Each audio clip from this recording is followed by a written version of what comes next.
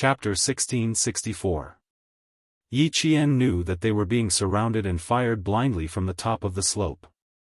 It was obvious that they wanted to force her into a certain area. She had to think of a way to escape. Escape, Yi Qian, run downhill. Li Jinyan's cold voice came through the earpiece. He calmly told Yi Qian, avoid open areas, run east. The east was sunny, and the trees were more lush than the shady side. There were also more shrubs, and there was also more cover. As long as they entered a complex area, their chances of escaping would increase. Okay, I got it. Yi Qian, who had already gotten up, ran towards the east. As she ran, she did not forget to voice her suspicions. They are coming directly from where I am. Devil King, cut off communications. I suspect that they have a radar tracker. If I don't contact the team, I will definitely still be entangled with them. Once I escape, I will contact the team immediately. It was possible that they had been tracked by radar. Li Jinyan said calmly, remember, never stay in one place. As you run, think of a way to escape. Cover the distance with your pistols. Don't let them get close. This time, Yi Qian was really fighting alone. It was also her first time fighting alone. Let's see what the final outcome would be. He also did not want to see her captured. At this time, Yi Qian had already cut off communications. As she ran, her brain was thinking at high speed. East, no, I can't run to the east. Everyone knew that the east side was lush with trees. Logically speaking, they would choose to run in that direction. Then, the Snowfield Brigade members would also think the same. In that case, it was very likely that they would ambush her in the east. Thinking of this, Yi Qian did not hesitate and immediately gave up on the east side. Then, she remembered that the Snowfield Brigade still needed to complete the mobile battle with the local troops. They might not be able to send out too many members to capture her alone. There was a wide area and few people. She would have a chance to escape. The east side was not her choice, but she needed to test if there were people ambushing her in the east. She also needed to see how many people were ambushing her. If there were really 3 or 4 people, she had to admit that Captain Xia thought too highly of her. You're running faster than a rabbit. Q King, come down. The T6 directly fired at the ground, and the empty cartridges splashed snow everywhere. After a series of gunshots, several bullet holes were left in the fluffy snow. When the T6 combatant, who had been chasing after Yi Qian, saw him running east, he slowed down. His reaction was too fast. Just as he rushed over, Qing Niao, who was in the middle of shooting, suddenly grabbed the rifle and rolled down the mountain. It happened so suddenly that he almost fell into the snow. Xia Jinyuan, who was waiting at the front, knew that the little fox was not easy to catch. Because they needed to capture her, they could not directly aim at her and shoot. If they were shot and killed on the spot, it would be meaningless. It had to be a game of cat and mouse. Trying to play petty tricks. She didn't have any tricks up her sleeves. She had to rely on her IQ, reflexes, actions, judgment, and individual combat skills to escape. There was a wide area and few people, so it would be easy for her to escape. But that would depend on whether she had the ability to do so. There was movement in front of them. The hidden pigeon saw a figure running in a zigzag pattern that was not easy to hit. It was followed by the howling north wind. It was Yi Qian. He's coming. Get ready. The pigeon reminded Xia Jinyuan, who was about 5 meters behind her, in a low voice. 10 meters to go, 9 meters, 8, 7, 6, as she counted, she fell silent. A few seconds later, the pigeon said anxiously, T6, head south. Chapter 1665. Yi Qian took a detour. Since they were forcing her to head east, she definitely wouldn't allow it. She had heard that there were about 3 people. Captain Xia really thought highly of her. He had sent 3 people to capture her alive. Not the east. Choose the south. The combat map indicated that there was a cliff in the south.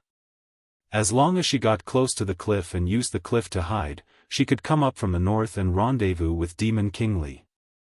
Not only could she rendezvous with Demon Kingly, but she could also attack the Snowfield Brigade from behind. Be careful of the gun in her hand. It's not a rifle, it's a pistol. Xia Jinyuan reacted faster than the 2 of them. His back was arched, and it was as if he had springs under his feet. He instantly dashed out a few meters. Yi Qian was not pinned down by anyone. There was a combat map in her mind, a topographic map.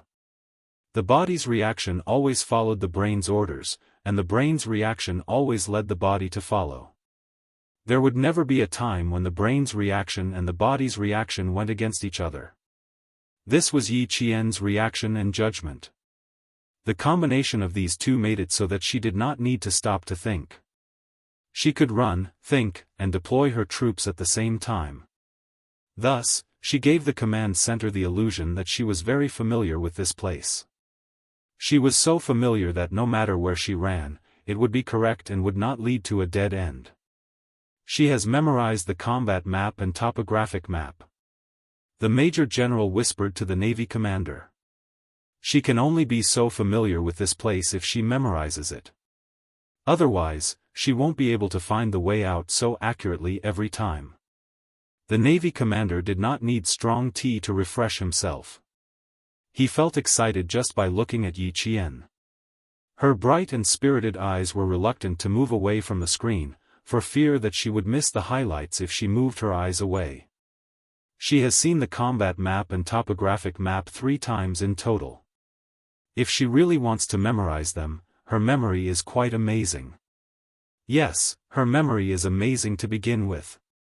That's why I said that she might not lose in a 1 versus 4 battle. The Major General smiled. Xia Jinyuan wanted to teach Qing Niao a lesson and teach her a lesson. He would have to suffer a little in the early stages. The Major General seemed to have thought of something as a smile appeared on his face. The naval commander, who was so focused on the screen, did not notice that he had seen Yi Qian shake off the T6 and take out his gun to shoot behind him at the same time. This time, she used a pistol instead of a rifle. The T6 was the closest to her, and the pistol's range was shorter. Although the hit rate was lower, the pistol was small and compact and was most suitable for running battles. Shooting at such close range forced the T6 combatant to slow down and seek cover in order to avoid being hit.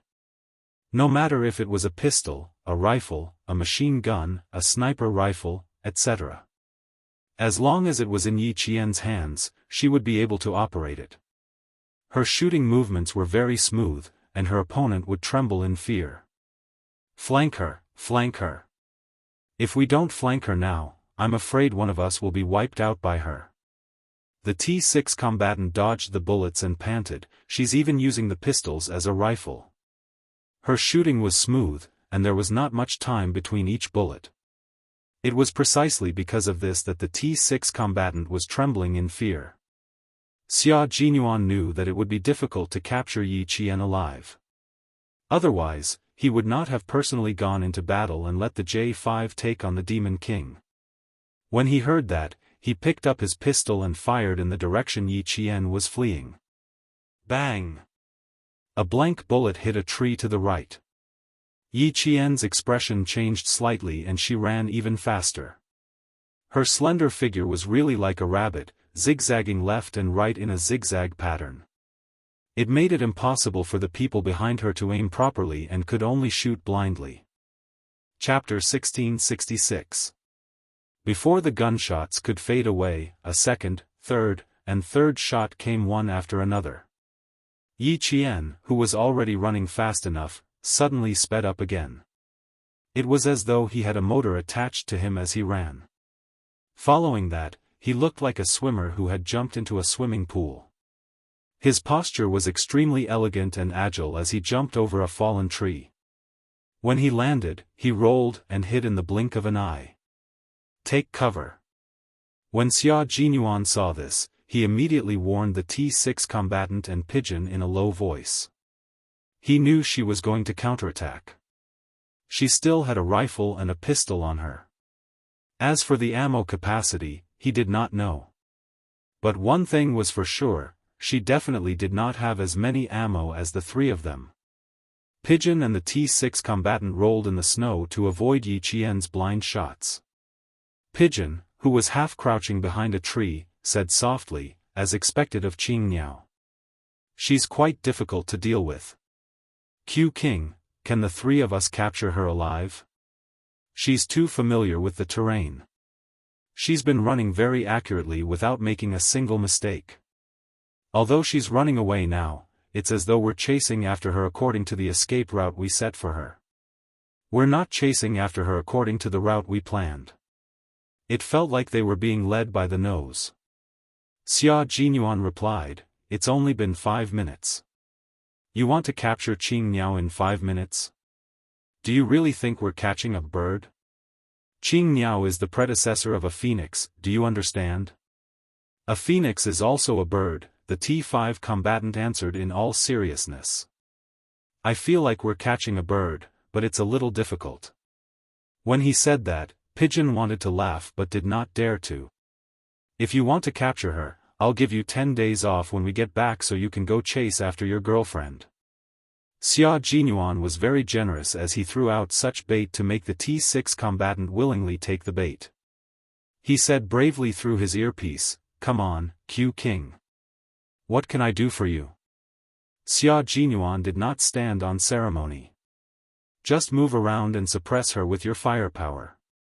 Pigeon and I will attack from the left and right. Don't hold back with your bullets, and don't waste them too much either. Don't end up with a tracer bullet. No problem. No problem. I still have 2 more magazines, so I have enough bullets. The T6 combatant laughed. After laughing, he raised his rifle and quickly provided cover for his comrade. Yi Qian would not fight them with bullets. The 3 of them chased after her, and only one of them opened fire. It was obvious that they wanted her to run out of bullets so that the 3 of them could capture her alive. With a cold gaze, Yi Qian pursed his lips. After firing 4 shots with his pistol, he no longer hit in the same spot. Instead, he carefully moved his body and continued to run. She was running downhill, and her feet were stuck in the snow. She couldn't stop and ran south with all her strength. She couldn't stop. If she did, she would be surrounded. She's running away again. She's not a bird but a rabbit, right? The T6 combatant was dumbfounded. If she doesn't become Q King, how long can we keep chasing her like this? J5 is up against Demon King. Let's not lose. Pigeon, who had caught up to him, replied, what we need to do now is to exhaust Qing Niao's stamina and bullets. We won't lose even if we have a captive on our hands. Xia Jinyuan did not reply.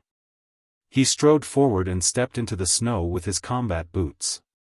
When he pulled them out, he could feel the hostility in them. If Qing Niao, who was groomed by a sergeant major and a world-class sniper, was captured by the 3 of them in less than 10 minutes, then she would not be everyone's pride. She would also have let down old Uncle Zhen and Uncle Chen. At this moment, Yi Qian clearly understood that as a special forces soldier, he should not confront the enemy unless he had no other choice. If he could carry out an assassination, he must do so. That was the wisest course of action. Chapter 1667. She also understood that when she was fighting alone, she could only rely on herself. There was no way she could count on timely support. Even if there really was support, she was the only one who could save herself when there was no support. Run. She could only run now. Run to the next advantageous position and hide before launching a counterattack. The naval commander who was watching the battle narrowed his eyes. He saw Xia Jinyuan starting to speed up in an attempt to block Qing Niao from the front. Following that, the T6 combatant started firing again from behind while the pigeons cooperated with the entire operation. Occasionally, they would fire to distract Yi Qian so that she did not have time to pay attention to the situation around her. She kept running south. If that's the case. The Major General of the army carefully looked at the battle map on the table and then at the topographic map. He tapped his finger on a spot and understood why Yi Qian was running south. There were cliffs in the south. A place like this that was considered a hopeless situation for ordinary people was a good place for the special forces. What did the special forces usually train for? Climbing ravines and cliffs were all part of their training. When the Snowfield Brigade was guarding the plateau and building a base station, they would climb the steep mountains that were often covered in snow and were so weathered that even snow leopards would have a hard time climbing them. Qingniao had traveled through hundreds of thousands of forests in the western province with Soldier King Old Chen, so how could she not have climbed cliffs before? She ran in that direction because she knew there were cliffs in the south. She knew that, and so did Xia Jinyuan. He had broken into the command center and pulled out all the electronic cameras. He then connected to the satellite map and looked at the terrain and topography of the entire position before getting his comrades to draw a map. It was clear that he had a plan in mind. After discovering Yi Qian's intentions, he immediately chased after her and cut her off. It had to be said that this match was extremely exciting from beginning to end. The match between Xia Jinyuan and Li Jinyan was exciting. The members of the two teams were also exciting. Now that he was going up against Yi Qian again, it was exciting. On the other side, Li Jinyan and J5 were already engaged in a fight. Both sides moved like ghosts in the forest, quietly descending to each other's side.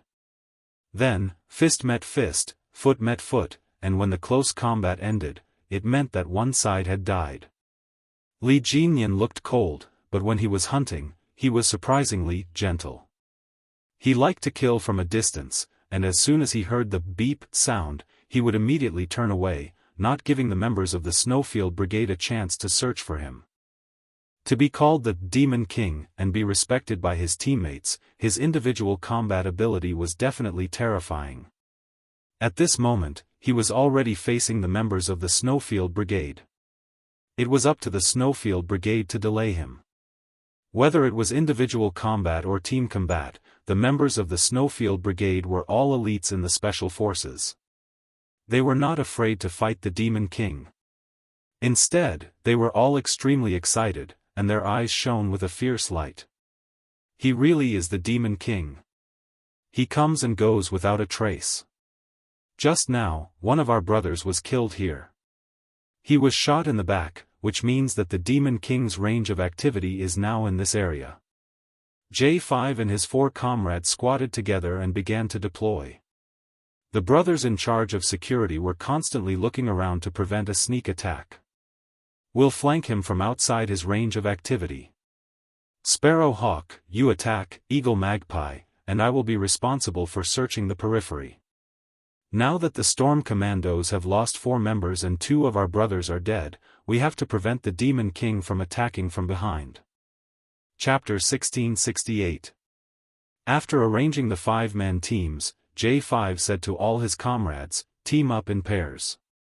Don't stray too far away unless there are special circumstances. The water ghosts are used to fighting in the water and like to shoot people from behind. Actually, they also like to shoot people from behind.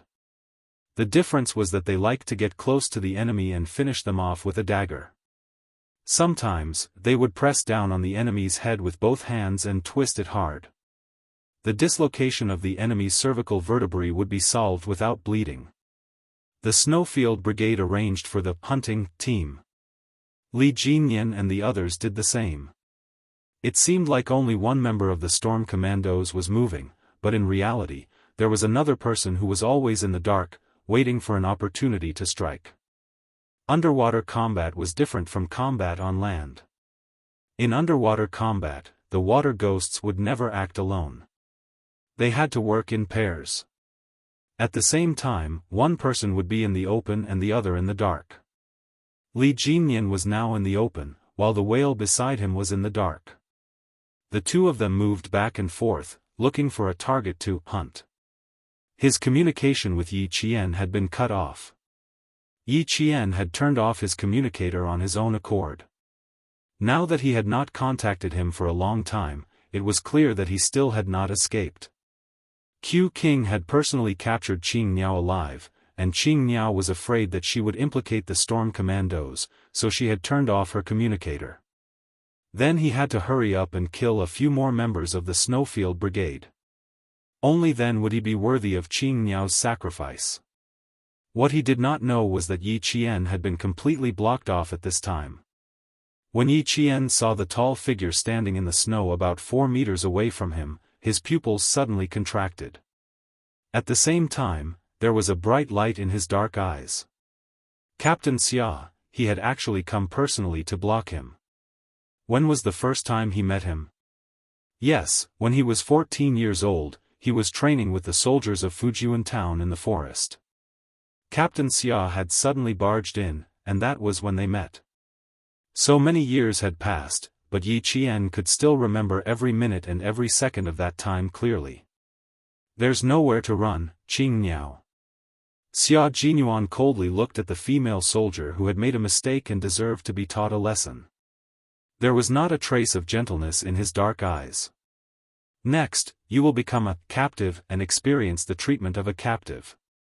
His voice was very, very cold, without a trace of gentleness. There was no gentleness in his voice, nor was there any gentleness in his voice. Because this was a battlefield, and the two of them were on opposite sides, enemies. Following that, he gestured to the T6 combatants and Pigeon who were flanking him. The three of them approached Yi Qian in a triangular formation. Qing Niao, there are no familiar faces on the battlefield. No matter how familiar a person is, as long as they're in different camps, they're enemies.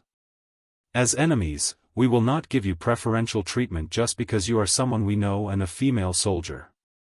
There is only one principle on the battlefield, and that is who wins and who loses. Xia Jinyuan said faintly as he walked. Every word he said was filled with coldness and indifference. As the distance between the four of them got closer and closer, Yi Qian, who was pursing his lips, couldn't help but touch his left wrist. It had been a long time since he had used his silver wire. In the final head-on confrontation, 2 of the 3 combatants threw punches and 1 kicked. They attacked Yi Qian mercilessly. From the beginning, this battle had been a battle of numbers and strength. However, Yi Qian was not a tough nut to crack. Since there was no way to escape, he would fight to the death and win himself a chance of survival. Chapter 1669. The unsharpened combat dagger quickly parried Xia Jinyuan's kick. That's right, the most ruthless of the 3 was Xia Jinyuan, who was her boyfriend. He immediately launched an attack with his leg. His move gave the T6 combatant and the Pigeon a fright. Wasn't he too ruthless? Did he really think they were enemies? After forcing Xia Jinyuan into a corner, Yi Qian quickly parried the T6 combatant's fist with his dagger. Faced with Xia Jinyuan's next kick, she raised her left leg and struck it down without hesitation. At the same time, she turned her body sideways to ensure that she could dodge and counterattack at the same time. At this moment, her flexibility also played a huge role. With her right leg raised almost to the top of her head, Yi Qian struck Xia Jinyuan's calf with lightning speed. Then she used the force from his leg to turn around nimbly. Just like in a martial arts movie, her entire body twisted strangely to avoid the T6 combatant's fist once again. Xia Jinyuan, who had been kicked in the calf, pursed his lips tightly. When he retracted his leg, he secretly clenched his fist. It was quite painful. The rabbit has turned into a snake. The T6 combatant retracted his fist and attacked again with the pigeon. Yi Qian's first agile dodge made Xia Jinyuan scoff coldly. It was a half-smile that was full of ferocity and cruelty. Compared to the wrestling match he had with Yi Qian when he was 14, Xia Jinyuan was not joking at all this time. He used his own fighting style on the battlefield to force Yi Qian closer. Q King, don't be too ruthless. Are you really planning to beat him to death? The pigeon leaned close to Xia Jinyuan and said in a low voice with a frown, "We already have the upper hand when it's 3 against 1. Don't you think you're going too far?" Xia Jinyuan moved his wrist and glanced at the pigeon coldly. He said indifferently, "What's too far? Haven't we encountered a 3 against 1 situation before? Is a real 3 against 1 like this? A real 3 against 1 would be even more ruthless than this. You could even lose your life at any time. What am I too much of? Oh, Qingniao should be glad that now we are all soldiers of the same country, wearing the same military uniform, and having a competition between brothers. If we were to face off against each other on the battlefield, would it still be like this? Are you here to tell me that it's too much? You'll only be more ruthless than me and try your best to get rid of the target." The T6 combatant's calf was kicked by Yi Qian. The combat boots were quite heavy, and the toe and heel of the boots were very hard. In addition, Yi Qian had been carrying weights on his legs when he was training with Principal Chen. As such, this kick caused the T6 combatant so much pain that his calf bone felt like it had cracked. When he dodged the kick, he saw Xia Jinyuan, who was the first to be kicked, secretly moving his ankle around. The T6 combatant gloated a little. So it turned out that Q King was also in pain. He had thought that he was not in pain. Don't give her a chance to make a move. Feeling that the pain in his calf had subsided a little, Xia Jinyuan reminded his comrades to prevent them from getting kicked by her again. This was also the first time he had experienced the strength of her legs. Once he got kicked, the pain would be unimaginably painful. When Yi Qian heard that, her eyes flickered as she marked the first target as the pigeon. Before the 3 of them could attack again, Yi Qian, who was holding on to the end of the silver wire, kicked at the pigeon with a murderous aura. In the snow, her figure was as agile as a cheetah as she took the initiative to attack with the ferocity of a beast. Uncle Chen had said that in a desperate situation, the only way to survive was to take the initiative to counterattack. She needed to win a chance of survival for herself, so she had to take the initiative to counterattack. When the pigeon saw this, her expression changed. Chapter 1670. At this moment, Yi Qian had already entered a state of confrontation between himself and the enemy. He was going to use his true abilities to take on 3 people at once. If he had accepted the challenge with the mentality that they were all familiar with each other, the first person he would have killed would have been her. Besides, her target was herself. Feeling a chill in her heart, Pigeon was no longer swayed by personal feelings. At this moment, a hint of a smile flashed across Xia Jinyuan's eyes. Very good. She was able to quickly find a weak spot to attack even when she was surrounded. This meant that she did not panic and had remained calm all this while. In that case, let's see how far she can go. T6, block her path of retreat. The cold and emotionless Major Xia did not even remember that he was still the female soldier's boyfriend. He only had one goal now, which was to teach this female soldier a lesson. Let her remember this lesson. As an all-around ace soldier, how could Xia Jinyuan's close combat skills be bad? Seeing that Yi Qian was using Pigeon as an opening to attack, he threw out a punch to support his comrade. His fist was aimed at Yi Qian's shoulder. Yi Qian ignored his attack and continued to kick Pigeon to the side. While she was dodging left and right, she suddenly grabbed something in her left hand and threw it forward. Something unexpected happened and the battle turned around in an instant. Pigeon felt something cold and soft like silk wrap around the back of her neck. Then she saw Yi Qian tug at it with his right hand. In the blink of an eye, her neck was wrapped tightly by the foreign object. Instinctively, Pigeon tried to pull off the foreign object wrapped around her neck with one hand, but it turned out to be thin and slippery. There was no way she could pull it out with her bare hands. At the same time, Yi Qian's shoulder was punched hard by Xia Jinyuan's fist. Meanwhile, the T6 soldier kicked Yi Qian's knee. The moment Yi Qian, who had been attacked from above and below, let go of the silver wire in his hand, he was knocked to the ground by the 2 special forces soldiers.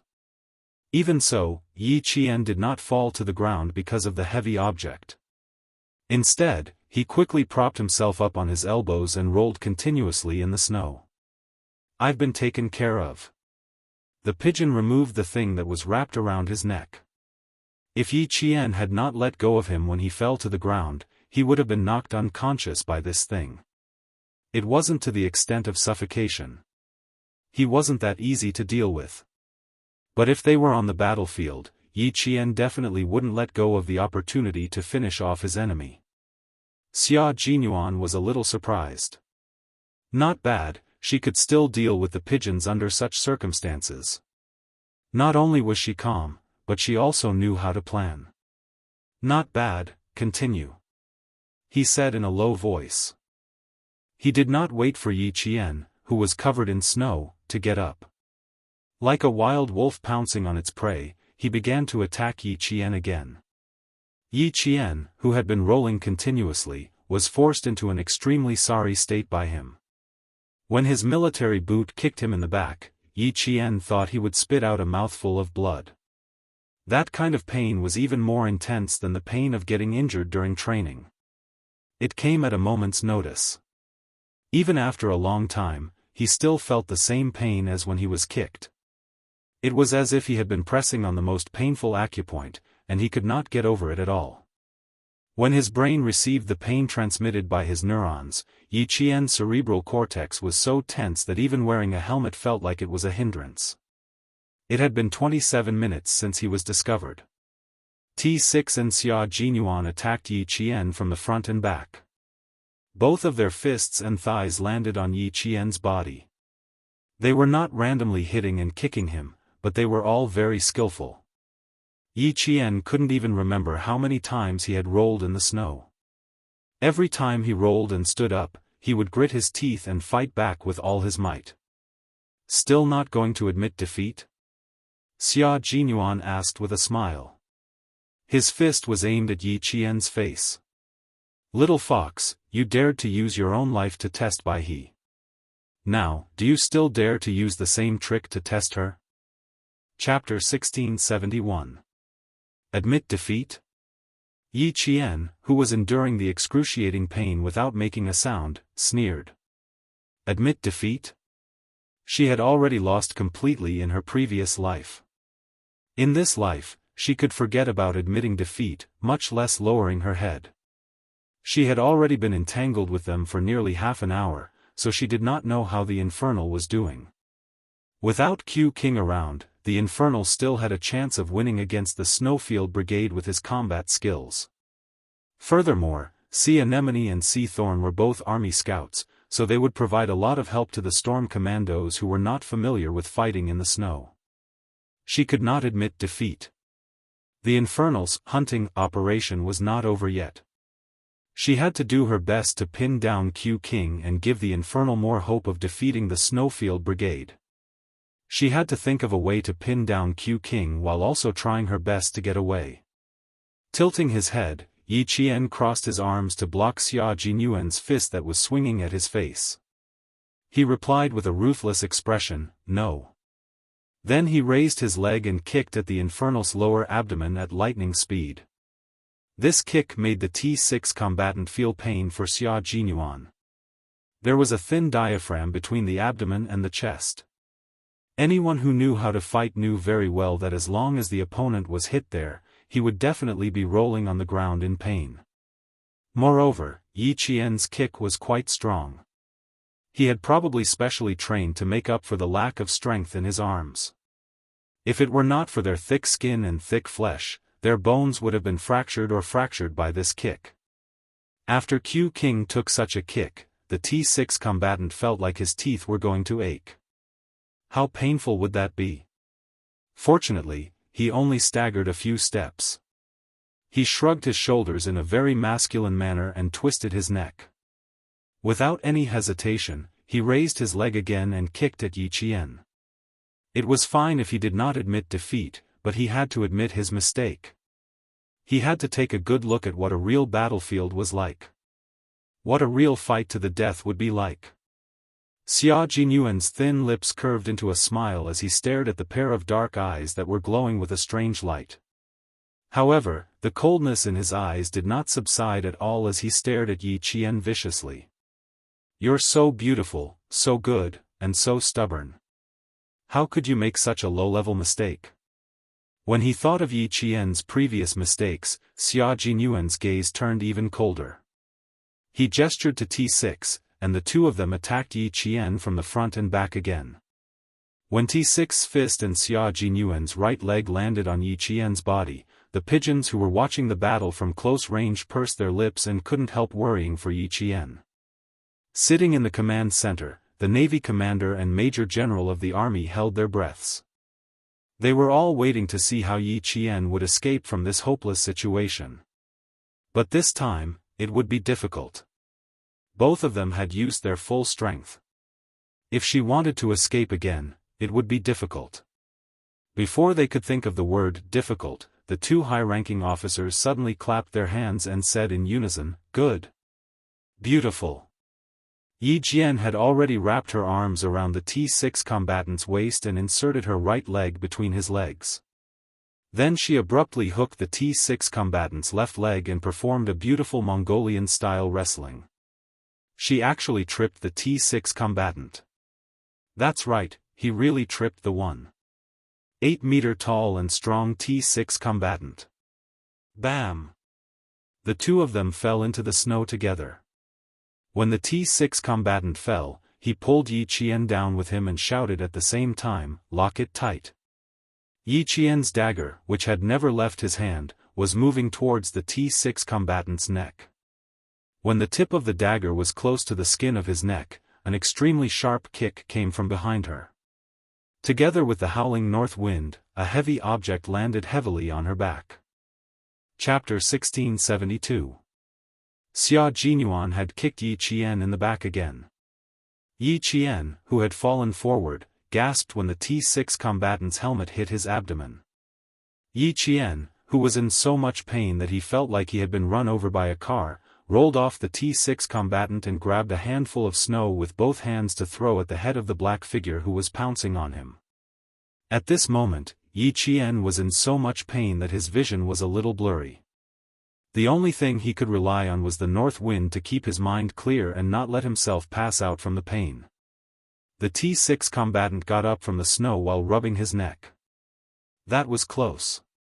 His throat had almost been slit just now. What a terrifying Xianxia. Her attack was so vicious. However, when a single soldier encountered such a predicament on the battlefield, they were all thinking of taking out as many enemies as they could. Although Xianxia's attack was vicious, it had to be this way. Furthermore, Q King was pressuring Xianxia to make her realize the cruelty of the battlefield. Victory could only be won by relying on actual skills and not by making use of so-called sympathy. How could there be any sympathy when it came to meeting a bullet head-on? There was only a fight to the death. Yi Qian grabbed 2 clumps of snow and threw them over. Other than being blinded by the snow for a second, Xia Jinyuan's speed did not change at all. In fact, he did not even pause for a second. On the battlefield, he was a fearless soldier who fought for victory. His right hand had already grabbed Yi Qian's ankle like a fierce crocodile out of the water biting down on its prey. His handsome face was cold and ruthless as he planned to drag Yi Qian upside down across the snow. Right now, he was telling her very seriously and responsibly what a captive would experience. What would the outcome be if she risked her life to test the waters? Q King is probably angry. The Major General narrowed his eyes and stared at the screen with a serious expression. He said in a deep voice, he wants Xianxia to forever remember that when the day comes when the people she is most familiar with start fighting with each other, her previous actions were undoubtedly suicidal. The correct method should be like what we are doing now. As long as we still have a breath of life, as long as there is a glimmer of hope, we need to rise up. The Navy commander nodded in agreement. That's true, but Xianxia's performance is remarkable. As long as she can stand up, she will fight back. She's fighting 1 against 3, and their 3 male Special Forces soldiers.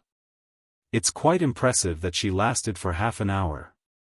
Yes, but it's still a little difficult to escape. Major General Lu did not think that Yi Qian had completely lost. When Xia Jinyuan grabbed her ankle and dragged her along, she was still able to fight back and break free again. It was enough to show how strong her desire to escape was. As long as he didn't admit defeat, he still had a chance to live. The T6 combatant pulled back his fist as he gritted his teeth so hard that a few of his teeth seemed to have cracked. "You have no strength, Qing Niao." Gritting his teeth and shaking his hands, the T6 combatant cooperated well with Xia Jinyuan. He either attacked from the left and right, or from the front and back. Although his face and body were aching from Yi Qian's punches, it did not affect the speed of his attacks. Yi Qian indeed did not have much strength left. She could faintly feel her legs trembling in pain. There was no part of her body that did not hurt. The punches to her chest seemed to have knocked her internal organs out of alignment. "You can admit defeat now, Qing Niao." Xia Jinyuan, who blocked her way out, spoke coldly. His gaze was as sharp as a sword as he looked at the swaying figure. He said coldly, "This is a battlefield. Do you still dare to stretch your neck out?" Chapter 1673. Little fox, your intelligence should be the great wisdom of strategizing and fighting from thousands of miles away, not the petty cleverness of a villain. Yi Qian, whose arm was trembling from the beating, took a deep breath and tried his best to clench his trembling fingers into a fist. Then, he threw another punch straight at the T6 combatant. She did not want to talk to them. She would rather use all the energy she had to talk to fight. They watched as she was knocked down again and again and stood up again and again. As Yi Qian stood up again and again, the battlefield moved closer to the edge of the forest. Every time Yi Qian stood up again, he would face the 2 combatants attacking him with an awe-inspiring and fearless attitude. He would grit his teeth and endure the severe pain in his body as he threw punches and kicks. He would fight with extreme calmness. She would escape, and the time for her to escape was getting closer and closer. As long as she reached the edge of the forest, she would definitely be able to escape.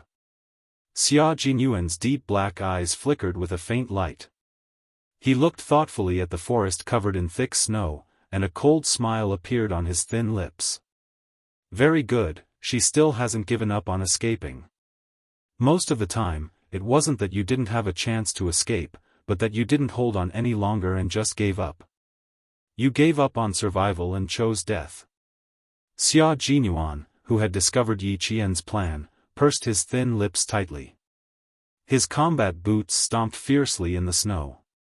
After suppressing the strange look in his eyes, the young major dealt the final blow to Yi Qian. "Q King! Qing Niao!" The T6 combatant and pigeon shouted. Seeing their familiar figure fly out like a kite with its string cut and fall heavily into the snow, the 2 combatants' hearts trembled. Pigeon had already run over. Before she ran off, she did not forget to glare fiercely at her captain. Wasn't this a little too ruthless? Even if there was a plan to capture her, it shouldn't have been this ruthless. "Q King, are you crazy?" The T6 combatant scolded in a low voice. "You could have captured her just now, so why did you have to kick her at the end? Aren't you afraid of seriously injuring her?" Xia Jinyuan's eyelids trembled as he watched the pigeon run towards the figure that had yet to get up and was about 3 meters away from him. While the T6 combatant was not paying attention, he closed his eyes. When he opened them again, the last glimmer of light in his eyes had disappeared. He looked at the T6 combatant and said coldly, "It's better to be seriously injured by my kicks than to be captured and tortured by the enemy. More than any of you, I don't want to see her seriously injured, and I don't want to see her beaten into the snow and motionless. But I'd rather be the one teaching her a lesson now, not. There was a hint of hoarseness and bitterness in his cold voice. It was low and heavy, like bitter gourd juice and coptis. It was bitter, astringent, sour, and forbearing. It instantly made T6's heart ache. He looked at his captain and then at the figure who had yet to stand up. He loosened his clenched fists and took a deep breath. Can we end this now? Can you take her back now? Was it over? Could he take her back now? Without really capturing Yi Qian, Xia Jinyuan glanced coldly at the T6 combatant and walked forward with his long legs. Qing Niao, Yi Qian. How are you? Are you alright? Pigeon had already run to Yi Qian's side. Just as he was half kneeling and reaching out, his hand froze. Chapter 1674. Only when he crouched down did he realize that Yi Qian was not lying in the snow. Instead, his elbow was propped up against the snow, and his right leg was slightly bent. This was a jumping motion. Qing Niao, she had not given up on running away. Pigeon, you've broken the rules. Yi Qian raised his head and smiled gently at Pigeon, who was concerned about him. As the one who died, you should be standing by the side and watching. It was not the end yet. She could still open her eyes and still had strength in her arms and legs. As long as there was a chance of survival and strength, she would not give up. As a male soldier, Pigeon's face was full of shock. She could still continue at this point. Female soldier Qing Niao, how much more do you have to earn the admiration of the male soldiers? In this second, Pigeon was completely convinced. He was truly convinced. He was convinced by this female soldier who was even more tenacious than the male soldiers. He was convinced by this female soldier who never bowed her head or admitted defeat no matter what. Pigeon watched as she rushed straight into the forest after completing her jump. From the corner of his eye, he saw a figure rushing into the forest before her. He opened his mouth and slowly closed it. It was not until Yi Qian's figure entered the forest that Pigeon said softly, Q King is waiting for you up ahead. Qing Niao, you won't be able to escape. When it comes to female soldiers, I'm really only convinced by Qing Niao. She can still escape in such a state. The T6 combatant who was walking over also had a look of shock on his face. He turned his head and said to Pigeon, do you admit defeat? The T6 combatant was already amazed by Yi Qian's tenacious resistance. If he had held off Q King for another 30 seconds, Qing Niao would have been able to escape right under their noses once she escaped into the forest. The dull sound of snow falling could be heard from the forest. Pigeon glanced at the T6 combatant who had no intention of following her in. He nodded and retreated to the side. Those who died in battle were not qualified to speak, so they could only speak silently in their hearts. Yi Qian, who had fled into the forest, clenched his fists out of habit when he saw the tall figure that suddenly appeared in front of him. Her dark eyes were brighter than the stars in the cold night, filled with coldness. She stared at Xia Jinyuan, who was determined to capture her alive. Now that he had truly encountered him, what were his chances of winning? Yi Qian couldn't answer herself. She only knew that she didn't want to become a captive. She didn't want to fall into his hands. Too slow. You should be like me. In the face of Yi Qian's slow attack, Xia Jinyuan's leg was still as fast as lightning, aiming for Yi Qian's chest. Do you know what it feels like to be surrounded by a single soldier? Just like this, he wanted to escape, but there was nowhere to run. The military boot kicked Yi Qian's blocking arm. Yi Qian, whose arm was about to break, gritted his teeth and stabbed the blocking dagger that had never left his hand. Do you know what will happen to female soldiers if they become captives? Your body will be violated, your mind will be suppressed, and your will be destroyed. They will even make you suspect that you were born a mistake. Xia Jinyuan nimbly avoided the dagger. He wanted to knock the dagger out of Yi Qian's hand, but the dagger brushed past his chin. His skin hurt a little. Although the dagger wasn't edged and wasn't sharp enough, the person who held it used all his strength and used it as a weapon that could hurt people, so it could still hurt people. Xia Jinyuan touched his chin. It was probably bleeding, so it hurt a little. But his chin had been punched a few times by her, so it was fine to let it bleed a little. Qingniao, how much longer can you hold on? You've used up all your strength. You can't hold on much longer. He was like a cat toying with a mouse, patiently teasing Yi Qian, but his fist was still as fast as ever. It landed heavily on Yi Qian's shoulder. Chapter 1675. Major Xia, the all-round soldier king, took advantage of Yi Qian's staggering steps to grab her shoulder with one hand and lift his long leg. His hands and feet cooperated perfectly, and all of a sudden, Yi Qian fell into the snow again. After a bout of dizziness, Yi Qian, whose entire face was covered in snow, could be said to be in the most embarrassing state she had ever been in. It was also the most miserable time she had ever been in. In your current state, do you still have any way to escape from my hands? Are you trying to use your little tricks? Xia Jinyuan, who had thrown Yi Qian into the snow, looked at her coldly. He pursed his thin lips into a straight line and said, "On the battlefield of life and death, do you think your little tricks will work?" He was forcing her to realize the cruelty of war. He was forcing her to experience nirvana through her own blood and tears. Her nose was filled with snow. Yi Qian could only use her mouth to take in deep breaths. Other than enduring the pain in her chest, she could only endure it. It's useless. There's no such thing as little tricks on the battlefield. She answered him loudly. She forced her voice out of her chest and through her throat. It tasted like blood as she answered him. Her answer was not the end. The torture continued. Sensing the hostility and anger emanating from him, Yi Qian knew that this time, Xia Jinyuan was determined to teach her a lesson. In the past, he had seriously and responsibly told her that they were lovers and comrades in arms. If she made a mistake one day, he would never show mercy to her just because she was his lover. On the contrary, he would only be stricter and harsher. If you want to become a real special forces soldier, you have to put in more sweat and tears than you can imagine. And the lesson you have learned and the blood you have shed is also more than you can imagine. Before Yi Qian had even entered the Snowfield Brigade, she had already tasted Xia Jinyuan's harsh punishment. You knowingly committed a crime. That's an even bigger crime. Xia Jinyuan shouted coldly. He pulled her up from the snow by the back of her collar. However, before he could do anything else, Yi Qian stood up and resisted again. She twisted her body to one side and grabbed his wrist that was holding her collar. She had realized her mistake and was being punished for it. She accepted it, but it did not mean that she would give up resisting. Right now, the two of them were on opposing sides.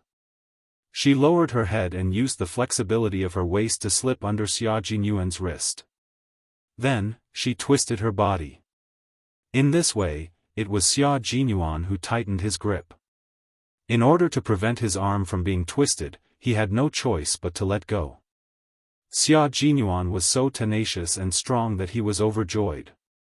He knew that his little fox would not give up even in a desperate situation. As long as there was a chance to escape, she would grab it. She had made a mistake and deserved to be punished. He was more than willing to see how she would correct her mistake. "My lover, my comrade, I will watch you carry your gun and leave. I will also wait for your safe return. I will look forward to it and hope for you. I will wait for you to return covered in blood. I will wait for you to appear in my line of sight again covered in smoke. I will hold your hand again and hug you again." Xia Jinyuan watched as his lover struggled to escape from his hands again.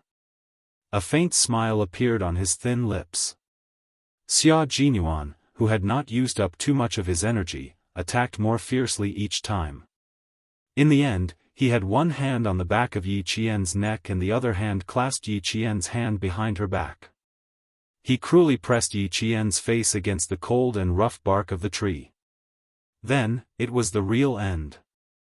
Chapter 1676. Qingniao, I told you very clearly that you would become our prisoner.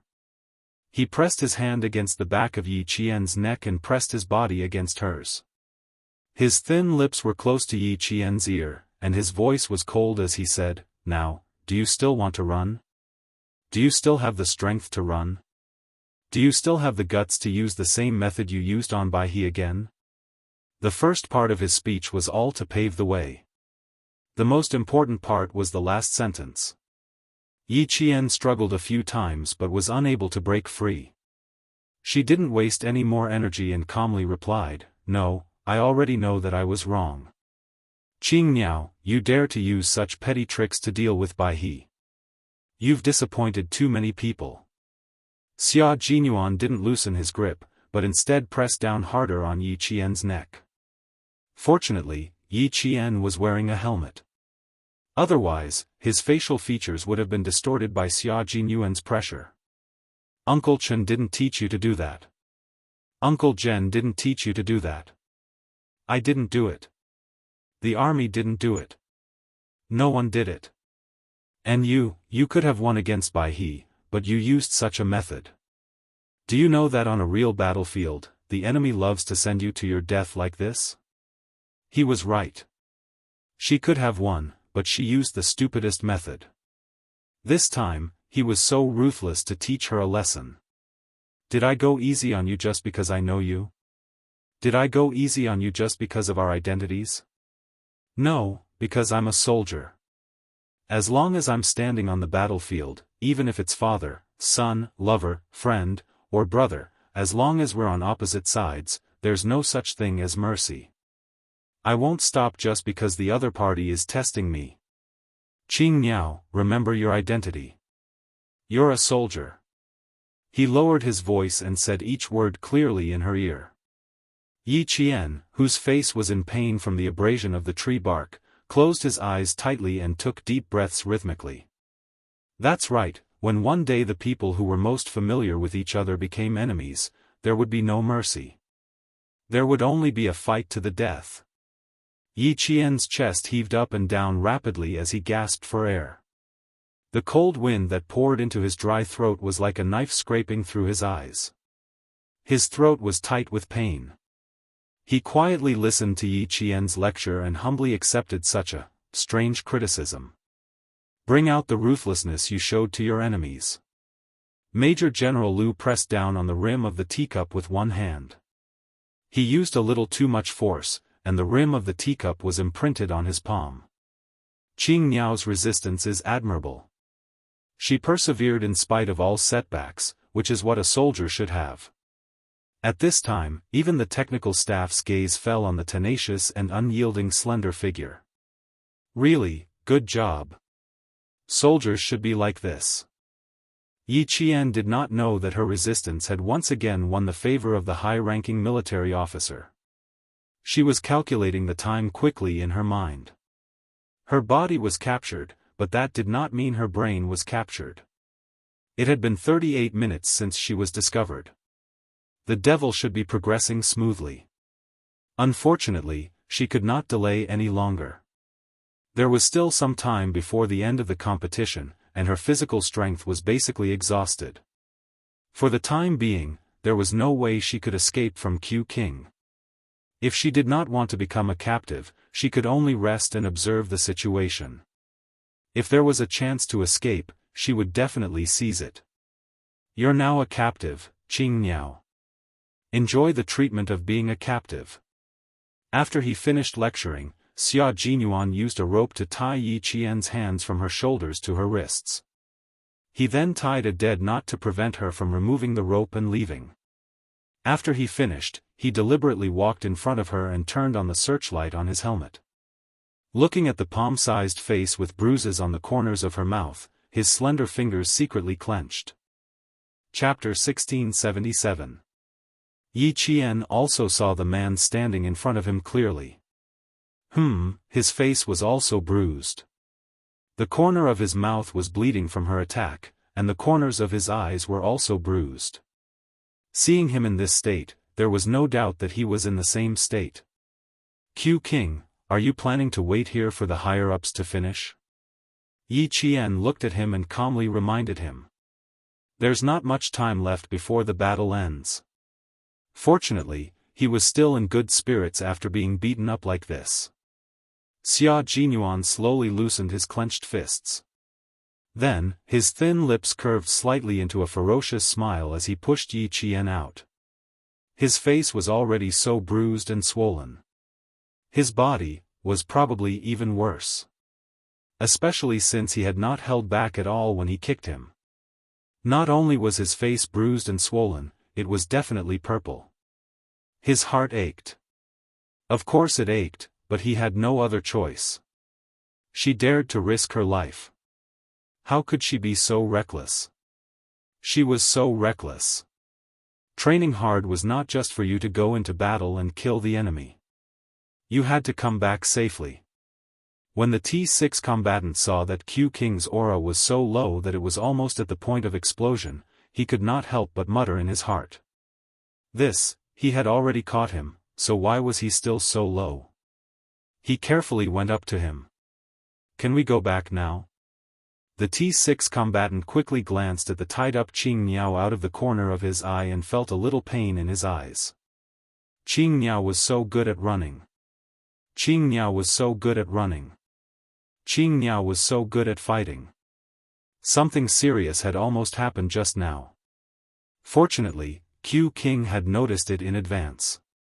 What do you think? Xia Jinyuan glanced at the T6 combatant fiercely. You've been out for 35 minutes. If you still don't come back, are you going to let the Devil King annihilate all of us? The original plan was to finish off Yi Qian within 30 minutes and then go back to support his teammates. But now, Xia Jinyuan narrowed his eyes slightly and glanced at Yi Qian. His handsome face was cold. Major Xia could not help but purse his lips again. This time, she wasn't angry because of Yi Qian's mistake. It was time to feel sorry for him. The Snowfield Brigade's wonderful, captive, plan ended. The Navy commander took off his hat, touched his head several times, and sighed, "It's already very good. It's already very good to be able to hold on for 35 minutes. Fighting 1 against 3 and lasting for 35 minutes was the best a male soldier could do. That's right. There's still time before it's over. Although Qing Niao has been captured, she won't admit defeat. As long as she has the chance, she will definitely think of a way to escape." After the Major General finished speaking, he instructed his secretary, "Ask the accompanying military doctor to get ready. Once we're done, we'll immediately examine Qing Niao's body." Xia Jinyuan had never been merciful when teaching his soldiers a lesson. Now that Yi Qian had made such a serious mistake, he was even more merciless. The last few kicks were ruthless. Yi Qian's injuries were probably a little serious. The hunting operation was still ongoing. Li Jinyan looked at the time. 45 minutes had already passed. If Yi Qian had escaped, then Q King should have already returned. However, he hadn't returned yet. This meant that she had been captured. Contact them and exchange the captives. Li Jinyan pursed his thin lips and looked at the captured Snowfield Brigade member codenamed Z7. His eyes were cold as he said calmly, "1 for 1. They had already lost contact with Qing Niao for 45 minutes. Q King had already taught her a lesson. Now that Qing Niao was his, how could he let her fall into Q King's hands? 1 for 1. The captive plan had ended in a draw. Z7 Han Zheng heard this and immediately said, "Devil, you should just kill me." It was too embarrassing. Killing him directly was better than being a captive. Chapter 1678. His request was ignored. Li Jinyan gestured for his team members to tie him up tightly and wait until the end of the hunting operation before carrying out the captive exchange. At the military headquarters, Commander-in-Chief Xia had lost count of how many cups of water he had drunk. Whenever he saw his son beating up Yi Qian so viciously, his heart would pound so hard that he felt like he was going to have a heart attack. Ruthless, ruthless, too ruthless. With such a lesson, wasn't he afraid of scaring his wife away? The captive plan only required them to capture the target, not beat them up. Was this brat's head kicked by a donkey? Why was he so stupid? Commander-in-Chief Xia still did not know that Yi Qian had made a mistake. So when he saw Xia Jinyuan not only ganging up on Yi Qian, but also personally taking part in the fight with his fists and legs, he really wanted to pull out his gun and shoot him on behalf of his future daughter-in-law. This brat, this brat. Commander-in-Chief Xia cursed under his breath every time he took a sip of the strong tea. Since the country's top leader was still present, no matter how much he cursed in his heart, Commander-in-Chief Xia's expression remained stern and dignified on the surface. When the country's top leader saw how ruthless the male soldiers were and how tenacious the female soldiers were, he said to Commander-in-Chief Xia after the battle, "I'm very happy to have them in our troops. With such female soldiers in our troops, I can see hope for tomorrow. I'm afraid that the female soldier is injured. When the time comes, the military will have to call her and comfort her. Don't let her be traumatized. When the battle ends, the military will definitely send their condolences," Commander-in-Chief Xia replied with a serious expression. This was a must. That was his family Xia's future daughter-in-law. After being beaten up to this extent, he had to personally call her and comfort her. He also had to give Xia Jinyuan a harsh scolding. He wanted to beat Yi Qian up and make him run away. He was not done with him. The entire competition was nearing its end. In the snowy forest, the two teams began their final battle to the death. Yi Qian and Z7 Han Zheng did not participate in the battle, but as captives, the two of them were not content with their lot and were constantly thinking of ways to escape. Unfortunately, the guards were too strict. Until the end, the two of them did not manage to escape. It was Xia Jinyuan who gave Yi Qian his first captive. The speed at which the red and green dots representing the two teams disappeared increased in the latter half of the night. By the end of the battle, 12 of the 22 members of the Snowfield Brigade still remained, while the Storm Commandos only had 8. The result was obvious. The wireless communication was no longer divided into two groups, A and B, and Major General Liu did not wait for the kings of the two teams to meet and exchange prisoners. He directly cut into the channel and ordered Xia Jinyuan, "Bring Qing Niao to the command center for a physical examination." Family Xia was really ruthless at that time. Qing Niao must have been seriously injured. At this moment, K7, who was guarding Yi Qian, spoke into everyone's ears. "Qing Niao has a fever. She was given a strong antipyretic, but she's allergic to the medicine. There's a rash on her neck and wrist." The two teams' wireless stations went silent. Then, Major General Liu shouted, "What are you waiting for? Send her to the hospital." On the other side, Xia Jinyuan ran over like a whirlwind. "Bring her here. Quick. Allergic to the antipyretic. This is going to be serious." Yi Qian did not know that she was allergic to the antipyretic. Before she took the medicine, K7 even specifically asked her if she had any history of allergies to drugs. She answered with certainty, no. She did not have any allergies in her previous life, but she really did not know that she would have any allergies in this life. She originally wanted to take 2 pills, but K7 said that it was not necessary, so she only took 1. Fortunately, she only took 1 pill. If she had taken 2 pills, she did not know what would have happened. Chapter 1679. Allergy to drugs was one of the most common symptoms. Yi Qian's flushed skin was one of the most common symptoms. In her previous life, she had taken antipyretics before, but there were no symptoms. Who knew that in this life, she had never thought that taking antipyretics would cause an allergic reaction. "My head doesn't feel so good." Yi Qian, who was burning up, touched her forehead. She didn't wait for the military doctor to come over. She left K7 this sentence before she fell asleep. She didn't know what was happening in the outside world.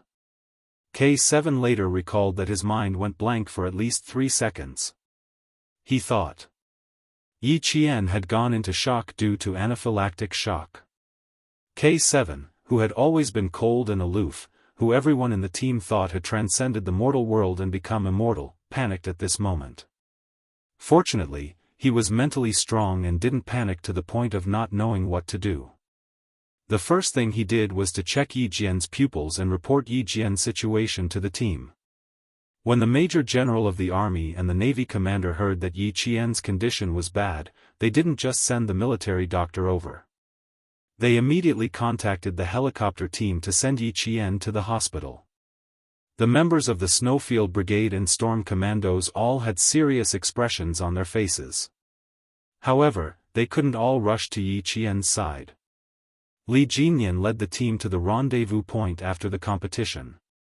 Xia Jinyuan, who was running down the mountain, didn't even reach the bottom of the mountain when he saw the searchlights in front of him turn on. K7 was holding his head and his hands were hanging limply.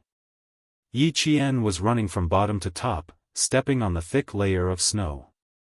Yi Jian. This scene made the unyielding Special Forces soldier's eyes burst out in anger. His usual calm expression was like a complete piece of white paper that was suddenly torn in half. He was no longer the elegant and noble young major who always behaved elegantly. K7, who was running with all his might, heard a familiar voice from above that made him lose his cool. His tense expression relaxed a lot. The two of them were much faster. Then, he saw the captain, who was usually calm and composed, suddenly stumble and roll all the way down from a high place. K7 pursed his lips. Now he knows how to be anxious. Why didn't he pay attention to Yi Jian's condition when they were fighting? Xia Jinyuan, whose knees were weak, rolled down the mountain in a way he had never done before. He only stopped when the impact slowed down a lot.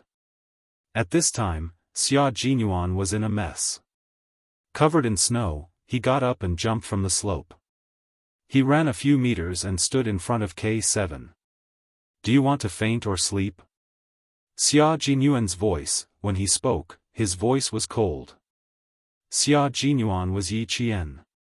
Was Yi Jian was Yezi was Yi Jian's Yi? K7 didn't immediately pass Yi Jian to him.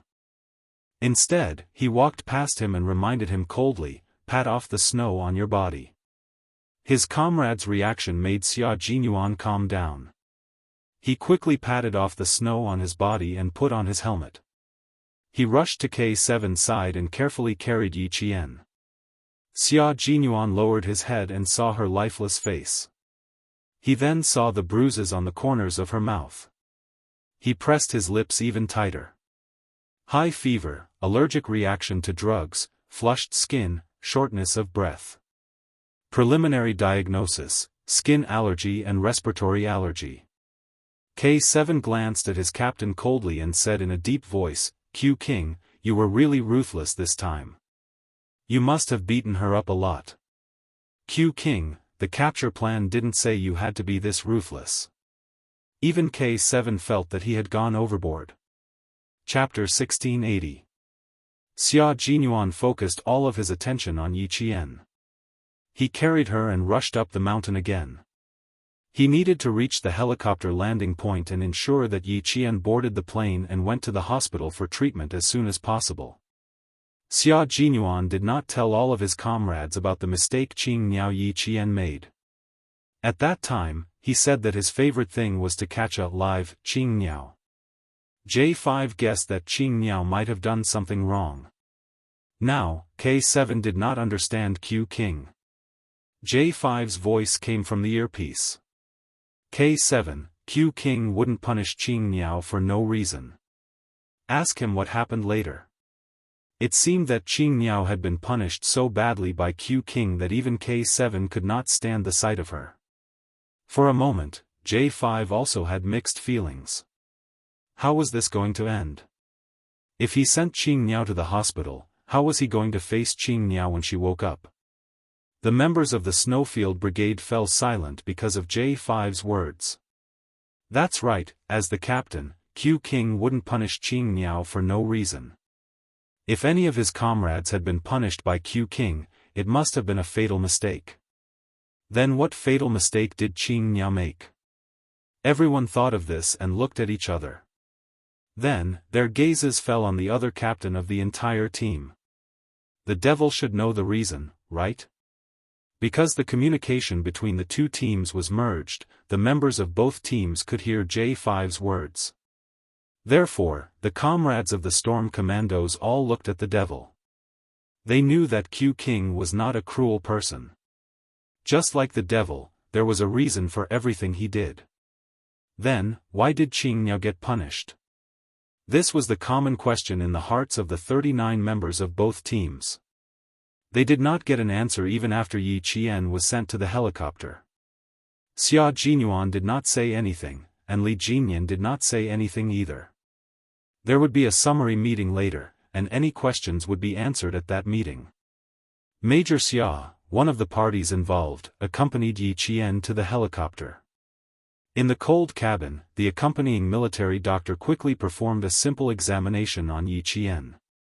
After removing Yi Qian's helmet, the military doctor could not help but gasp when he saw the bruises on Yi Qian's face that could not be covered. "You beat him up like this. He's going to have a concussion." The military doctor couldn't help but grumble. He wanted to say a few more words, but the young major's cold gaze swept over him, and he swallowed the words that were about to come out of his mouth. Xia Jinyuan seemed to have calmed down, but his fists were still clenched. When he saw that the military doctor was still in the mood to speak, his gaze turned cold. "Please check the patient before you speak." They were soldiers who walked on the edge of life and death. They always understood when and what was the most important thing. Yi Qian was already in trouble. What he wanted was for the military doctor to take effective measures as soon as possible, not for him to be merciful. His fingers had been pressing on Yi Qian's carotid artery. His fingertips felt the pulse that represented life under the blood vessels, which made him feel at ease. K7 walked over and saw that Xia Jinyuan's eyes were red, and his hands. K7 frowned. He took out a first aid kit from his combat vest. He took out anti-inflammatory medicine, hemostatic powder, and disinfectant gauze. He said to Xia Jinyuan, "I'll hold her. You take care of your hands." Xia Jinyuan stared at the unconscious Yi Qian without even turning his head. "No need." Chapter 1681. K7 was right. If he had been more careful, he would have noticed that something was wrong with Yi Qian, but he didn't. He didn't even think about the possibility of her being sick. From the beginning to the end, he had never thought about it. He should have thought about it. She was still on her period. A woman's body would be much weaker during her period. Plus, she was rolling around in the snow with a male soldier. She fought and ran. In the end, she was even surrounded by him. How could she have survived? At that moment, Xia Jinyuan didn't regret teaching Yi Qian a lesson. He just blamed himself for not being more careful. K7 saw that he was so stubborn and didn't try to persuade him anymore. His hand was injured when he carried Yi Qian on his back. He didn't wear combat gloves when he was boarding the plane. He was in a hurry and his palm was badly injured. It was fine if he didn't want to treat it. This kind of injury was nothing to them. The military doctor listened to Yi Qian's heartbeat and pupils. Then, he removed Yi Qian's combat vest, unbuttoned his combat uniform, and unbuttoned his windproof thermal jacket. He pulled the jacket up to his belly button and checked his back. Although there was a large area of redness, his breathing and heartbeat were still okay. His life was not in danger for the time being. "His condition is still okay," the military doctor told Xia Jinyuan after the examination. "But we can't rule out any unforeseen events."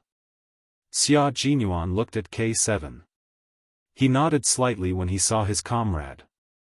Before he said anything, K7 said in a deep voice, "Skin allergic reaction can cause neurovascular edema. In serious cases, it can cause exfoliative dermatitis. She's still in a critical condition." K7 said in a deep voice. The military doctor couldn't help but look over. The military doctor was right. But why did it sound like he was trying to scare the young major? His breathing is a bit rapid. He might have asthma, alveolitis, pulmonary fibrosis, and damage to his nervous system. In serious cases, he might even die. The military doctor was very sure that the officer in charge of medical treatment was just trying to scare him. The female soldier's skin allergy was not wrong, but it was not as serious as he said. Moreover, the rash on the female soldier's neck was much fainter than before. It could be seen that the situation was stable and did not worsen, but it was not ruled out that there would be unforeseen events. He said that just now to scare the young major, because he felt that he was the one who had beaten the female soldier to such a state. After hearing what K7 said, Xia Jinyuan's heart felt like it was being hammered by an iron nail, so much so that his heart stopped beating. The temperature of his blood was still dropping. With the rumbling sound of the helicopter, it finally dropped to the freezing point. If something were to happen to his lover, his little fox, and his comrade, he would lose his life. Because Yi Qian was his life. The helicopter arrived at the tertiary hospital in the nearest city at the fastest speed. The hospital did not have a helipad, so Xia Jinyuan carried Yi Qian on his back again and tied him up with a rope. He carried the feverish Yi Qian down the swaying rope ladder step by step. The doctors in the hospital were already on standby. They placed the unconscious Yi Qian on a stretcher. Xia Jinyuan, who was running with the doctors, did not have any intention of stopping. He almost rushed into the emergency room along with the hospital. The nurse quickly blocked him. "You can't go in. You can only wait outside." Xia Jinyuan, who was braking, watched the emergency room door close. He stood there as if his feet were rooted to the ground. He could not move even half a step. Chapter 1682. K7 caught up from behind and saw the figure that was usually as tall as a mountain and the lighthouse in the hearts of all his comrades. Now, he was standing so straight that a few nurses who passed by had to take a detour with a nervous look on their faces. "The resuscitation will take some time. Sit down for a while." K7 walked over and stood beside him.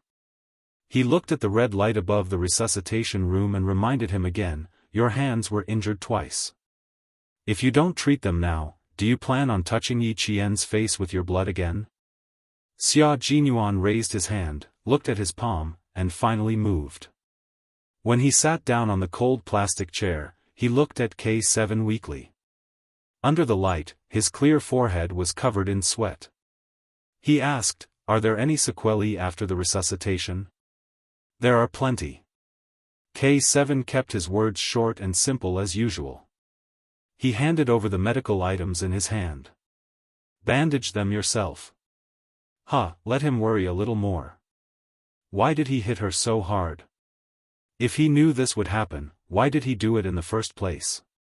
Xia Jinyuan could tell that his comrade was not in a good mood. Coincidentally, he was the same. He took the medical items and did not ask any more questions. He was not even in the mood to talk. It did not matter if there were sequelae. He just wanted her to live well. He just wanted his life to live well. "Why did you beat her up?" K7 could not hold it in. He asked her angrily, "She was beaten up by you. What were you thinking?" What was he thinking? What was he thinking at that time? He thought of his comrades who had sacrificed themselves. He thought of his comrades who had never come back. He thought of his comrades whose bodies had not been found. That was what he was thinking. "Do you still remember R2? Xia Jinyuan's injured right hand was wrapped around his injured left hand. He looked down and said bitterly, "She followed in R2's footsteps.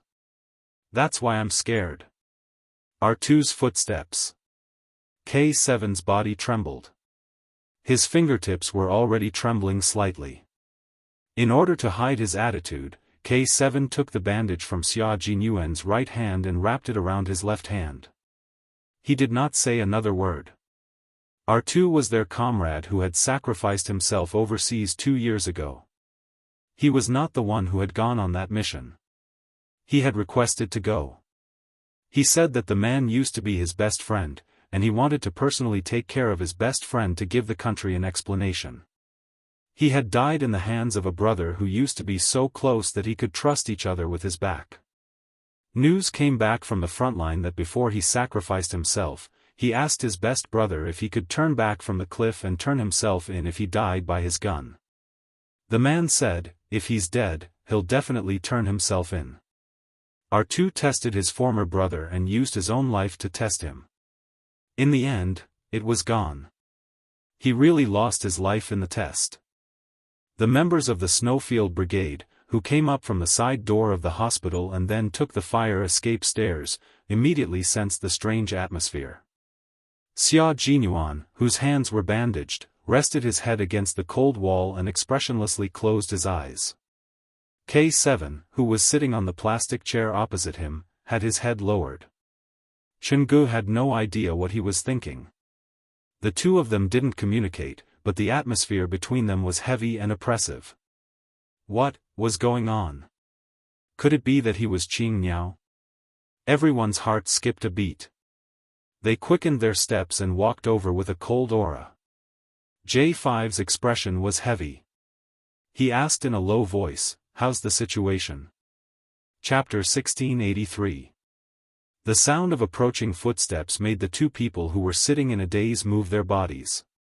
Xia Jinyuan, who was still leaning his head against the wall, turned his head and saw his comrades, who had changed into jungle combat uniforms and combat boots, appearing in front of him one by one. They didn't bring their combat backpacks and rifles, but instead changed into jungle combat uniforms and combat boots. "They're here," he said with a hoarse voice. He turned his head and continued to wait without moving. Only 10 minutes had passed, but these 10 minutes were so long that 1 second felt like an hour. After a long and silent wait, Xia Jinyuan looked at the closed door of the resuscitation room and gently closed his eyes. Waiting on the battlefield and waiting in the hospital were two completely different moods. On the battlefield, he could be calm and collected, waiting for the right moment to arrive. But waiting in the hospital was so long, and he felt that life was so fragile. The smell of disinfectant was like the smell of death. It was everywhere and there was no way to escape. This kind of waiting was filled with helplessness, but it was also filled with hope. At the same time, it was also filled with panic. Xia Jinyuan thought that he would never like a place like the hospital in his life. If he stayed in the hospital for too long, it would torture a normal person into a psychopath. The red light was still on. Even if he stretched his neck, he still couldn't see what was going on inside. His beloved, his life, was still lying inside and had not come out. Xia Jinyuan chose to ignore the gazes of his comrades. He didn't want to say anything. His heart and mind were only filled with his lover. Major Xia, who was emitting a hostile aura, made his comrades take a few more glances at him. Then, they shifted their gaze to K7, who was standing up. "Let's talk on the rooftop." K7 put his helmet under his armpit and walked towards the fire escape stairs with his long legs. It was already dawn. K7, who was standing on the rooftop, took in a deep breath of the cold wind. Facing his comrades who were all concerned about how they came back, his usually cold and thin face had a hint of coldness. His gaze swept across his comrades' faces, which were still covered in paint. Just when everyone thought that he needed to think for a while, K7 suddenly opened his mouth. As soon as he opened his mouth, it was as if he threw two grenades. One was a killer grenade, and the other was a chemical grenade. First, everyone was stunned. Then, they were all stunned. Qing Niao took the same path as R2, K7 said. That was what K7 told them. With just a few words, everyone's eyes sharpened, and they pressed their lips together. Because of their change, the north wind that blew over seemed to be filled with lead. It was heavy and full of pressure. The rooftop was cold and windy. It was a day where there was no sun and no snow. The only thing that could be seen was the gloomy sky.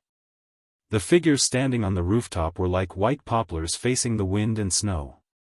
No matter how strong the wind was, it couldn't bring down their tall figures and straight backs. This was a group of soldiers who fought on the front line and used their lives to protect their country. They were a group of soldiers who were loyal to their country. They had shed too much blood and suffered too many injuries. Some of them even almost died in foreign countries. The road they took was too difficult and too hard. Each of them was a brave warrior who walked on the tip of a knife. They cut through all obstacles and sang a long song while bathed in blood. It was so hard, so difficult, but they didn't shed a single tear. At this moment, there were already tears in the corners of some of their eyes. The unyielding Special Forces soldiers secretly wiped away their tears and gritted their teeth, forcefully suppressing their surging emotions in an incomparably savage manner. Chapter 1684. So, that's how it is. J5 nodded lightly. His voice was dry, probably because he had been exposed to the cold wind for a long time. Xianxia has indeed committed a grave mistake this time. After he finished speaking, he rubbed his face and scrubbed the paint on his face into a ball. Only his sharp eyes were shining with a dim light. This time, I support Q King's decision. Putting aside Xianxia's gender, she is a soldier like all of us, a soldier who puts her life on the line. Now that she has violated the principles of being a soldier, it is normal for her to be punished by Q King. This time, I stand on Q King's side. He did not do anything wrong. I will send you all away and wait for your return. Brothers, this is the team motto passed down by word of mouth in the Snowfield Brigade. Our two's sacrifice is a wake-up call for us. We will never allow something like this to happen again. J5's words made the members of the Snowfield Brigade nod slightly. Putting aside their emotions and using the logic of a soldier to deal with the problem, Q King was indeed not wrong. This was because they did not want to see their comrades leave only to be met with the grievous news of being separated forever. How is Xianxia's condition? Did the doctor come out and say anything? Pigeon asked in a low voice. He had watched the entire process of Xianxia being beaten up. At that time, Q King's ruthlessness had made him a little scared. Kick after kick, punch after punch, he did not hold back at all. He used all of his strength. He even suspected that there were signs of fractures. Her skin is allergic due to the fever medicine. Her body is flushed. Her breathing and heartbeat are normal, except for the high fever. K7 only wanted to scare Xia Jinyuan. Facing his comrades' questions, he answered truthfully, it shouldn't be a big problem. After he finished speaking, he remembered that he had not told Q King the truth. Hearing that it should not be a big problem, the members of the Snowfield Brigade sighed in relief. Then they heard K7 say, but I was a little angry at that time, so I scared Q King. Now, I'm afraid that he still thinks that Xianxia is in big trouble. After a few seconds of silence, his comrades in jungle combat suits gave K7 a thumbs up. Good job, brother. Well done. We're very angry too. Since you scared Q King, you've helped us vent our anger. The T6 combatant had just expressed his agreement when he remembered that he would also be part of the team that would deal with Xianxia. He suddenly felt his vision darken. It's over. It's over. He had yet to win in Jessen's heart, but in the end, he had beaten up her best friend. This matter had to be kept a secret. For a moment, T6 felt like he was in an abyss of suffering. He was worried that something would happen to Yi Qian, but he was also worried that the girl he was chasing would ignore him because of this. T6 felt tormented standing in the cold wind. Another team member was also worried. Han Zheng from Z7 sighed softly as he looked at his comrade who was relieved to know that Xianxia was fine. After Xianxia made a mistake and was taught a lesson by Q King, his comrades all expressed their understanding and agreement. But, brothers, don't you know that the two of them are now in a relationship? As her boyfriend, Q King had beaten up his girlfriend until she was hospitalized. What if his girlfriend woke up and wanted to break up with him? What should he do? What should he do? What should he do? Commander-in-Chief Xia was also very worried about this problem. After listening to Baihe's report from the Snowfield Brigade, Commander-in-Chief Xia finally understood why his son had been so ruthless in dealing with his future daughter-in-law. Chapter 1685. After thinking about it for a while, Commander-in-Chief Xia decided not to think about it anymore. From a soldier's point of view, his son did not do anything wrong. But from the perspective of his family and his future father-in-law, this matter could really be serious. Commander-in-Chief Xia felt that his son would have a headache over this matter if his girlfriend, his future wife, was sent to the hospital. Let him have a headache then. When his future daughter-in-law woke up, he would call her to ask about her. He would also tell her that since that kid was so ruthless, she should not spoil him. She could do whatever she wanted with him. But there was a condition: don't mention anything about breaking up. Commander-in-Chief Xia was afraid of this matter. His son had to understand more about it. After all, his relationship with his ex-wife had affected his son's views on marriage. He used to say to him, "If worst comes to worst, I'll just be a general without an army and never get married." Now that there was finally a girl that his son would stick to like a piece of plaster, if they broke up, he was really worried that his son would be single for the rest of his life. Moreover, he had a very good impression of Yi Qian. He did not want there to be any twists and turns in their relationship. He did not want others to take advantage of the situation and steal his future daughter-in-law away. As both a father and a mother, Commander-in-Chief Xia was worried sick at this moment. He made up his mind to call Yi Qian as soon as she woke up and put in a few good words for his son. At this moment, Xia Jinyuan was a little confused. His gaze swept back and forth between his four comrades, T6, K7, G3, and Z7. He held a tissue in his hand and wiped off the last bit of paint on his face before saying, "No way, it's not that serious, right? Are you guys trying to scare me and avenge your personal grudge?" The four of them were in the bathroom removing the paint on their faces. When their faces were revealed, Z7 voiced out their worries. "You're so ruthless. What if your girlfriend wakes up and wants to break up with you?" Major Xia was dumbfounded when he heard this. He did not even think about this. Z7, Han Zheng, was a playboy before he joined the team. He was in the 5th grade of primary school and fell in love until he went to military school. Based on his more than 10 years of love experience, this was very possible. There's nothing impossible, only things you can't think of. Q King, you have to be mentally prepared. Based on his past experience, Han Zheng looked sympathetic. I've been in love more than 10 times, so I'm considered half an expert. Everything I say can be used as evidence. T6, K7, and G3, who had never been in love before, looked at Z7, Han Zheng, who a view. What did he just say? Been in love more than 10 times? Did he want to be beaten up by the few of them who had never been in a relationship before? Kid. Of course.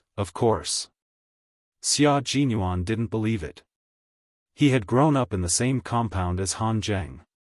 When Han Zheng was wearing open-crotch pants, he always wanted the female soldiers in the compound to hug him. He talked about his glorious history every day and bragged about how many women he had had. How could he be in a relationship with those casual women? Being in love cost him money to buy a house within the 2nd Ring Road of Beijing. He was using money to buy fun. How could that be considered being in love? When Han Zheng saw his expression, he knew that he did not believe him. However, he was not angry. Instead, he chuckled and gloated. Don't doubt me. I've been in love so many times and had so many girlfriends. Which one of them hasn't been doted on and spoiled like a princess? Chapter 1686. You, on the other hand, beat her up until she was hospitalized. I think Yi Jian must have been frightened by your ferocious and merciless attitude. She must have gotten a high fever from fear. Bro, you should be mentally prepared. T6 added appropriately, although I don't have the experience of harming more than 10 girls like he did. Watch your words, Han Zheng interrupted. What did he mean by harming more than 10 girls? He had never harmed girls before. Everything he did was consensual. Although I don't have the experience, I have to admit that Scourge has a point. Other people spoil their girlfriends like princesses, but for you, you beat her up until she was hospitalized. Bro, if I were your girlfriend, would also throw up my sleeves and quit. I'm scared. When Han Zheng heard that he had been called Scourge again, the corners of his mouth twitched. Forget it, what was there to be calculative about with a group of virgins who had never been in a relationship before? It was purely personal jealousy. K7 and G3, who were shooting daggers out of their eyes, only retracted their gazes when they saw that Han Zheng had become obedient. Wasn't he Scourge? More than 10 brothers combined might not have as much experience in love as he did. Xia Jinyuan, whose heart trembled, turned his gaze to his 2 comrades who knew about his relationship with Little Fox but had yet to express their opinions. What about you two? What do you think? Major Xia Jinyuan, who had only kissed 1 girl and had 0 experience in love, was also a little flustered at this moment. I don't have any experience either, but I agree with what Scourge said. As for you, you are the first boyfriend I've met who can beat his girlfriend to the point that she had to be hospitalized. G3's words were pertinent. This matter was not going to be resolved so easily. We heard from K7 the reason why you taught Xianxia a lesson. As a soldier, logically speaking, we agree with what you did. Xia Jinyuan heaved a sigh of relief. He nodded with a cold expression and said, as her comrade in arms, I have to make her remember that it is stupid to use her own life to test the enemy on the battlefield. Yes, if it were us, we would definitely do that, but... G3's gaze was sympathetic and his tone took a 180-degree turn. But you're still her boyfriend. If you really want to teach her a lesson, you should let us do it instead of doing it yourself. That's your mistake, K7 concluded calmly. Major Xia, who was used to having a strong heart, felt that he could not stand the words of his comrades. In short, if she wants to break up, I'll think that it's normal. As his comrade, the T6 combatant continued to stab him. Since he had already stabbed him so many times, it did not matter if he stabbed him one more time. Stabbing him in advance was equivalent to injecting him with a tranquilizer in advance. Faced with his comrades stabbing him left and right, Major Xia took a deep breath of the ammonia gas that every bathroom must have. He suppressed the panic in his heart and said calmly, "You're right. It's indeed my mistake. I shouldn't have done it myself. You guys should have done it instead." At that time, he only thought that since she dared to do this, he would let her have a taste of her own medicine and make her pay a certain price for her foolish actions. He was happy that she came, so how could he bear to see her leave? He brought her step by step to the path he was on, hoping to advance and retreat hand in hand with her. How could he bear to see her leave in advance? If he had to choose again, he would still choose to teach her a lesson. Chapter 1687. He wanted her to always remember that petty tricks and thinking too highly of herself were taboo on the battlefield. The slightest carelessness would result in nothing left. However, he did not expect that she would end up in the hospital because of him. He did not regret teaching her a lesson. He had once said that they would not only be lovers in the future, but also comrades. As the team leader, he had the duty and responsibility to make sure that his comrades suffered the consequences of her mistake. Although I was successfully intimidated by you guys, I still believe that Xianxia won't break up with you. Major Xia, who was a little flustered, would not be defeated so easily. He turned on the tap and washed his face with cold water. After changing into his jungle combat uniform, he stood in front of his comrades and looked into their deep, cold eyes. His gaze was as cold as an unsheathed ancient sword. He said calmly, "Although I believe that Xianxia won't break up with me, as her boyfriend, I still have to apologize first. The corners of G3's mouth twitched. Looking at his expression just now, he thought that he would never apologize to Yi Qian and say that he regretted teaching her a lesson. The next second, the all-round soldier king bent over for love. The comrades guarding outside saw their team leader walk over with his head held high. Although the corners of his mouth were swollen, he looked very calm as he walked over.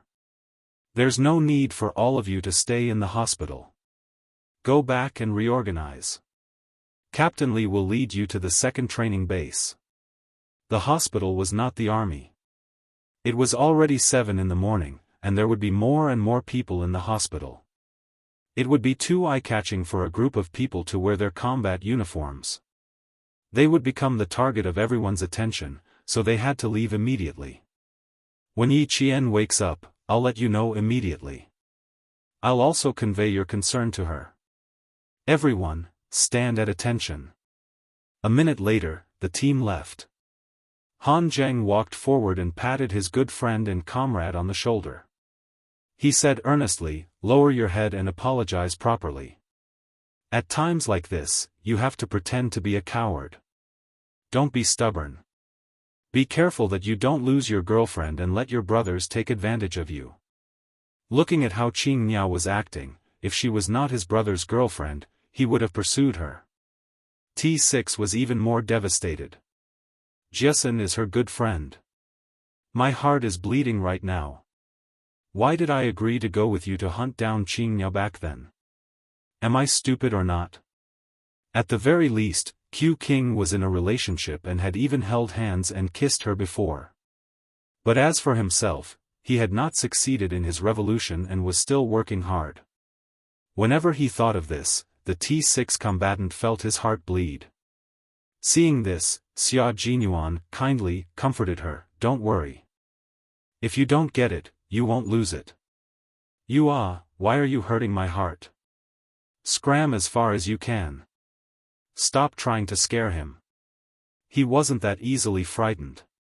Yi Jian did not know that Major Xia's heart was churning violently at this moment. She, who had fainted from the fever, gradually regained her clarity. The second she felt as if something was about to touch her, she, who was lying in the emergency room, suddenly opened her eyes. At the same time, her right hand gripped the nurse's wrist tightly. Ah! The nurse who was about to insert the needle into Yi Qian was so shocked that she almost dropped the syringe in her hand. She subconsciously looked up and was once again shocked by the coldness in Yi Qian's eyes. The trembling syringe in her hand did not escape the fate of dropping and fell to the floor with a thud. When the doctor heard the commotion, he turned around and saw that the patient had regained consciousness. He did not even have time to take off his sterile mask and walked over to the bed. He smiled at the female patient and said, "You're awake so soon. Do you feel better?" Chapter 1688. Her skin allergy wasn't serious, but she had a high fever and fainted. After a series of examinations, a skin test, and a normal anti-allergic fever medicine, the patient woke up in less than 3 minutes. He was indeed a soldier with a strong physique. Yi Qian blinked her eyes in a daze.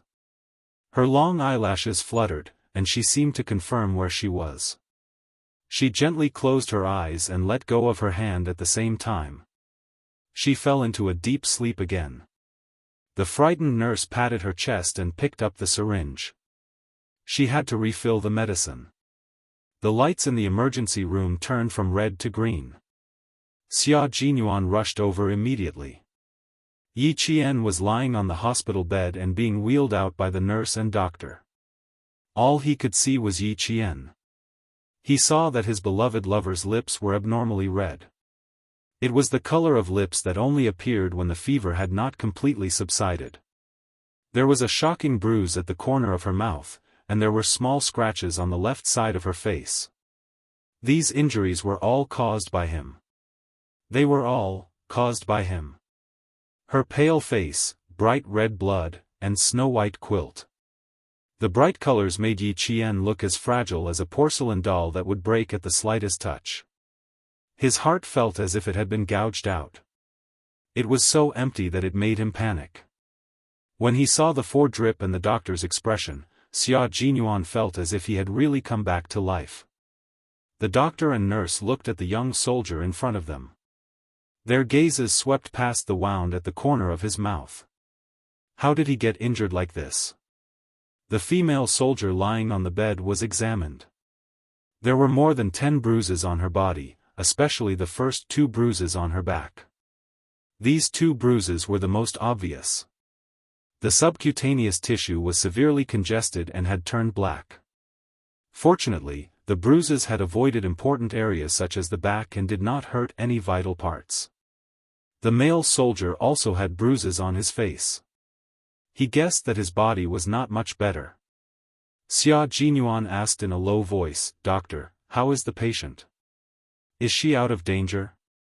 He was not in a hurry and spoke very slowly.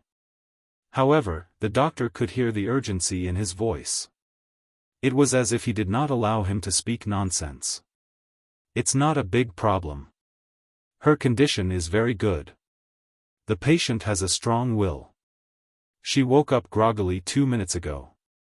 She will be fine after she wakes up naturally." The doctor condensed a few sentences into one sentence. He picked what the other party wanted to hear and did not beat around the bush. He said that he still needed to observe and did not rule out the possibility of changes. Xia Jinyuan's professional intuition told him that if he really said that, the soldier would not have the patience to ask him. With the hospital's words, Xia Jinyuan felt that his cold blood was finally warming up. He said, "Thank you," politely and pushed the bed into the ward that had been arranged earlier. The doctor followed Xia Jinyuan all the way to the ward. He said to Xia Jinyuan, "Contact him if anything happens." Then he left with the nurse. This was a special ward. After the hospital received the call, several doctors were on standby. Fortunately, the situation caused by the drug allergy was not serious. She only needed to reduce the fever. Now that the flush on the patient's body had subsided, her condition was stable. After the door closed, the room was so quiet that only the sound of breathing could be heard. Xia Jinyuan sat by the bed. His hands were clenched tightly. His gaze was fixed on Yi Qian. She was lying quietly on the bed with her eyes closed. Her face was particularly pale because of her poor complexion. Chapter 1689. He gently touched the wound at the corner of her mouth with his hand wrapped in gauze. The young major's eyes were no longer as cold as they were during the competition. Instead, they were as gentle as water. "I'm sorry, little fox." He got up and slowly bent down to gently touch her lips with his similarly injured lips. He didn't dare to use too much force as he was afraid that he would hurt the corner of her mouth. He only kissed her lightly and then left. He carefully adjusted the corner of the blanket before sitting back down. Xia Jinyuan quietly looked at her sleeping face under the influence of the medicine. He couldn't help but purse his lips slightly. He quietly watched, guarded, and accompanied her. There was no one to disturb him or make any noise. It was so quiet that he could hear their breathing intertwining. Only then could he feel at ease. After an unknown amount of time, the phone in his pocket rang and broke the silence. Xia Jinyuan frowned and immediately took it out and quickly picked it up. At the same time, he got up and walked to the balcony of the single ward. The sliding door gently closed. He stood outside the glass door and stared intently at Yi Qian on the hospital bed. He said, "Dad, speak slowly. Don't lose your breath. You're quite capable. You beat up your girlfriend and sent her to the hospital. Aren't you usually quite shrewd? What's wrong? Did you get kicked in the head by a donkey and become an idiot?" Commander-in-Chief Xia on the other side of the phone mocked his son. He was definitely a father and wasn't afraid of Xia Jinyuan hanging up the phone. "I think it's a compliment to call you an idiot. Yi Qian should be punished for what he did, but you can't beat up your girlfriend and send her to the hospital. Now, his girlfriend is in the hospital.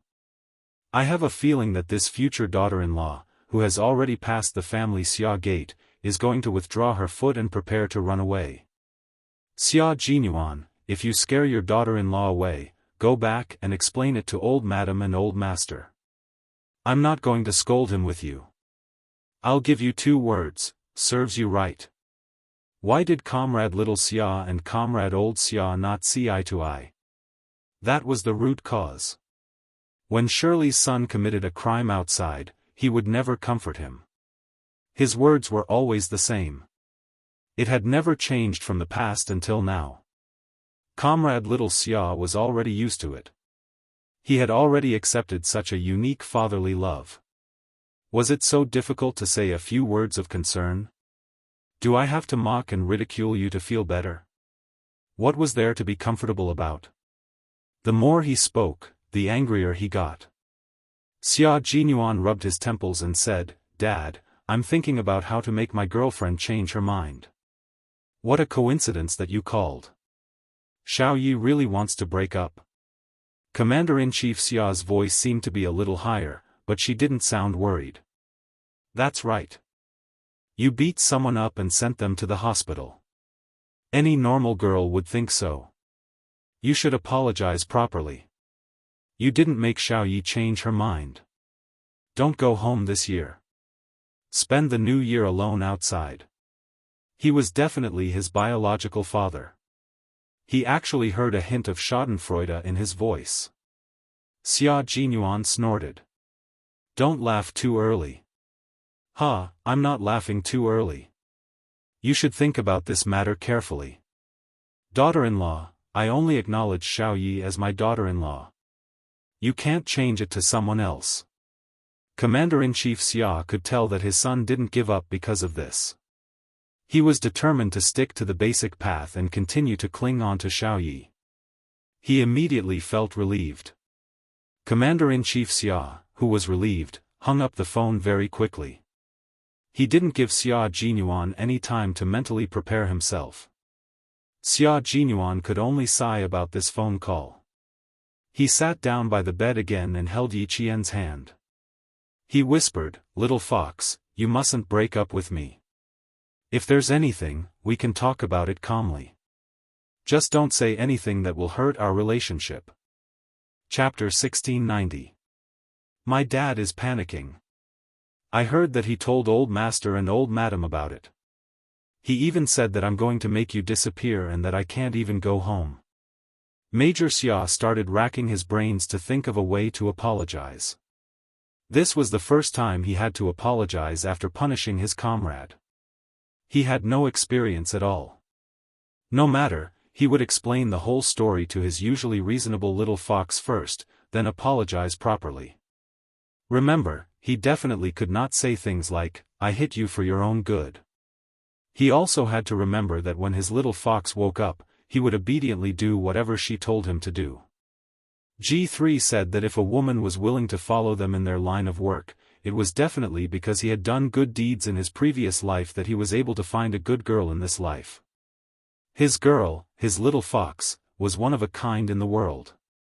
He had chased after her for so long, so how could he give up now? It was undeniable that his comrade's words had affected his mood, but if he had to choose again, his little fox, he would still choose the same. Any training in the army was to prepare for war. It was tense, serious, and filled with danger. Once they were divided into factions, it meant that they were in the middle of a battle.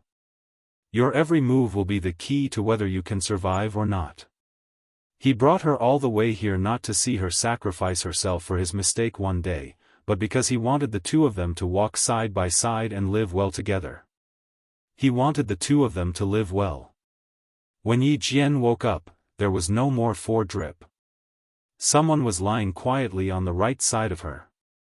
His bent back was like a cheetah hiding in a tree. As long as there was a slight movement, he would immediately wake up and show his sharp claws and teeth. His hand moved slightly, and the highly vigilant man suddenly raised his head. At the same time, his gaze locked onto Yi Qian's face. 3 hours later, his little fox finally woke up. She had slept very soundly, and there was color on her face. Her seductive red lips were much lighter, and it was obvious that she was much more energetic after waking up. "I'll go get a glass of water." He let go of her hand and carefully placed it under the blanket. When he got up, he lowered his head and gently kissed her forehead. "Lie down properly. Drink some water before we talk." Yi Qian blinked and watched as he poured her a glass of water, tested the temperature of the water, and waited for her to come back with the glass. He served her like a baby, and even held her from behind to feed her water. Yi Qian's throat was indeed dry from the fever. After enjoying his meticulous service, she stared at him with her dark and obvious eyes without blinking. She immediately informed the nurse and the doctor. After that, she sat down again and said softly, "Lie down properly and wait for the doctor to come and examine you." "Captain Xia, you seem a little strange." Yi Jian was keenly aware of his cautiousness. She could not help but ask, "Don't tell me you have some big move waiting for me?" Hearing this, Xia Jinyuan held his breath. She was really scared. The doctor knocked on the door. He said in a low voice, "Let's wait for the doctor to finish his examination and leave. And don't think too much. You need to rest well now." The doctor rushed over and asked the nurse to take Yi Qian's temperature. Then, he checked her arms, neck, back, and other areas to see if the rash had subsided. After the examination, he smiled and said, "The rash on your body is gone, and your temperature has dropped. It seems like you only need to rest for a day." Chapter 1691. While the doctor spoke to Xia Jinyuan, the nurse helped Yi Qian straighten his clothes and said softly, "There are many ruptured capillaries in the subcutaneous tissue. You can use ointment and massage to promote blood circulation and remove blood stasis. There are 2 serious injuries on your back. Use ointment as soon as possible." The nurse was reminding him out of kindness. Yi Qian didn't think much of it, but Xia Jinyuan felt a little awkward. The injuries on his back were caused by him. Xia Jinyuan asked the doctor if there were any taboos and if there was anything else he needed to pay attention to. After confirming that there were no more questions, he sent the doctor away. After the doctor and nurse left, the ward became quiet again. Xia Jinyuan, who was locking the door, paused slightly on the handle. He sighed softly and turned around. It made him feel like he had died a heroic death. It was exactly 11 p.m, time for lunch. Xia Jinyuan poured a glass of warm water and placed it at the bedside. He said softly to Yi Qian, "You must be hungry. What do you want to eat?" "I'll go to the cafeteria to get some takeout." He was indeed hungry. Yi Qian smiled and said, "Something light, like porridge or something like that will do." "What else do you want to eat?" "Steamed buns and dumplings are all fine." Xia Jinyuan felt that his words lacked confidence. He had lived for more than 20 years, and this was the first time he had been so careful. He was afraid of angering the girlfriend he had spent so much effort to pursue. This kind of cautiousness mixed with an indescribable sweetness and faint anticipation made his emotions so complicated that he didn't know how to sort them out. But there was one thing he was sure of. At this moment, he had to be honest. If his girlfriend said she wanted the stars in the sky, he definitely couldn't take the moon and bring it back. Major Xia, who had 0 experience in love, excelled in his EQ and IQ. Without anyone teaching him, he learned the correct way to behave as a boyfriend when he angered his girlfriend. Seeing him like this, Yi Qian felt even more uneasy. He had a feeling that he still had a big trick up his sleeve. He shook his head and said, "The corner of my mouth hurts a little. Let's just eat the porridge. I can swallow it without chewing." Upon hearing this, Xia Jinyuan felt his heart skip a beat. The corner of his girlfriend's mouth hurt, because of him. The major, who was starting to feel guilty, quickly said, "Okay, I'll go down now." Then, he took out his phone from his pocket. "If there's anything, feel free to contact me. Or, press this bell and ask the nurse to come over." Yi Qian watched him stride out of the ward with his phone in hand. His suspicions grew. He really felt like there was more to come.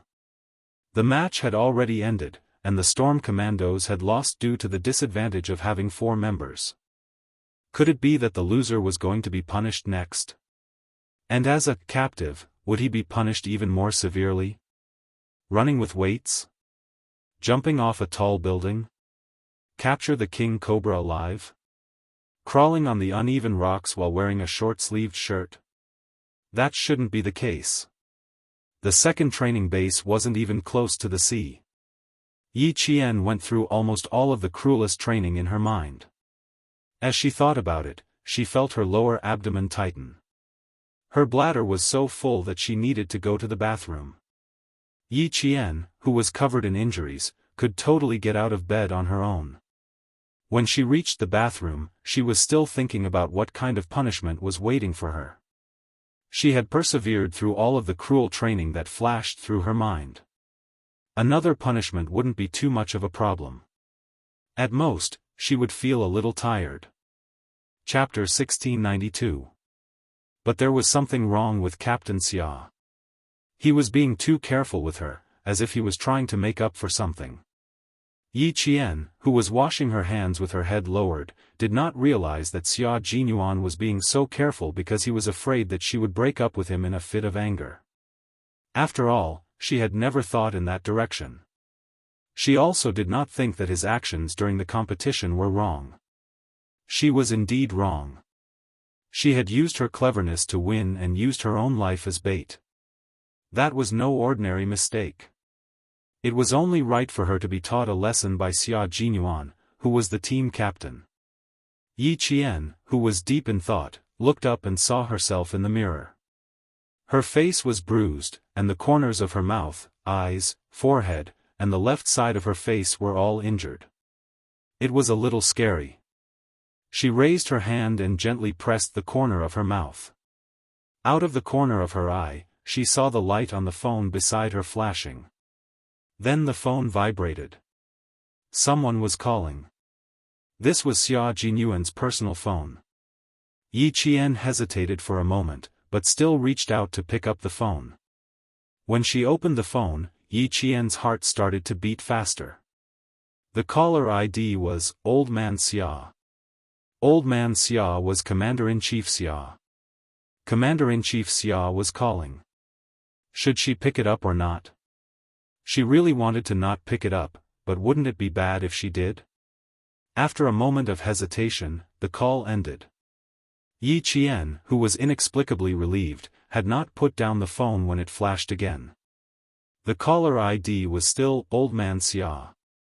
Hello, Commander-in-Chief Xia, this is Yi Qian. In the end, Yi Qian still picked it up. She stood upright in the bathroom and answered the call as if she was being inspected.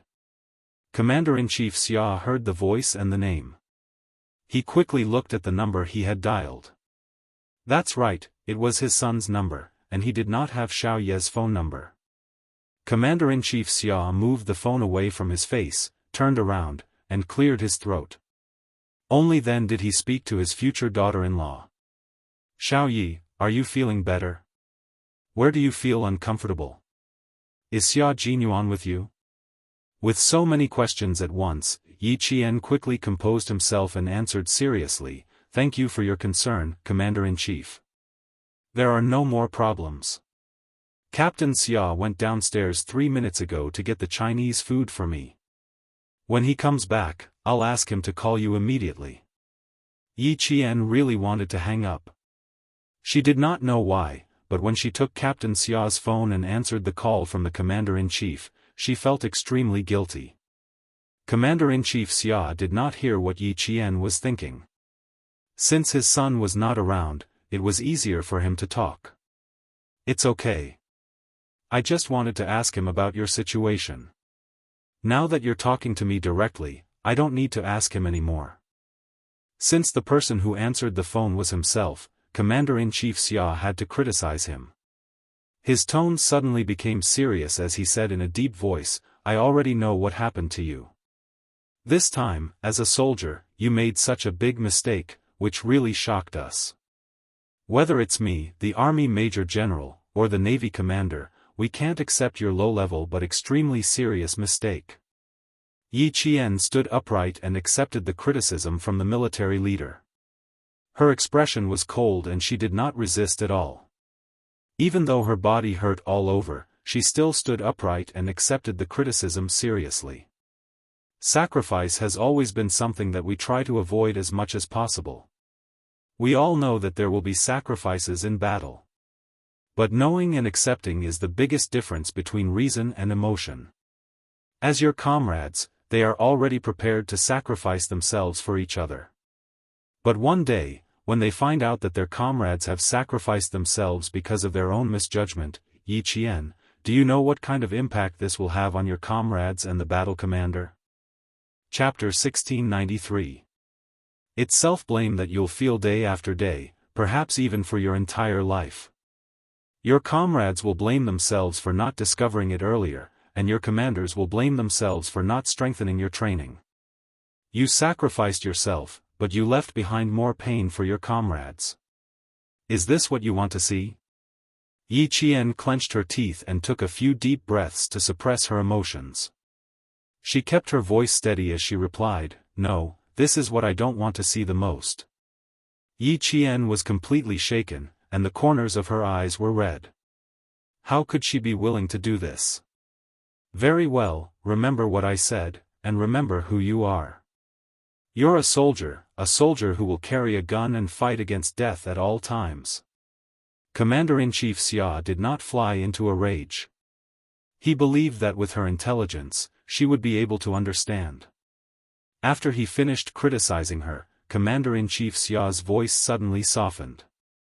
The first part was a conversation between a military leader and a soldier who made a mistake, and the next part was a conversation with his future daughter-in-law.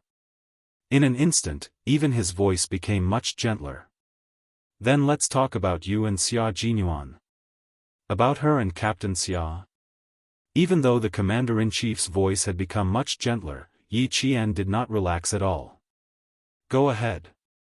After a few words, Commander-in-Chief Xia could tell that his future daughter-in-law was a little uncomfortable talking to him. He sighed and said, "Xiao Yi, putting aside my position in the military, I'm actually your elder. You have to admit that, right? You have to admit that, right?" His change in status was too sudden. Yi Qian was so shocked that she almost dropped her phone into the sink. Admit it, admit it, admit it. Don't be too restrained. Just treat me as your father. A father is talking to his daughter properly. Commander-in-Chief Xia not only heard Yi Qian's uneasiness, but also heard her faint estrangement. The commander-in-chief, who knew her background like the back of his hand, did not get angry because of this. Instead, he was very considerate and comforted her very carefully. In the future, if you have any grievances, just call me. This is my private phone number. Remember it in your heart. Yi Qian.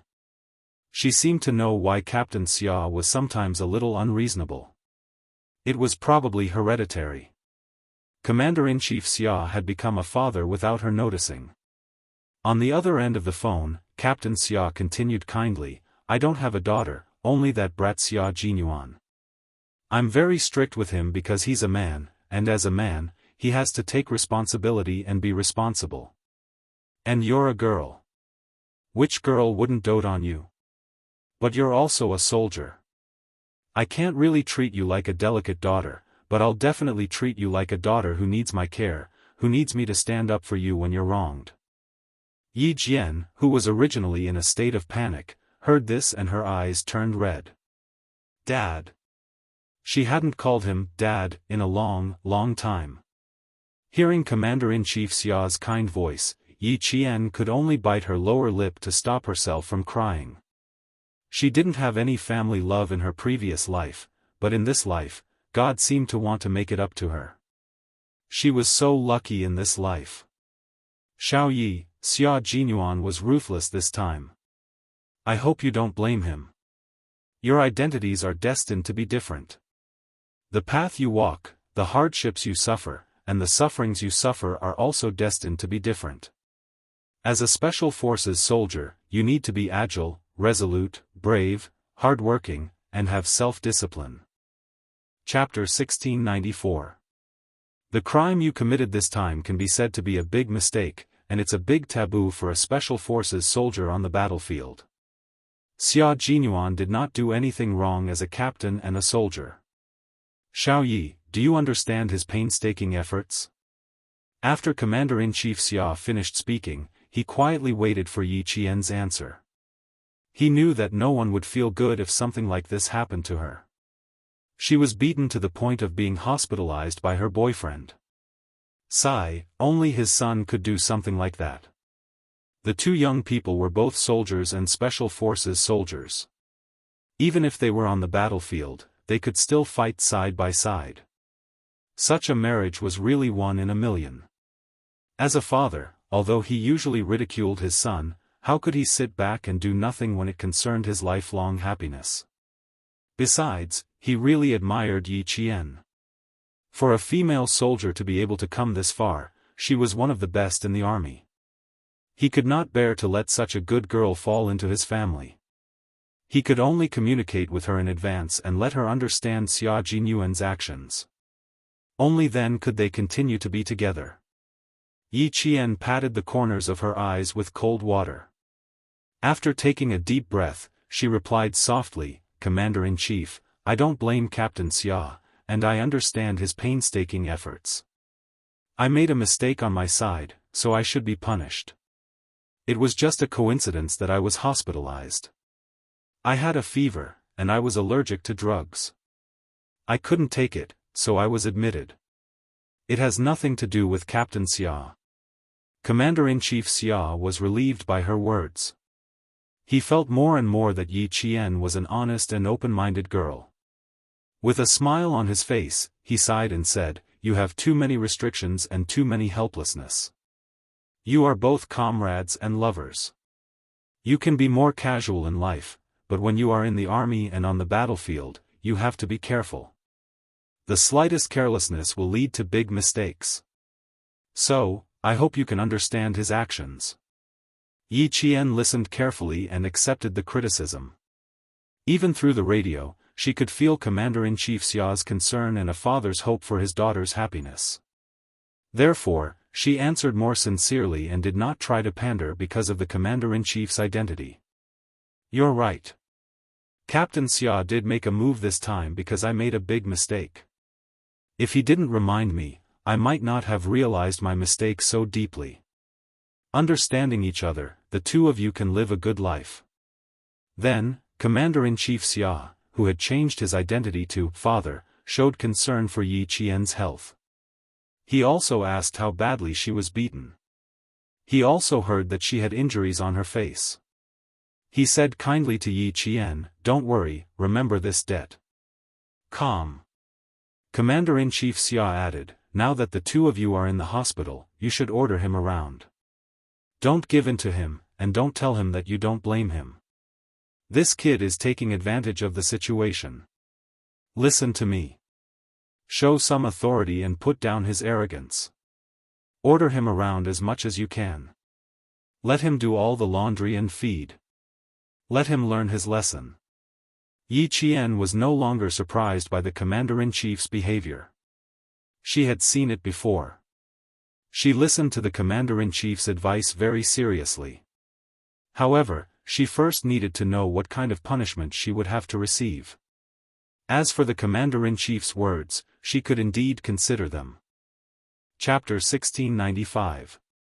Xia Jinyuan took 2 bowls of porridge and saw that Yi Jian was not lying on the bed. He put the porridge on the table and opened the bathroom door. He saw his girlfriend looking at the wound on her face in the mirror. Her eyes were slightly red. This scene shocked him so much that he sucked in a breath of cold air.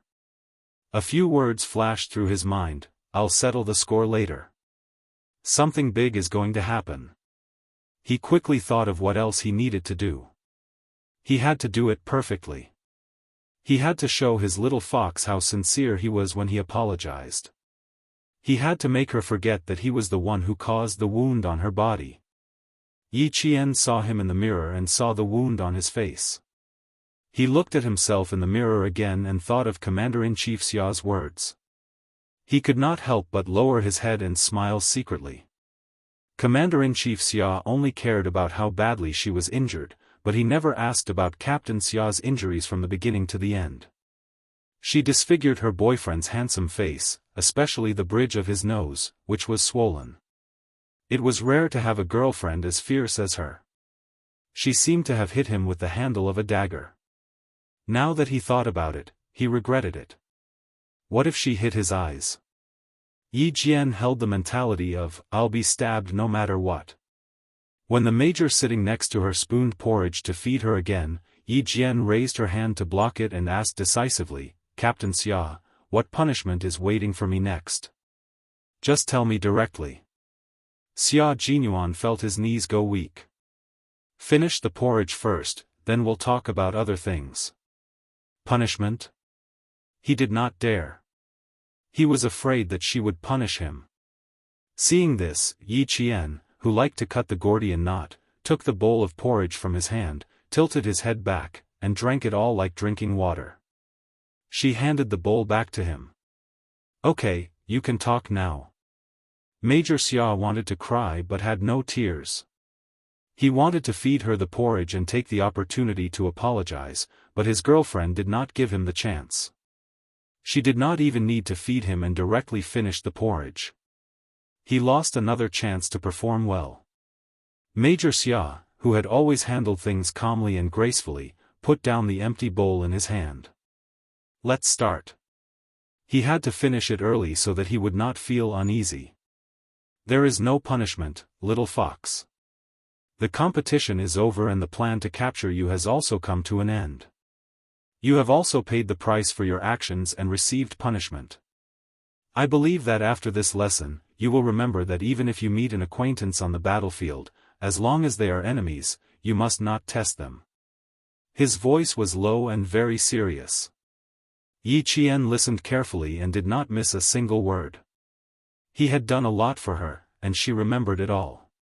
He was a man who was responsible for his personal life and had the tenderness of a soldier. I learned a lot this lesson. I won't forget it for the rest of my life. Yi Qian laughed. As she spoke, she raised her eyebrows slightly and joked, I don't want to be beaten up by my boyfriend again and have to lie in the hospital. It's enough for me to go through this once. The corners of Xia Jinyuan's eyes twitched as he secretly heaved a sigh of relief. His dark eyes were full of affection as he gently held Yi Jian's hand with both hands. He lowered his eyes and kissed the back of her hand with his thin lips. Then, he slowly raised his head and gazed at Yi Jian affectionately again. His voice was low and he spoke in an exceptionally gentle voice, I need to apologize to you. I only want to apologize to you because of my identity as your boyfriend. I didn't take good care of you and didn't protect you. This is my fault. I shouldn't have done that. Chapter 1696. The more he spoke, the smoother he became. Major Xia was a man who dared to take responsibility for his actions. Since he was going to apologize, he had to do it properly. He couldn't just brush it off. Whatever he wanted to say in his heart, his mouth said whatever he wanted to say. He didn't even need to draft his words as he continued to speak naturally. As a man, I should take good care of my girlfriend. I should support the sky for you, shelter you from the wind and rain, and not let you get hurt at all. I'm sorry, little fox. This time, I didn't fulfill my responsibilities as a boyfriend. It's my fault. If you're unhappy with anything, feel free to vent. I promise to accept it all. Yi Qian instantly understood why Xia Jinyuan was so careful. It turned out that, he had hit him and was afraid that she would be unhappy with him. Looking at Xia Jinyuan, who was so careful and anxious, Yi Qian didn't feel proud. Instead, he felt a little heartache. For her, such a high and mighty man had lowered himself and apologized so carefully just to not make her angry. Yi Qian, oh Yi Qian, you're lucky to have met him. How could you bear to scold him? Yi Qian sighed softly, his heart aching. He had his own position and responsibilities. As the team leader, he was the commander of the entire team on the battlefield.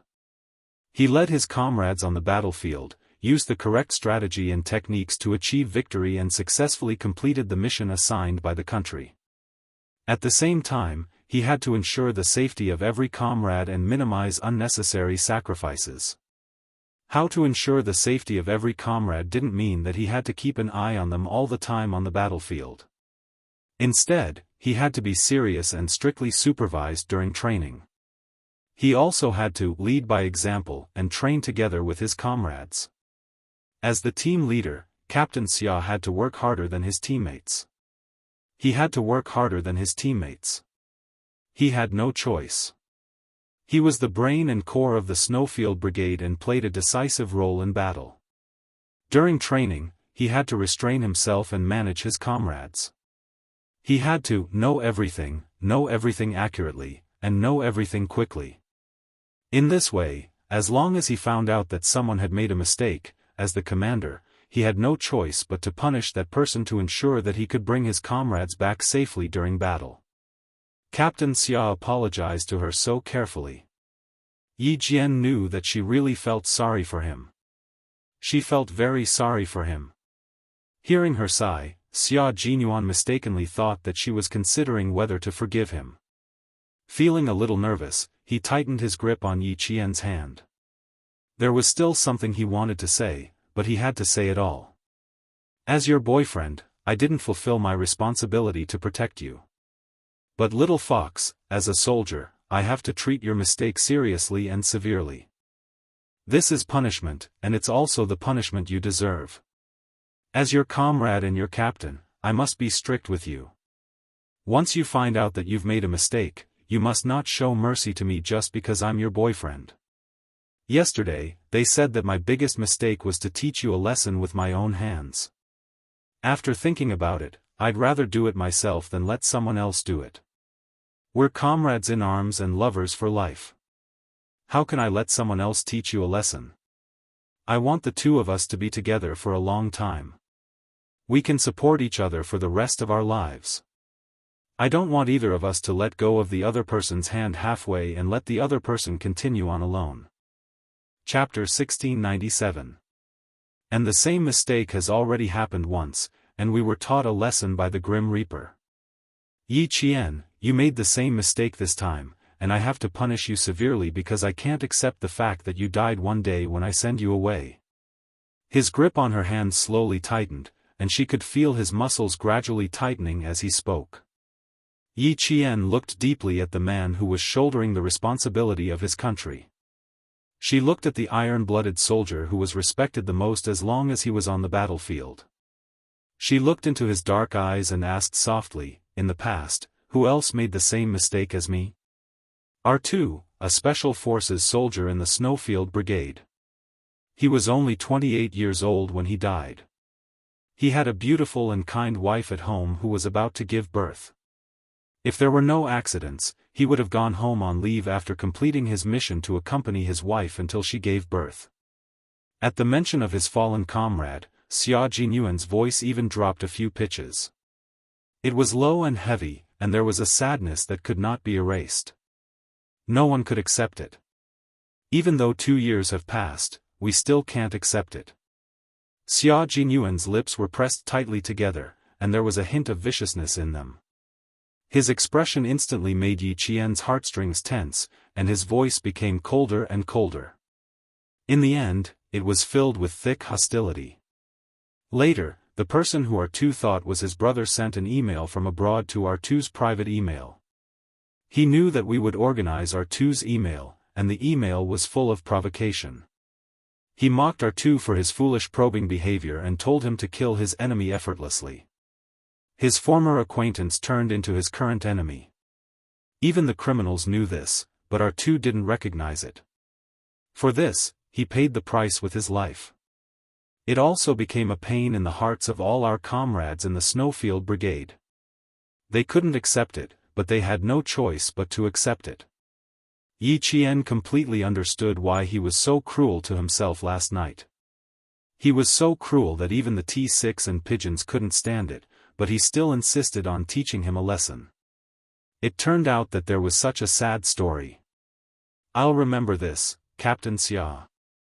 From now on, I'll never do it again," she said slowly and solemnly. "I will never make such a low-level mistake that could cost me my life at any time." She didn't blame him at all, nor did she fear him or reject him because of this.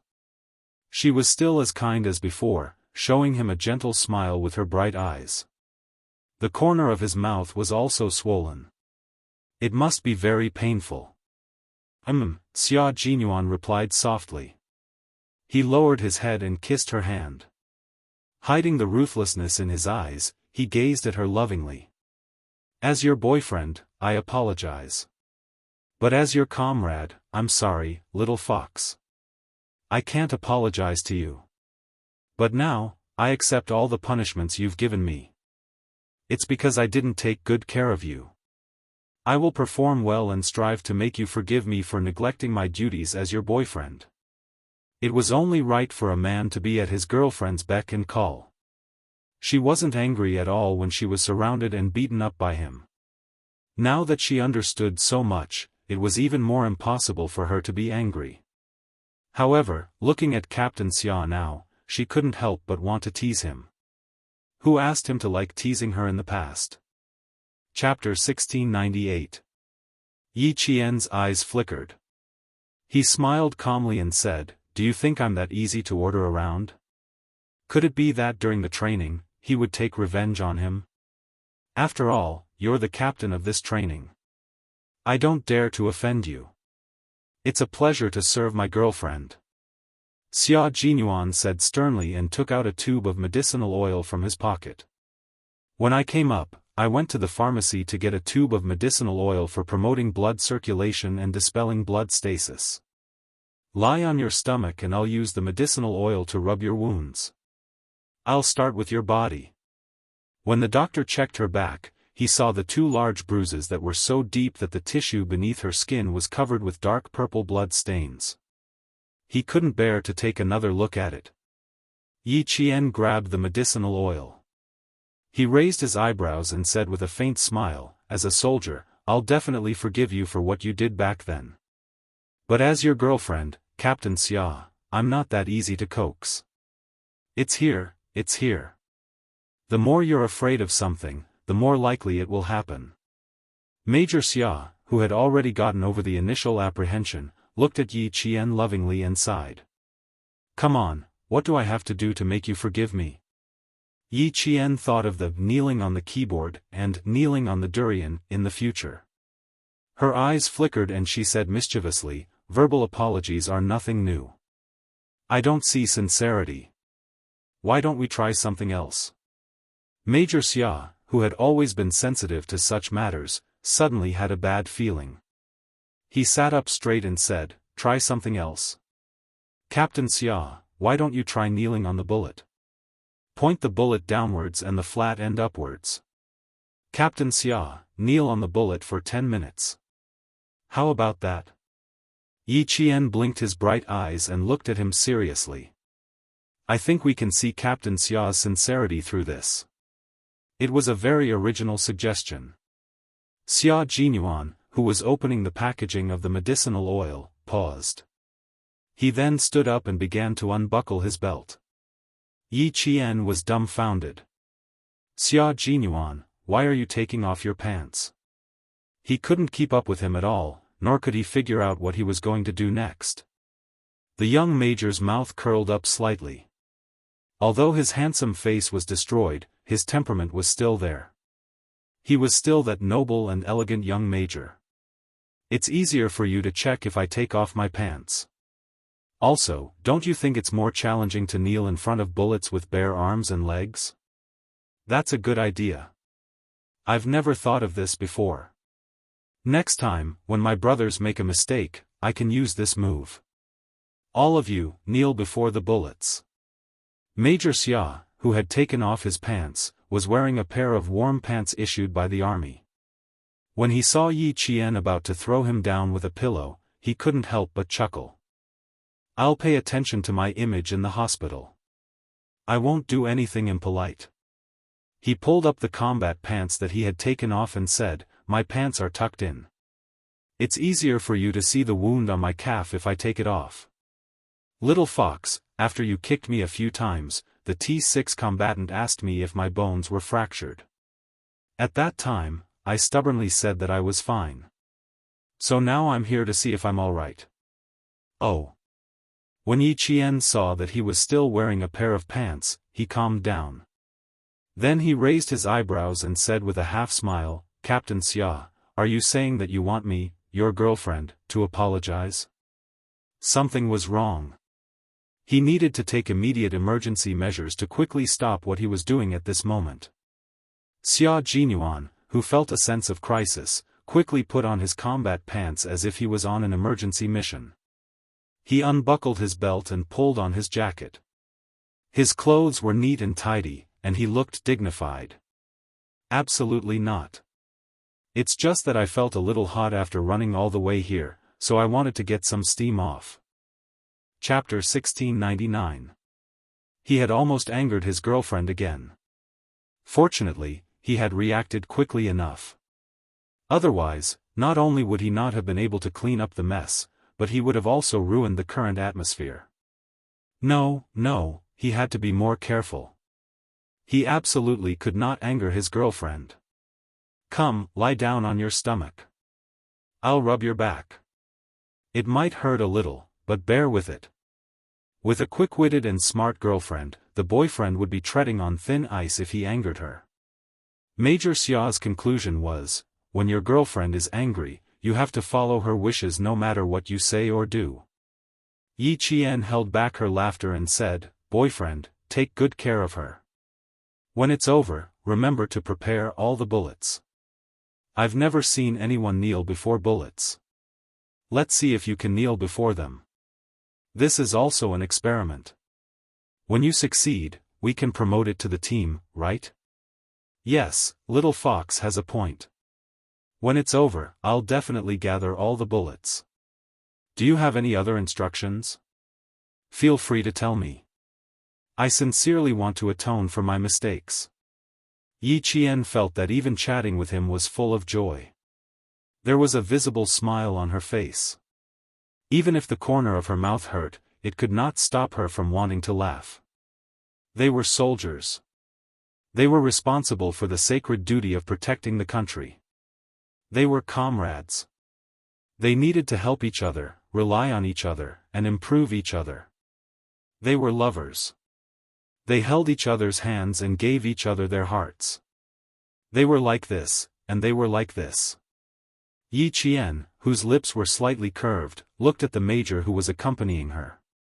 The smile in her eyes deepened. "Captain Xia, I'll remember this. We're not in a hurry. There's plenty of time to settle the score." "Okay. I'll be waiting." As long as there was no mention of breaking up, there was nothing to be afraid of. As long as the person was still his, he was willing to settle the score. Who was his girlfriend? Han Zhang was right. He had to pamper her like a princess. However, Yi Qian did not want him to rub her back. She held his bandaged hand and frowned in confusion. "How did your hand get bandaged? It shouldn't be both of your hands." She did not know how the wound on his palm came about. "It's nothing. I accidentally scraped myself when I was hugging the tree and scraped my skin. I was afraid that you would get angry when you woke up, so I quickly wrapped it with a piece of gauze and pretended to be pitiful in front of you," he said shamelessly and even clapped his hands to show that his palm was fine. Yi Qian believed him when he saw this. She said, "I almost believed you. I'll give you a massage later. I know I kicked you a few times." Then she lay on the bed and waited for him to massage her. She wasn't used to having others push her around. It was better to let her boyfriend do it. Xia Jinyuan lifted her shirt and saw 2 palm-sized bruises on her snow-white skin. He tightened his grip on the glass bottle and his eyes darkened. These 2 kicks were indeed ruthless. He removed the bandages from her hands and looked at her palms. Xia Jinyuan poured the cold medicine on the back of her hands and rubbed them with the back of his hands until they were hot. Then he placed the back of his hands on her and said gently, "Bear with it. The area is a little big. We need to push the bruises away." "Okay, I can take it," Yi Qian said disapprovingly, but it made Xia Jinyuan's heart ache. He was the one who was ruthless, but in the end, he was the one who felt sorry for her. He had not fully adapted to the switch between being her comrade and boyfriend. Chapter 1700. Yi Qian, who was lying on her stomach, pursed her lips and smiled. He was indeed very, very good to her. Having lived 2 lives, she understood what it meant to be insincere and what it meant to be sincere. In her previous life, Yi Ying had played a game of cat and mouse with her. Instead of ending her life, Yi Ying had teased and oppressed her. Every time she found a job, Yi Ying would find ways to make her suffer. Sometimes, she wouldn't even get her salary and had to pack her luggage and leave. She had met many bad people and many good people. Because of this, she knew how to be grateful and grateful. She also knew the value of sincerity. She knew that Captain Xia blamed himself, but she wasn't angry. It wasn't because she was magnanimous or giving in, but because she understood. She had never loved anyone and didn't know how to love, but people needed to understand each other and put themselves in their shoes. His identity, her identity, as soldiers, they needed to understand each other even more. However, if he dared to lay a finger on her in real life, it wouldn't be as easy to talk to as it was now. However, she agreed with the commander-in-chief's words. Captain Xia was indeed someone who climbed up the ladder. They couldn't let him off so easily. How could they punish him? Other than kneeling on a bullet, she couldn't think of any other good ideas. During training, Captain Xia had helped her wash her clothes. Every time after training, he liked to tell her in front of all his comrades that he had something important to tell her to look for him. When she found him, he would pull her to a more secluded place and immediately become extraordinarily gentle. He would be busy massaging her legs and shoulders. He put his sincerity in front of her. To her, it was so precious that she couldn't bear to trample on it and take it for granted. As he pushed the ointment away, the pain from the kick gradually turned into a burning sensation. Slowly, her entire back began to heat up. As he pushed with the back of his hand, the heat from her back began to flow to her limbs and slowly gathered in her brain. Yi Qian closed her eyes in satisfaction and muttered, "I want to sleep for a while." "Sleep. Have a good sleep." Major Xia, whose eyes were dark because of the injuries on her body, lowered his head and his thin lips landed an extremely gentle kiss on her slender and sexy waist. "I'll always be here. I'll always be by your side. Sleep well, my baby." With Xia Jinyuan by her side, Yi Qian felt at ease. She even fell asleep peacefully. Even with her eyes closed, her expression was relaxed. She fell asleep in less than a minute and slept exceptionally soundly. Xia Jinyuan, on the other hand, could not calm down for a long time. He could not even forgive himself. His comrades in the Snowfield Brigade still did not know that their captain had overcome the great calamity. T6 was asking the experienced lover Han Zheng, "Will Qing Niao really break up with Q King? I'm not completely sure. After all, Qing Niao is different from other girls, but it's possible." Han Zheng analyzed based on his experience. "Based on my experience, it's 50-50. She couldn't resist Q King's delightful mouth. With how naive Qing Niao was, she would probably be coaxed into changing her mind." When T6 heard that, he heaved a sigh of relief. Jiasun was also a well-mannered girl. If she found out that he had hit Yi Qian, there would definitely be a 50% chance that she would forgive him. With that thought, T6 immediately relaxed. He even relaxed as he leaned against the back of his seat. That's good, that's good. Let's see how Q King performs." As long as Q King coaxed Yi Qian, his matter would not be a big deal anymore. Chapter 1701. Something doesn't seem right with you. You looked like you had a lot on your mind ever since you came out of the hospital, but now you don't look like anything's wrong. Why? Are you that afraid that Xianxia will dump Q King? Han Zheng was puzzled. Shouldn't he be like K7, G3, and himself, all waiting for the day when Q King would be dealt with by Xianxia instead? T6 looked at this scourge, who had already ruined more than a dozen girls, and said coldly, "A well-fed man doesn't know the suffering of a starving man. You've already had more than a dozen girlfriends, and your taste is so wide that even a virgin like me can only look on in your dust." As soon as he finished speaking, a team member sitting in the aisle of the plane gasped and stared at Han Zheng. More than a dozen girlfriends. That's a little too capable. None of us have girlfriends. It's true that I've never had a girlfriend before. T6 was not afraid to expose his veteran status to show off how fickle his scourge comrade was. I'm not ashamed of it. In fact, I'm proud of it. Han Zheng chuckled. Damn, this was not a topic he should be talking about, not a topic he should be talking about. In the future, he would definitely not talk about such topics. It would only cause public anger. Keep up the good work. Spring is coming, and so is your spring. Across from Han Zheng, his comrade patted T6, who had never been in a relationship before, and comforted him very righteously. When you get a girlfriend, you can proudly tell her that she's your first love. T6 nodded. He was already prepared to fly over to find his future girlfriend after this training session. As for how Q King and Xianxia were getting along, T6 did not want to think about it. He should focus on his marriage instead. G3, who was sitting 2 seats behind, said to K7, "I don't think it's likely that Xianxia will bring up a breakup. She's very calm when dealing with matters and won't alienate Q King because of this. She'll understand Q King's intentions. Xianxia is rational, while Q King is rational.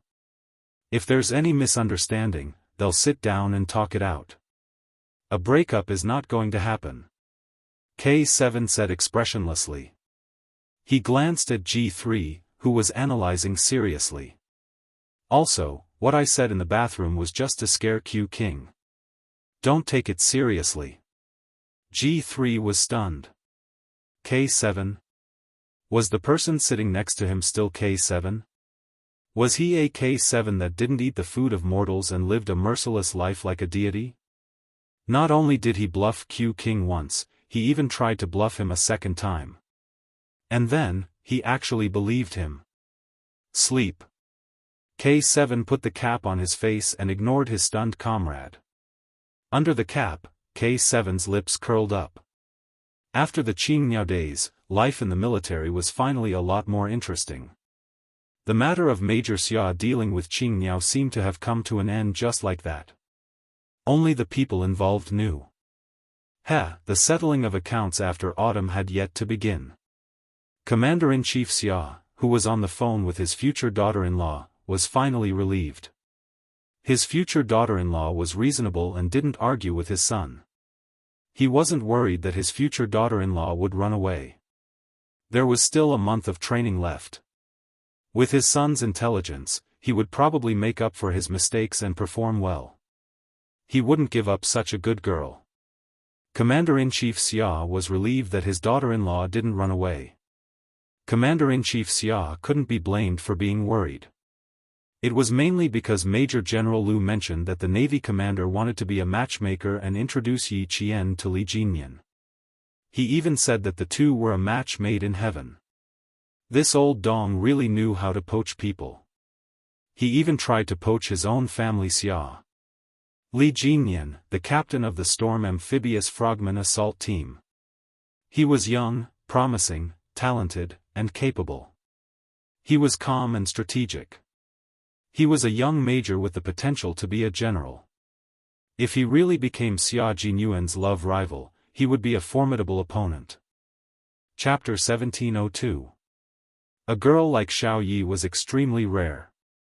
If he didn't seize the opportunity, she would be snatched away by someone else. he had no choice. For the sake of his family Xia and his son, he could only thicken his skin and become the father of his future daughter-in-law. Fortunately, Xiaoyi didn't reject him. Otherwise, he would have personally run over and tied Xia Jinyuan up with a rope and forced him to apologize to Xiaoyi. Commander-in-Chief Xia didn't even think about whether his son had been taught a lesson by Yi Qian. To him, Xia Jinyuan was thick-skinned. Even if Yi Qian hit him, he wouldn't be hurt too badly. It had to be said that the commander-in-chief had foresight and made preparations in advance. At this moment, the commander-in-chief was talking to Li Jinyan, who was sitting next to him. Xia Jinyuan beat Xiaoyi until she was hospitalized. Jinyan, your chance is here. You have to seize it, okay? Xiaoyi is such a good female soldier. She's so capable and likable. She has a good personality and is a good person. She's not worse than the male soldiers in all aspects. You're not young anymore. It's time for you to start a family. I won't introduce other female soldiers. They can't handle the messy matters in your family. Xiaoyi is good. She's from the special forces like you. If anyone in your family dares to be rude to her, we'll settle it with force. Let's see who dares to be impudent. And you don't have to worry. You're not afraid that your wife will be bullied. Don't tell me that you don't like Xiaoyi. I don't believe that you won't be tempted by such a beautiful female soldier standing in front of you.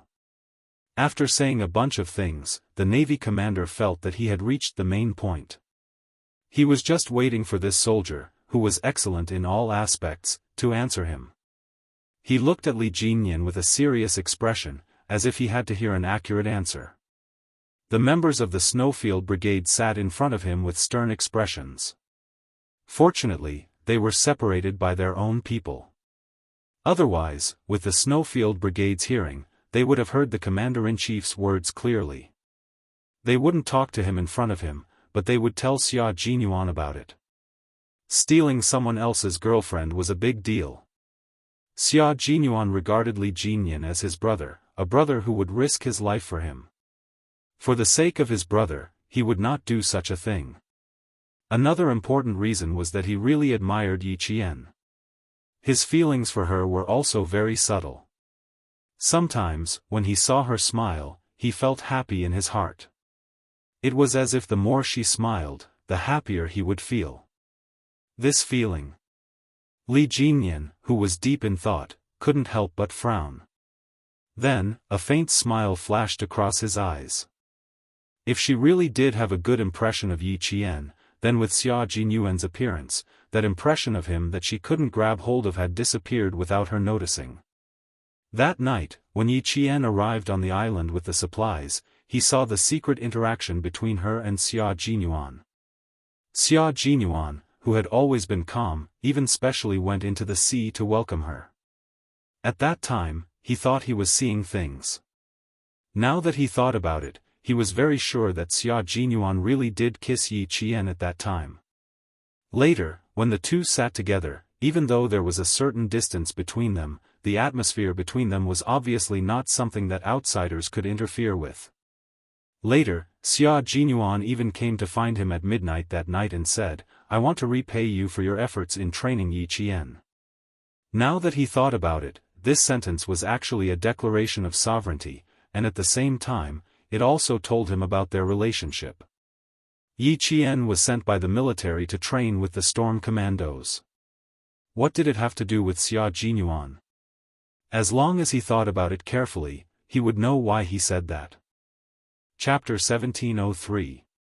Because Yi Qian was Xia Jinyuan's girlfriend, he was thankful that he had trained Yi Qian strictly and did not treat her carelessly just because she was a female soldier. Now that he had confirmed their relationship, even if he really had any thoughts about Yi Qian, he had to give up. He could not bully his friend's wife. This was the bottom line of being a person. As a soldier, how could he touch it? Moreover, when he found out that they were lovers, he was not sad at all. Instead, he felt that their relationship was normal. Now, He was very sure that he really only admired Yi Qian and did not have any other thoughts. Even the slight feeling of seeing her smile made him happy was definitely not because he had feelings for her. It was not that he had never been in a relationship before, and it was not that he had never had feelings for someone. How could he treat the admiration between comrades as feelings between a man and a woman?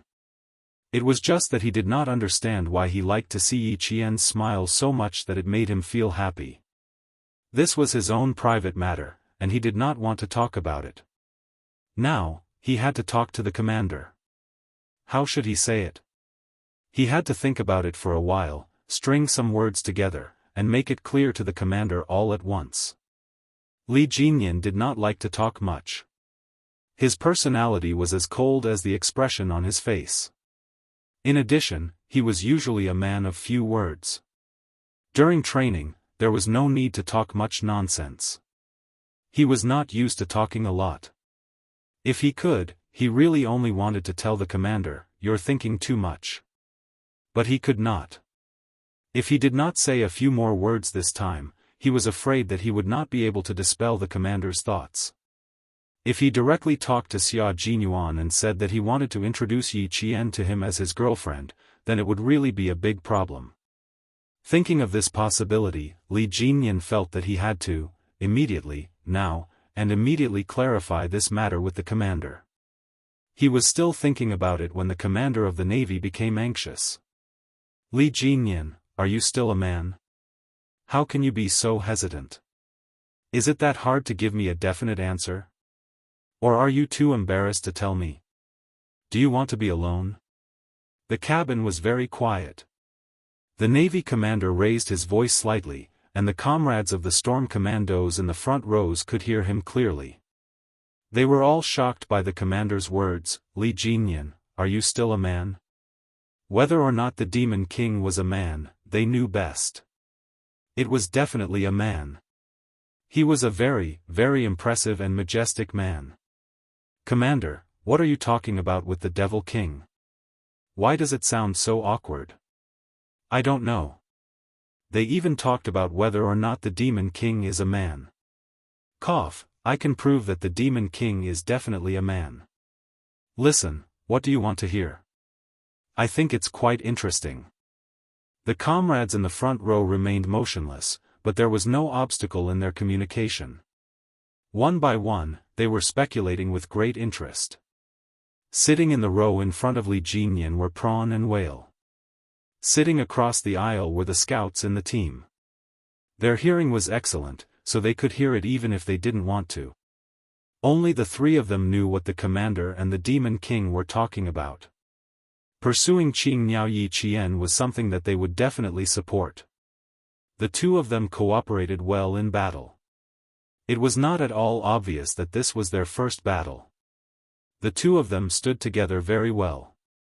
Qingniao was tall and slender, and the Demon King was tall and straight. In addition, they were both very good-looking. If they really were to be together, it would indeed be a joyous occasion. Chapter 1704. Li Jinyan, who was prepared to give a long speech, first swept his gaze over the scouts sitting side by side. When they received his gaze, which was as cold as a knife, the three scouts moved in unison. They twisted their necks and turned their heads in unison toward the window. The Devil King had discovered that they were eavesdropping. After shocking the scouts, Li Jinyan said in a low voice, "Commander, I know you're doing this for my own good, but I really don't have any romantic feelings for Yi Qian. I admire her very much, because a female soldier like her is a rare existence in the army. Every male soldier who sees her will be amazed by her ability and appearance. I'm a man, the most normal man. I can't avoid this. I also have to admit that Yi Qian is definitely a very suitable girlfriend for us soldiers. Because she wears the same military uniform as us, carries a gun, and fights for the country, the people, and her family. She's so outstanding. Once she enters the army, she's like a fairy descending to the mortal world. It's inevitable that the male soldiers will be tempted. Even the great mermaids tease that if Yi Qian had entered the army a few years earlier, he would also be tempted to write her a love letter. You know, even the Great Mermaid's children are a few years old. When the commander heard this, he still felt that there was hope. He pulled a long face and said, "Since you can't avoid this, then it's fine. As long as you get along well, you'll eventually develop feelings for each other. Just like my generation, what did we rely on to get married? It was all about matchmakers." The matchmaker came to talk about the situation of both parties' families. The parents' opinions were not bad. They didn't even ask for our opinions and directly decided. You still don't know what the person you're marrying looks like. When you get married and get together, all feelings will come after a long time. At least you've met each other and understand each other. Furthermore, you admire Yi Qian. You have all the conditions, so why are you still dawdling? When it's time to make a move, you have to make a move. If you miss this village, there won't be another shop. When the time comes, where will you go to find a girlfriend as good as Yi Qian? Li Jinyan had intended to say everything in one breath. Now that he was interrupted by the commander, who thought that he and Yi Qian could develop, why was it getting more and more confusing? Li Jinyan raised his hand and rubbed his temples. He reorganized his words and decided to make it short. I'll tell you this. I don't have any romantic feelings for Yi Qian. Similarly, Yi Qian has no romantic feelings for me. After talking for so long, she was still talking about feelings with him. Talk my ass. If he didn't have feelings for her now, wouldn't he have feelings for her after they got married?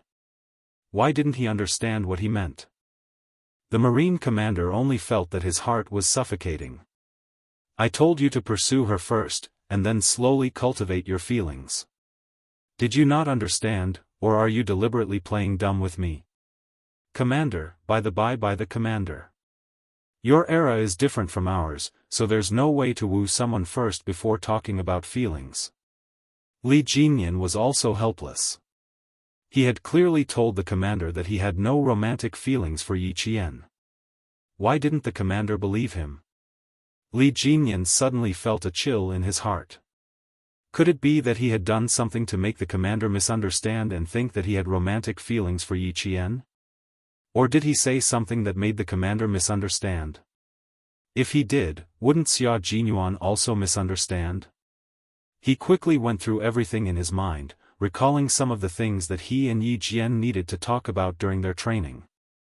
After going through everything, Li Jinyan was very sure that he really didn't do anything that would cause a misunderstanding, nor did he say anything that would cause a misunderstanding. Chapter 1705.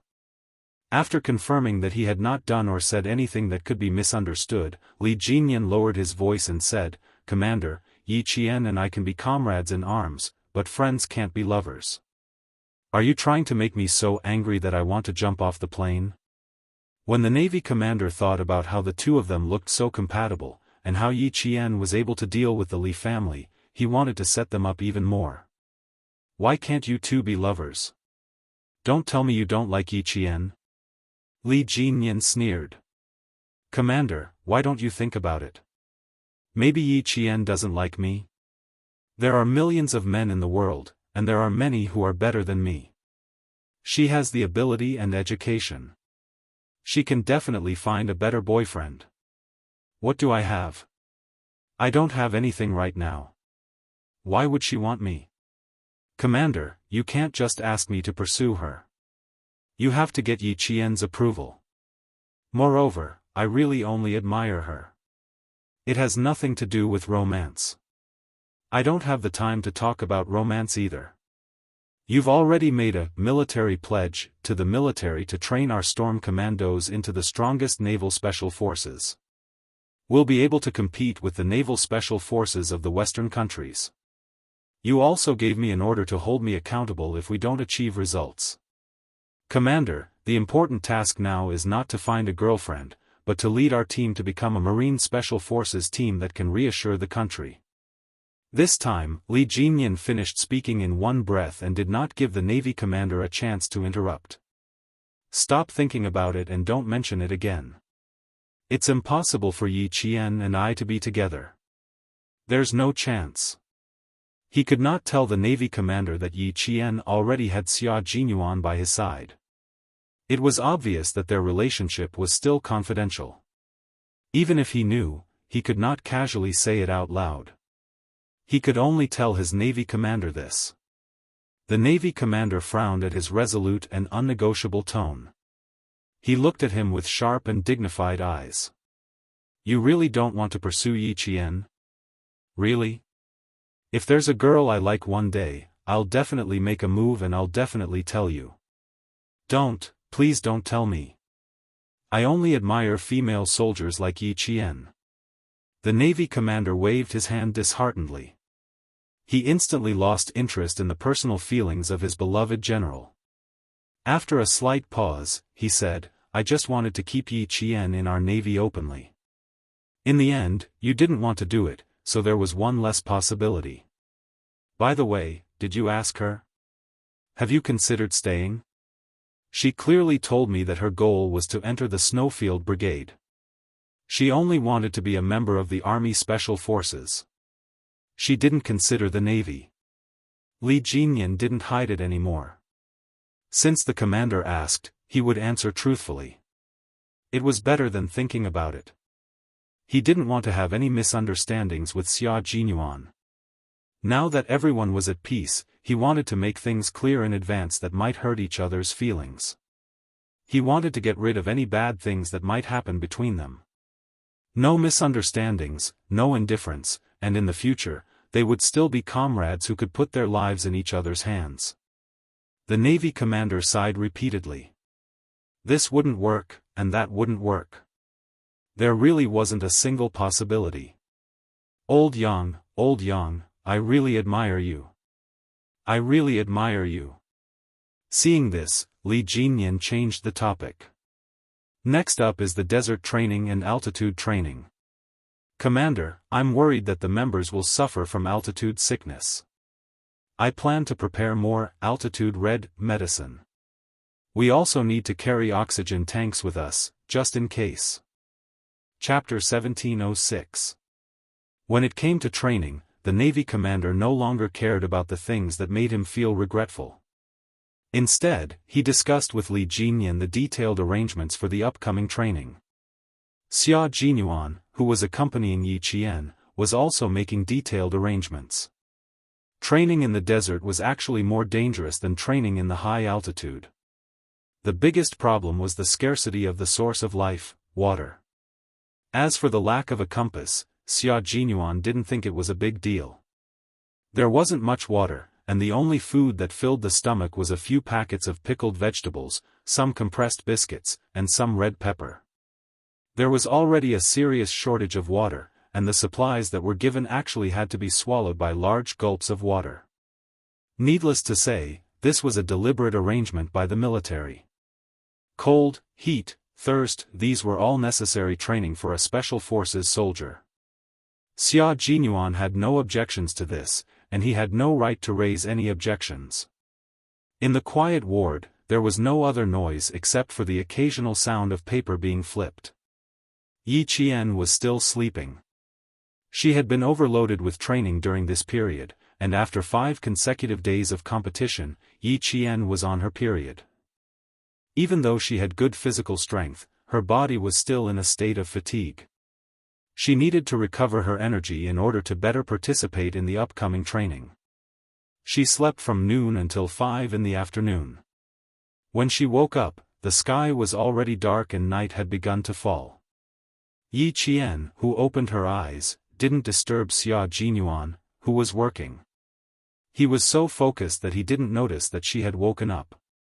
He kept his head down and held a pen to write and draw on a piece of paper. He was making careful and detailed arrangements for the upcoming training, including the route of every place, the campsite, the tasks to be completed every day, the distance to be traveled, what to pay attention to, and so on. All of these needed to be arranged and deployed in advance. This was the responsibility of a commander. The entire team was under his control, and the team members listened to him and obeyed him. Then, as the commander, he had to shoulder the responsibility of the entire person. There could not be the slightest mishap. Modern warfare had already begun. From the era of cold weapons to the era of information technology, war had also become a science. It required scientific operations, reasonable arrangements, and strict organizational procedures and operational mechanisms. As the core of the Snowfield Brigade, Xia Jinyuan had put in much more effort than any other member. Although Yi Qian hadn't officially joined the Snowfield Brigade, she knew how hard Xia Jinyuan worked. He was always at the most dangerous places, always at the forefront of the most difficult and tiring tasks, advancing and retreating with his comrades. He didn't have any special treatment because he was the captain. She was fascinated by this serious and responsible Xia Jinyuan. Perhaps he had encountered some difficulties, his originally handsome face suddenly, his side profile, which made him look even more like a soldier's dignified. The heater was turned on in the ward. He had taken off his combat uniform jacket and was only wearing a close-fitting long-sleeved shirt. The hem of his shirt was tucked into his waist pants, and the tight leather belt outlined his beautiful and sexy waist. From her side profile, she could see the beautiful texture of his strong chest muscles. Just by looking at them, she felt that it must be very safe to lean on such a chest. Yi Qian, whose face was a little hot, couldn't help but let his imagination run wild. He quickly looked away and sideways to look out the window. It was unknown when it started to snow outside the window. The heavy snowflakes were like goose feathers. They were like fairies given by the heavens to the earth, which could drive away all the darkness and all the evil, and bury all the unfortunate and painful things in the pure white snow. Chapter 1707. It was such a quiet ward. It was so quiet that both her body and mind were completely relaxed. Her mind was empty of all distractions, and her mood was tranquil and distant, far away from all her worries. Yi Qian, who was smiling, did not see the man, who was working seriously, look up. His deep, dark eyes were filled with a gentleness that could make one sink into it. He gazed deeply at her, pressed his lips together, and then lowered his head to continue with his work. Snowflakes fluttered outside the window, but the ward was as warm as spring. One of them was sitting, and the other was lying down. Neither of them disturbed the other, but they were both thinking about each other. They enjoyed the tranquility of the winter and spent the rare time alone together. Time ticked by. Yi Jian, whose neck was a little sore from twisting, once again looked at the man who was still working seriously with his head lowered. She saw that the corners of his mouth, which had been pressed tightly, had lifted, revealing a naturally elegant smile. His smile was so infectious that even Yi Qian could not help but cover her mouth and laugh. The man holding the pen suddenly smiled and sighed. He turned his head and caught Yi Qian's gaze. He raised his slender eyebrows slightly and revealed a dangerous yet elegant smile that Yi Qian could not be more familiar with. "Little fox, I can't concentrate on my work when you look at me like that. It seems that my appearance has won the favor of the little fox. She's mesmerized by it for a while, then mesmerized by it for a while. How is it? Are you satisfied?" Yi Qian, who was caught red-handed, did not feel awkward. He imitated him and raised his eyebrows, nodded, and answered seriously, "Not bad. You're handsome enough. Most importantly, you have a classy aura. You're a feast for the eyes. Being handsome on the outside is one of my strengths. I'm also very handsome on the inside, but you'll have to dig deeper to discover that." The thick-skinned major accepted the compliment without hesitation. He did not forget to add a few more layers of gold. "Handsome on the outside and handsome on the inside. Are you satisfied with a boyfriend like me?" His mouth was full of nonsense. He could go as far as the sky. But it was also very interesting. Yi Qian liked this kind of lively, and intimate conversation very much. Only in this way did he feel that his life was so fresh and full of inexhaustible vitality. After her fever subsided, Yi Qian's pink lips curled into a smile. Her bright eyes sparkled like spring water as she looked at the young major, who was just as happy as she was. Yi Qian said, "I'm quite satisfied for now, but I've neglected my duties from time to time. It's okay, boyfriends all need to be trained slowly. I'll train Major to be the person I like. That would be my pleasure." Xia Jinyuan was a male chauvinist, but not the kind of feudal male chauvinist who had to respect her husband. Rather than saying that she had trained him, it was more appropriate to say that he had willingly changed himself for her. It was a joyous thing to change oneself for the people one loved. Seeing this, Yi Qian hugged his quilt and laughed even more happily. Her sparkling eyes sparkled like a sly fox, which made Xia Jinyuan feel that even her hair was so cute. She didn't have the guts to train a major. She was so happy that her eyes curved into crescents. Xia Jinyuan felt as sweet as honey in his heart. He raised his hand to look at his watch and couldn't help but frown. It's already so late. He hurriedly tidied up the papers and notebooks on his feet and said to Yi Qian, "You must be hungry. I'll go to the cafeteria to get some barley porridge, longan, and red date porridge. The doctor told me that you can only have porridge today. I'll add more rice, oil, and salt tomorrow." Chapter 1708. High fever caused the metabolic enzymes in the body to become inactive, which led to a loss of appetite.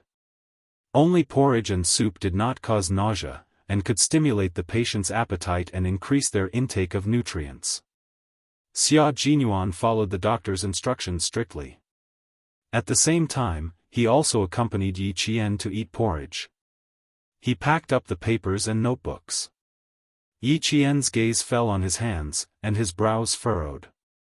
His hands had been replaced with new sterile gauze. If it was really as he said before, that it was just a few small cuts, they did not need to be bandaged at all. Also, Yi Qian seemed to have thought of something, and his originally relaxed expression suddenly tensed up. Also, when he used the ointment to massage her back, he used the back of his hand, not his palm. Thinking of this, Yi Qian pulled the blanket away and got out of bed. Xia Jinyuan was faster than her. She had just grabbed the corner of the blanket when he walked over with his notebooks. "Don't get out of bed. We'll leave the hospital at 11 tonight and head to the second training base. Lie in bed and rest for a few more hours." The fever had subsided, and the redness caused by the drug allergy had also subsided.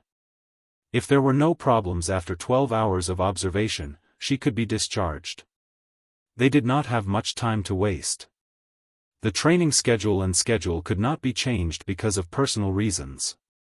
If Yi Qian was not allergic to drugs, they would not have sent a helicopter to the hospital for emergency treatment. Being sick during training was a common occurrence for them. Yi Qian grabbed his wrist and looked at him with clear eyes. "It's very serious, isn't it?" "A little. I didn't wear combat gloves when I was climbing the helicopter ladder, so I got abrasions from the rope." Looking at her expression, Xia Jinyuan knew that he could not continue to hide the truth, so he told her how he got injured. Yi Qian was relieved when he told her the truth. "It's very hot to train in the desert. You need to treat it as soon as possible to prevent it from festering. Don't worry. Lie in bed obediently. I'll go to the cafeteria." He lowered his head and kissed the tip of her nose gently. "I'll be back soon. Take these notes with you. I'll get the doctor to take a look. Put the notes under your pillow." All the training materials were classified as military secrets, and all the itineraries were classified as military secrets. Apart from the relevant personnel, no one else was allowed to read them. Yi Qian counted a total of 16 sheets of paper. There were diagrams, notes, and detailed deployments. There were also 2 notebooks and a map of the desert. With a rough idea in mind, he hid all the information under his pillow. Seeing this, the smile on Xia Jinyuan's handsome face deepened. She had always been very meticulous, and it was very reassuring to let her handle things. After Xia Jinyuan left the ward, Yi Qian, who was wearing a blue and white striped hospital gown, immediately got up from the bed and took out his military backpack from under the bed. He untied the rope and took out his combat clothes. If she were to leave at 11:00 at night, she would have to pack up and leave at around 10 o'clock. However, she liked to prepare in advance, so she could pack up now. The doctor who came in with 2 nurses saw that the patient who was supposed to be lying on the bed was wearing the same uniform as the male soldiers. She stood by the bed as straight as a pine tree, looking valiant and spirited. It was impossible to tell that she was still sick. When the 2 nurses saw Yi Qian in her military uniform, they felt that it was very rare. In 1999, female soldiers were still rare, and it was the first time that the 2 nurses had seen a female soldier like Yi Qian, who was as beautiful as Hong Kong and Taiwan celebrities. He's so handsome. He's so cool. He's so spirited and good-looking. His facial features look like they've been painted. He's so beautiful. Chapter 1709. The 2 nurses covered their noses as they whispered to each other. They looked at Yi Qian with starry eyes. The more they looked at him, the more excited they became. Their faces were flushed. The doctor turned his head and signaled the nurses to be more reserved with his eyes. He then said to Yi Qian, "Are you ready to be discharged?" "No, you still have 4 hours of observation. You can only be discharged after 4 hours. "Thank you, doctor. I'm just tidying up. I feel much better after a day of sleep. I don't feel as heavy as before. My body feels very light." Yi Qian sat by the bedside and said to the doctor who was listening to his heartbeat, "I want to ask if I'll be allergic to fever medicine in the future." In her previous life, she had been in medical school for a long time. She was on par with medical students in her specialization courses, so she more or less knew about drug allergies. Usually, if a person was allergic to drugs, the body's reaction to the allergic substance would not change. Once the body was allergic to the substance, it would stay with the body for life. But she found it unbelievable that he was allergic to fever medicine. After a simple examination and seeing that the rash on his body had subsided, the doctor couldn't help but smile. "You're recovering well. Your physique is better than normal people's. Your fever is more than 39 degrees. A normal person would need at least 2 days to gradually recover. You've recovered in less than 12 hours. Your physique is very good. As for your allergy to fever medicine, your comrade said that you've all taken strong fever medicine. You haven't taken it before, have you?" Yi Qian was about to answer when one of the nurses put the medical tray with cotton swabs, alcohol box, and thermometer on the bedside table. Then she reached out to pick up the pillow. Yi Qian, who had her back to the nurse, turned around and pressed the pillow with her hand naturally, as if she had eyes on the back of her head. She smiled and said, "You can just stand and take the temperature. You don't have to lie down." Oh, okay." The nurse didn't think much of it. She was a little embarrassed that Yi Qian suddenly spoke to her. Yi Qian smiled at the nurse again before answering the doctor, "No, it's my first time taking it." "Is it because the medicine is too strong?" She frowned as she tidied up her clothes. If she was allergic to fever medicine in the future, it would be a little troublesome. It wasn't the first time she had a high fever during a battle. It might happen again in the future.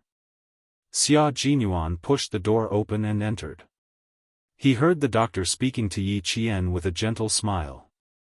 "Don't use it too much in the future. You don't have to use strong drugs. Traditional Chinese medicine will do." "Excuse me, is my comrade having a fever again?" He didn't even put down the bowl of porridge in his hand. He walked directly to Yi Qian's side and stood there like a guardian angel. His brows were furrowed, and there was a hint of worry in his expression. Even as a doctor, he could not handle talking to 2 soldiers with strong auras all of a sudden. He quickly said, "I'm still taking his temperature." Yi Qian said, "I'm asking if I can still take fever medicine in the future. The doctor suggested that I could drink Chinese medicine to reduce my fever." think of something good. You don't have to take medicine randomly. Xia Jinyuan gently knocked on her head and said politely to the doctor, "Thank you for your hard work today." "You're welcome. It's what we should do." The doctor also said politely. He took the thermometer from the nurse and glanced at it. His temperature is normal. He can be discharged in 4 hours. Yi Qian didn't like hospitals, and neither did Xia Jinyuan. After receiving the doctor's confirmation, they looked at each other and smiled. Even if they couldn't be discharged tonight, they would still be discharged. Chapter 17:10. After eating porridge for dinner, Xia Jinyuan took out the documents he had hidden under his pillow and said to Yi Qian, "Come, little fox, take a look at the upcoming desert training. You went to the desert with Uncle Chen for sniper training. This time, it's going to be a little more difficult. Understand the entire training plan first. As for the difficult parts, you have to persevere even if it's difficult. There's no way to change it." Yi Qian had already skimmed through it. He took out a document and asked, "Anti-war, anti-annihilation, anti-ambush, and breakout. These 4 are all team training. I've already discovered my weaknesses. I can do individual combat, but I can't find my place in team combat. I always want to rush up and solve the problem alone. It was the same every time. Just like when she was working with the devil, she also wanted to rush up and solve the problem alone. In short, she was not used to team combat. Maybe it was because she was used to being alone in her previous life. Although she had changed a lot in this life, every time she felt a sense of crisis, she wanted to face it alone and solve it alone. But she did not intend to tell anyone about these reasons, not even Captain Xia. Xia Jinyuan said, "It's normal because you haven't received any systematic training. All these years, your training has been focused on individual training. You're not used to being in a team, so your subjective thinking is more serious. As an individual, all of us are like that. The military is a furnace that can correct your shortcomings one by one. It will allow you to be reborn and become a real soldier." He had discovered this problem earlier than Yi Qian. Otherwise, he would not have suggested for her to major in command. Not only did he want to solve this problem, but he also wanted to cultivate Yi Qian's leadership skills and lay a good foundation for her future development. Hearing this, Yi Qian felt that what he said made sense. She had indeed not received any systematic and professional team training. Whether it was training with Grandpa Zhen or Uncle Chen, she had only trained as a single soldier. Anti-war, anti-annihilation, anti-enemy ambush, and breaking out of an encirclement. These 4 aspects can improve your team awareness. Also, you can see how the Infernal King leads and deploys his troops, and how he arranges every soldier to the correct position. Seeing, thinking, and observing will greatly improve your combat skills and team coordination. More importantly, these are things that the school cannot teach you. That was indeed the case. Therefore, when she found out in school that she had to go overseas for pre-match training, her heart was filled with anticipation. The desert we're entering this time requires us to pass through the border, and there's also the Gobi Desert combat training. We'll have to cross a total of 8 provinces. Once we enter the border, we'll start moving. We'll walk and train along the way. You should pay attention to your body and report back if there's anything wrong. Once they entered the desert, they couldn't let anything happen to their bodies. If something did happen, it would be quite troublesome.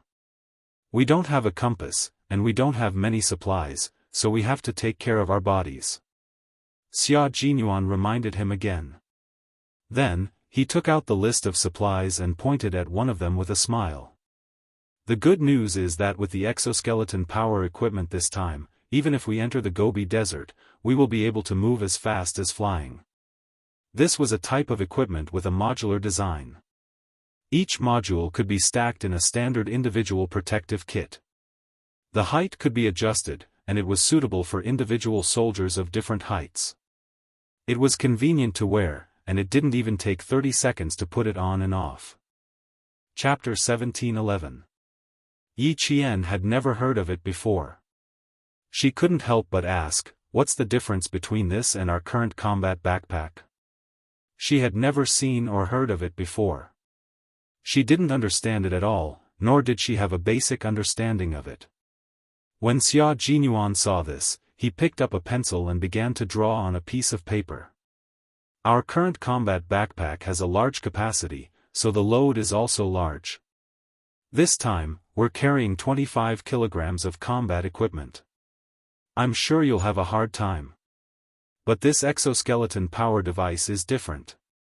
This is a human equipment fusion device. Its booster device has the function of combining biological, mechanical, and artificial intelligence. It can withstand a load of more than 100 kilograms. The average speed of marching is no less than 300 meters per minute, with a maximum speed of 400 meters per minute. Its self-contained energy can last for no less than 24 hours. At the same time, it detects the individual soldier's muscle activity through sensors distributed at the shoulder, waist, knee, calf, and other parts of the body. It generates force, movement, and other parameters and outputs them to the control system. When she heard this, Yi Qian was dumbfounded. This kind of equipment was like alien equipment to her. It had sensors and could detect. Just listening to it made her feel like there was a high level of science and technology involved. Seeing her shocked expression, Xia Jinyuan couldn't help but raise his hand and affectionately scratched the tip of her nose. He smiled and said, I haven't explained everything yet and you're already so shocked. When I'm done, won't you be so shocked that you'll think that this kind of equipment doesn't exist? I wouldn't think that this kind of equipment doesn't exist, I just think it's very rare. Yi Qian looked at the simple drawing he made. She looked left and right, but couldn't see anything special about it. Xia Jinyuan sneered. I'm also surprised every time I see it. But this kind of equipment isn't only secretly researched by our country. It's the same for Western countries as well. This batch of equipment is the first batch we'll use. After we're done, we still need to write a report to list the areas that need to be improved. It'll take at least that many years for the technology to mature. He waved his bandaged hand in front of Yi Qian. His slender fingers made a number, which made Yi Qian hold her breath. It'll take at least another 10 years. That's too long. Hasn't it already been developed? A missile or a man-made satellite doesn't take that long. Yi Qian couldn't believe it. How was it possible that a device would take 10 years to mature? In her previous life, when she entered the 21st century, the US revealed many secret weapons in their wars against Iraq and Afghanistan. It would take at least 10 years for a piece of equipment to mature. Xia Jinyuan, who was tapping the paper with the tip of his pen, smiled and sighed. For a long time, the development of infantry has been based on improving the individual combat ability through mobility, defense, and attack. But now, it's no longer possible. We need to add information power. With the increasing number of combat equipment, there are countless weapons that can be carried by individual soldiers.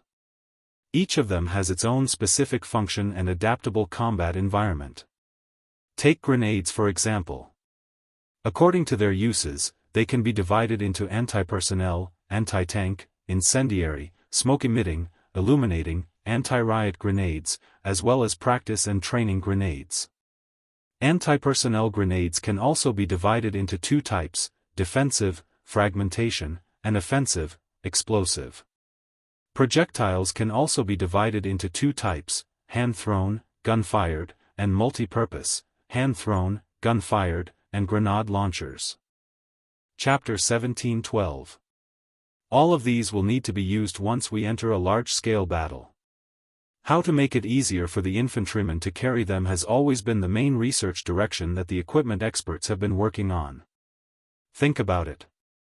As the environment continues to evolve and the variety of weapons continues to increase, the experts at the Equipment Research Center can't only research one type of equipment that is suitable for the present. They need equipment that can adapt to the present, the future, and the future. This is actually a trial version of a semi-finished product. During the process of using it, we need to carefully observe and familiarize ourselves with each function. At the same time, we need to provide our own opinions. After all, this is specially developed for the mobility of the infantryman. Our opinions are very important. More than 10 years of research on one type of equipment. Yi Qian, this is the process of storing military strength. Once the technology is successful and put into use by the entire army, it will be a huge leap in our individual combat capabilities. Yi Qian fell silent after hearing this. The gap between her and Captain Xia was constantly reflected. Her analysis of the national situation and military strength was far behind his. Even though her sniping skills were now better than his, her overall ability was still not on par with his. If she wanted to catch up to him, there was just too much she needed to learn. She was also glad that she had his company. Because of him, she didn't become complacent. Because of him, she always knew what she was doing and understood that there was no end to learning. Then he went on to talk about some of the essentials of the desert training in detail. As he slowly spoke in a low voice, time passed little by little. They talked until it was almost 10 o'clock before Xia Jinyuan put down the pen in his hand and began to destroy the papers on the hospital bed. The dozens of papers had to be torn up piece by piece. As Xia Jinyuan tore them up, he asked Yi Qian with a smile, "Do you have any thoughts on the desert training? Or why do you want to do desert training?" Yi Qian thought for a while and said, "In the 9th chapter of Sun Tzu's Art of War, it is mentioned that the combat areas are divided into scattered areas, light areas, and intersecting areas. It is believed that the army can only effectively carry out combat operations if they master the combat methods in different environments. As a tri-amphibious special forces unit, the Snowfield Brigade must be familiar with different combat areas and environments. When we were rescuing K7, I noticed that everyone was very familiar with the terrain of the highlands. Although there were people leading the way, you were the one who suggested the direction to go a few times. The right time, the right place, and the right people are indispensable. Without any of them, we will lose without a doubt. The battle environment can be summed up in the right place.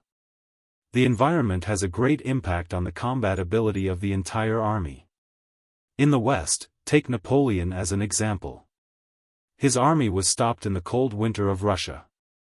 In the Battle of Red Cliff, the army led by Cao Cao suffered a huge defeat because they were not familiar with naval warfare. These heroes could have ruled the world, but they were defeated because they were not familiar with the environment. On the other hand, the British Army went straight to the Atlantic Ocean without any pre-battle training and actually won the Falklands War.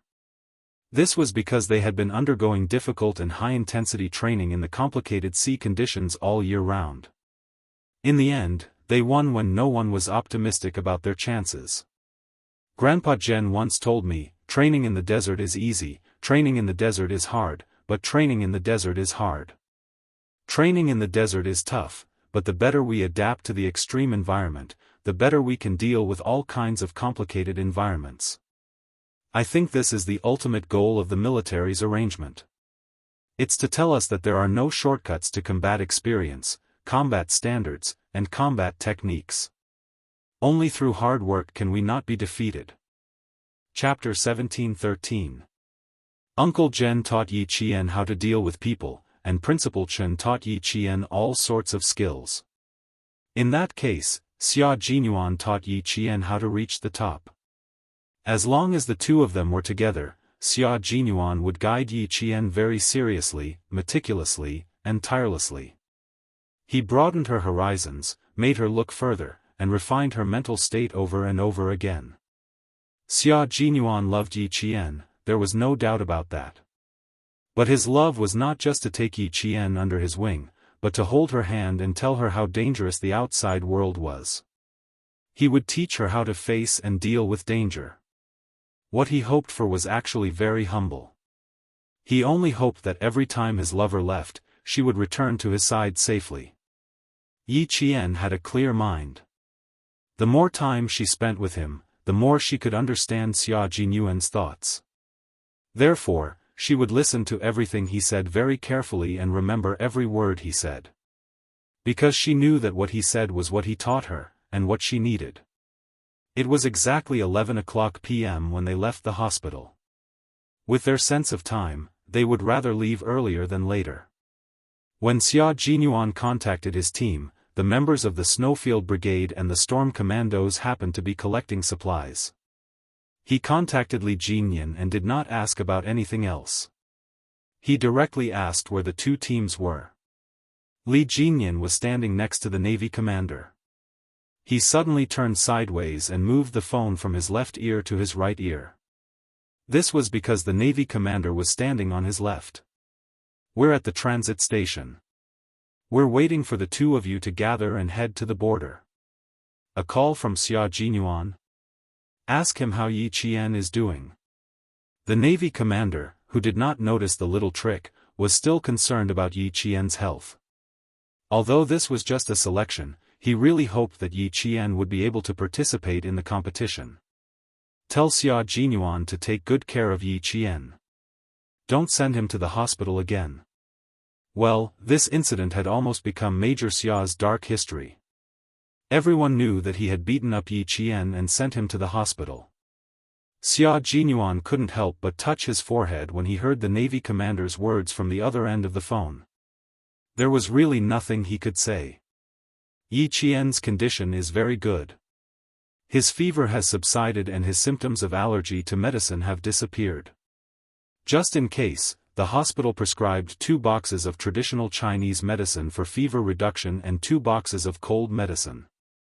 Li Jinyan was just about to relay Xia Jinyuan's answer to the commander when he saw the commander wave his hand to signal for him to pass the phone to him.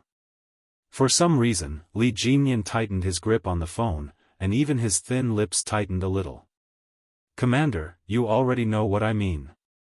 Don't disturb the morale of the soldiers," he said in a low voice before passing the phone to the commander. The commander took the phone and smiled at him, then waved his hand to signal for Li Jinyan to go away and not disturb him. Li Jinyan took a deep breath of the cold air and suppressed the urge to snatch the phone back. He turned around and left. Xia Jinyuan was about to hang up when he heard the stern voice of the Navy commander. "Pass the phone to Yi Qian. I want to talk to him and ask him about the situation." "Commander, you want to talk to me?" Yi Qian pointed at himself. After Major Xia nodded, he took the phone from the commander. It was very cold at 11 o'clock at night. It had been snowing for a few hours, and the sidewalks on both sides of the road were covered in thick snow. The faint yellow light shone on the white snow, like tiny diamonds sprinkling on the ground, giving off a faint golden glow. Yi Qian stood under the lamppost and listened to the stern lecture of the Navy commander. It was not because of anything else, but because he was criticizing her for bringing about her own destruction. Chapter 17:14. The nature of this matter is extremely serious. If you are officially enlisted, the punishment that awaits you is not just a day in the hospital. You will definitely be trained for 10 days to half a month. Let's see if you still dare to act so recklessly. Yi Qian did not say anything unnecessary. This was also the first time she had received such severe criticism. After the commander finished speaking, Yi Qian replied seriously, "Don't worry, I will never make the same mistake again. One mistake, one lesson, is enough for me to remember." "That's good. You are still young, and the youngest of the two teams. It's good that you can learn from your mistakes and realize the seriousness of your mistakes. I hope that you can remember and remind yourself at all times." After the commander of the Navy finished speaking, he asked again, "When we arrive at the border, Major General Yang and I would like to see how you complete your shooting. Prepare yourself and give them a lesson when the time comes." Yi Qian naturally did not have a problem. The one who had a problem was Xia Jinyuan. He took the phone from Yi Qian and looked at his picturesque face under the light in the snow. He sighed and said, "Dark history, a dark history that can never be erased. When our relationship is made public in the future, I'm afraid that I will become the target of everyone's crusade. I beat up my own girlfriend until she was hospitalized. I am the only one in the two teams. His elegant and handsome face had a hint of hidden bitterness. His expression was synchronized with his tone. When he spoke, he even deliberately lowered his voice. He was a bit like a large abandoned dog, so pitiful that one wanted to pat his head and take him home with a soft heart. Yi Qian smiled until his eyebrows curved like the crescent moon. Captain Xia, when the time comes, I don't have to settle the score. I think my comrades and Father Xia will stand up for me. Father. Father Xia? The Father Xia you are talking about can't be my old man Xia, right? Major Xia asked with trepidation. He had a bad premonition and the surging waves of the Qiantang River made his heart tremble. Other than that, there shouldn't be another Father Xia. Yi Qian stood on his tiptoes and gently patted the large dog's shoulder. He smiled and said, yes, the Commander-in-Chief said that it was too polite for me to call him Commander. It would be more intimate if I called him Father. He also said that I am his biological daughter and that Captain Xia was adopted by him. If you treat me badly in the future, I will teach you a lesson. Don't be polite. Yi Jian didn't say the words, I'll teach him a lesson in the future. She was afraid that Captain Xia's heart would not be able to take it. When did his girlfriend become father and daughter with his father? As her boyfriend, he actually didn't know at all. He said a lot. At least 10 minutes. Yi Qian pretended not to notice the dangerous glint in his eyes. Under his gentle gaze, he continued to smile and said, but I can't tell you.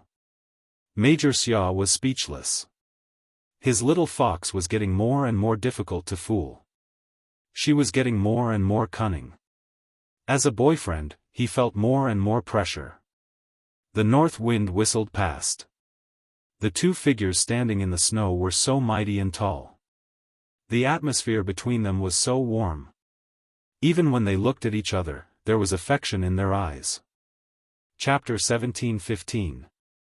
Until the jeep sent by the local army stopped in front of them, the lingering feeling seemed to have been cut off by an invisible giant pair of scissors. The two maintained a certain distance and got into the jeep one after the other and left. The winter in Chuan province seemed to be slightly colder than Nan province. The sun had been shining in Nan province for 2 consecutive days. The warm sunlight melted the snow on the roadside. The speeding cars, bicycles, and motorcycles splashed the snow and stained the originally white snow that had not melted yet. Lu Tuan and Commissar Yen jumped out of the jeep and hurriedly entered the Provincial People's Hospital. An officer standing in the hospital building saw the two of them and immediately greeted them. Stomach bleeding. He's still in the emergency room. We don't know the specific situation yet. Is there anyone guarding upstairs? Lu Tuan strode forward and asked the company commander who came to greet them. Who's the doctor? Have you informed the hospital? It's all arranged. The hospital sent a professor who's famous in the country. I've arranged 2 soldiers to guard upstairs. I guarantee that they'll be there 24/7. Someone was guarding, and the doctor the hospital sent was a famous professor in the country. Then they could only wait. Commissar Yen said, don't inform little Yi for now. Old Chen is a man made of iron. He won't fall so easily. Stomach bleeding. Sigh, old Chen has been tired recently. His old illness can't be controlled and suddenly broke out. Company commander you don't have to guard here. Go back to the army and send 2 more soldiers. Lastly, send 2 soldiers who know medicine. Go back to the company and continue training. Don't delay the training progress. Company commander you represented the army to support Yi Qian when he was in junior high school. 2 years ago, he was transferred to the provincial army from Fujian town. Hearing this, he said, okay, I'll go back to the army and arrange for the soldiers to come over immediately. Okay, you don't have to send us upstairs. We know how to go. Go and arrange your things. The elevator had not arrived yet, so Lu Tuan simply asked him to leave. He said, you seem to have been in contact with little Yi. You don't have to tell her about this. We have our own plans. Little Yi was not on vacation yet. The military school's discipline was the same as the army's. She could not easily ask for leave. Since old Chen had passed the danger, there was no need to worry her. Gastrorrhagia was one of old Chen's old problems. He had had it for a long time, but this time, it was a little more severe. The two elevators arrived at the same time. Lu Tuan and Political Commissar Yen entered the elevator on the left quickly, while a couple with gloomy faces walked out of the elevator on the right one after another. The man suddenly turned his head and looked at the army green that flashed past him on his right. That old bastard is really shameless. He wants me to serve him? Bah! She's not worthy. It's already good enough that I didn't force her to drink a bowl of medicine. You want me to take care of her? Dream on. Sun Dongqing cursed as she walked. After taking 2 steps, she realized that her husband, Yi Zhifan, was not following her. She turned around and saw that her husband was still standing there. She said unhappily, "What are you looking at? It's already past 11 o'clock. It'll be past 12 o'clock when we get back." Yi Zhifan did not move. Instead, he looked at the floor numbers displayed on the elevator panel. The elevator stopped when it reached the 8th floor. After a few seconds, it descended. The 8th floor was the emergency room. Who was Regiment Commander Lu visiting in the emergency room? Who was in the army doing emergency treatment in the emergency room? Go to the car and wait for me. I'll go take a look. Yi Zhifan did not turn his head and ordered Sun Dongqing to go back to the car. He waited for the elevator to come down. He still wanted to build a good relationship with Regiment Commander Lu. He did not want to lose face because of Yi Qian. Chapter 17-16. Sun Dongqing thought he was going back to the ward. She sneered, "You really know how to pretend to be a filial son. I'm not going to accompany you. Ying will call later. Watch your time." She didn't even bother to look at Yi Zhifan. She gathered her coat and left the hospital without looking back. She wanted to go over. She didn't care about his reputation in the government. Why did she accompany the old woman until so late every Saturday? Why didn't she stay at home and look at her computer when it was snowing? Ever since Yi Ying went abroad to study, Yi Zhifan and Sun Dongqing had less and less interaction. They didn't even have a normal conversation. Living under the same roof was worse than being strangers. They didn't even exchange a word of courtesy. Yi Zhifan would rather talk to Yi Ying than talk to Sun Dongqing, who had been brainless all her life. He didn't know anything about the outside world either. He was afraid that Sun Dongqing would drag him down. His wife left without looking back. He also walked into the elevator without looking back. Regiment Commander Lu came to the Provincial People's Hospital so late at night. It was obvious that the leader of the military was in the emergency room. He had to go up and greet him. What was he waiting for? Opportunities were never just for you. If you didn't take the initiative, you would never be able to stand out.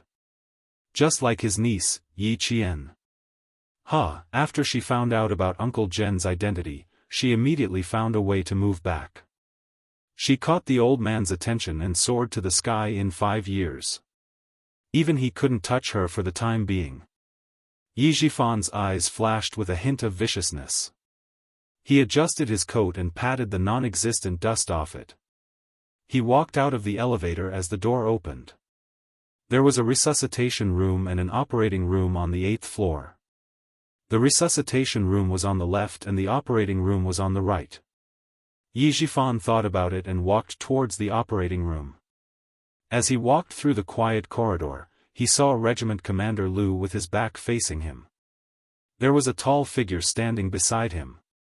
He looked familiar. Did the professor say anything before he went in? Did he need us to do anything? Lu Tuan's voice was low and cold, revealing a chilling might, which made the soldiers who were being questioned feel a little nervous. This was a new recruit, and he had a certain amount of respect for his superior. He quickly replied, before the professor went in, he only asked us to wait outside for the operation to end. He didn't say anything else. Commander Yu went through the hospitalization procedures and paid the fees in advance. Then, he ordered the two of us to stand guard outside and report to him if anything happens.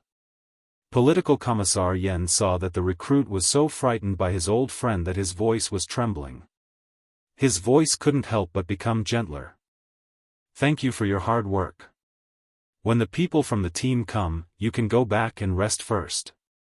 If there is a need, I will call you over. Hurry up and go. Captain Liu and I will guard this place. It was useless for them to guard the place. They couldn't make any decisions if anything happened. It was better for him and old Liu to guard the place. If the situation changed, they could deal with it immediately without wasting any time. After the political commissar spoke, the recruits secretly heaved a sigh of relief. Everyone said that the regiment commander played the bad cop, while the political commissar played the good cop. Sure enough, it was like this. His legs felt weak when he talked to the regiment commander, but when he talked to the political commissar, his heart did not tremble as much. Yi Jifan, who was standing at the back, heard this and knew that his guess was right. Sure enough, it was an important leader who was in the middle of an operation.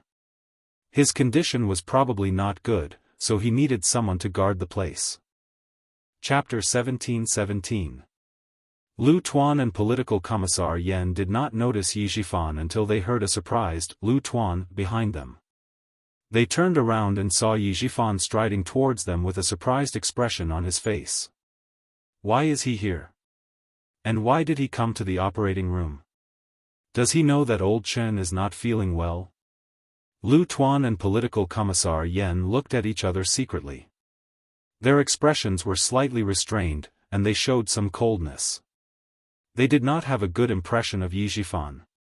He probably knew it himself. How could he be so thick-skinned to greet them? This Director Yi was really a talent. Yi Jifan had already recognized the familiar tall figure. He was even more certain that the person lying in the operating room was a military leader. Lu Tuan, political commissar Yen, why are the two of you standing outside the operating room? Is there a leader who is not feeling well? After being an official for so many years, Yi Jifan's skin was really thick. He could already tell that the two people standing in front of him did not welcome him. But what could he do? One would not hit a smiling person. They were soldiers and they were in the hospital. What could they do to him? All he needed to do was to let them know that he really wanted to mend their relationship, so that they could chat and have a meal together in harmony. You tell him. Lu Tuan did not want to talk to him at all. He directly said to political commissar Yen, I am relieved that you are the one handling this kind of thing. Just say a few words and send him away. He will not be an eyesore standing here. Old Chen does not like him. We have to send him away before Old Chen comes out. Lu Tuan said and nodded slightly at Yi Jifan. He then turned around and said to the two recruits who were preparing to leave, go back to the camp. When you see Company Commander Yu, ask him to bring him here as soon as possible. Yes, Regiment Commander. The two recruits stood at attention, saluted and left in an orderly manner. Yi Jifan did not care about these conscripts. He purposely stood to the side and smiled at the two recruits. When they walked past him, he said to political commissar Yen, the soldiers that you two brought are really different. They don't look like recruits at all. They look like veterans who have been in the army for a few years. He was good at making friends, but it depended on whether political commissar Yen was willing to be polite with him. Unfortunately, political commissar Yen didn't have a good impression of Yi Jifan. If it were someone else, he would still be polite, but he didn't have that kind of patience when facing Yi Jifan. Hearing this, he smiled and said, Director Yi, is there anything I can help you with? If you have something to do, Chief Yi, please go ahead. Old Liu and I still have to deal with some things. This meant that they were chasing him away. Yi Jifan, whose eyes were slightly dark, was a little annoyed. Wasn't he just a political commissar? How dare you put on airs in front of him? After becoming the bureau chief, Yi Jifan's temper had also improved a lot. He had heard a lot of flattery and was praised and respected by his subordinates. How could he take this lying down? But he also wanted to build a good relationship with the local troops, so no matter how angry he was, he had to hold it in. Then, he said, "It's nothing. My old mother suffered a stroke and has been recuperating in the hospital." When she was about to leave, she accidentally saw Regiment Commander Lu entering the elevator. "I thought of coming over to say hello. The person in the operating room is their leader and friend? I have some friendship with the director of the hospital. Why don't I give the director a call and ask him to take care of you?" Political Commissar Yen sneered in his heart and said slowly, "A friend, the matter of the digestive tract is a small matter. Director Yi, you should go and accompany the old woman." Chapter 17-18. Regiment Commander Lu said coldly, "Director Yi, I have something to discuss with old Yen. It's not convenient for me to talk to you." Regiment Commander Lu was much more direct than the political commissar. Even so, Yi Jifan did not show any anger on his face. He still maintained his composure and said, "It's my fault. I'm sorry to disturb you. See you tomorrow." After he finished speaking, he walked away. Regiment Commander Lu stared at his back and sneered, "I really don't know where he got his confidence from. He really thinks he's someone important. He can even be so cruel to his own niece. I don't see how this kind of official is worthy of respect. He's a villain. You don't have to get close to him. But you don't have to make things too ugly.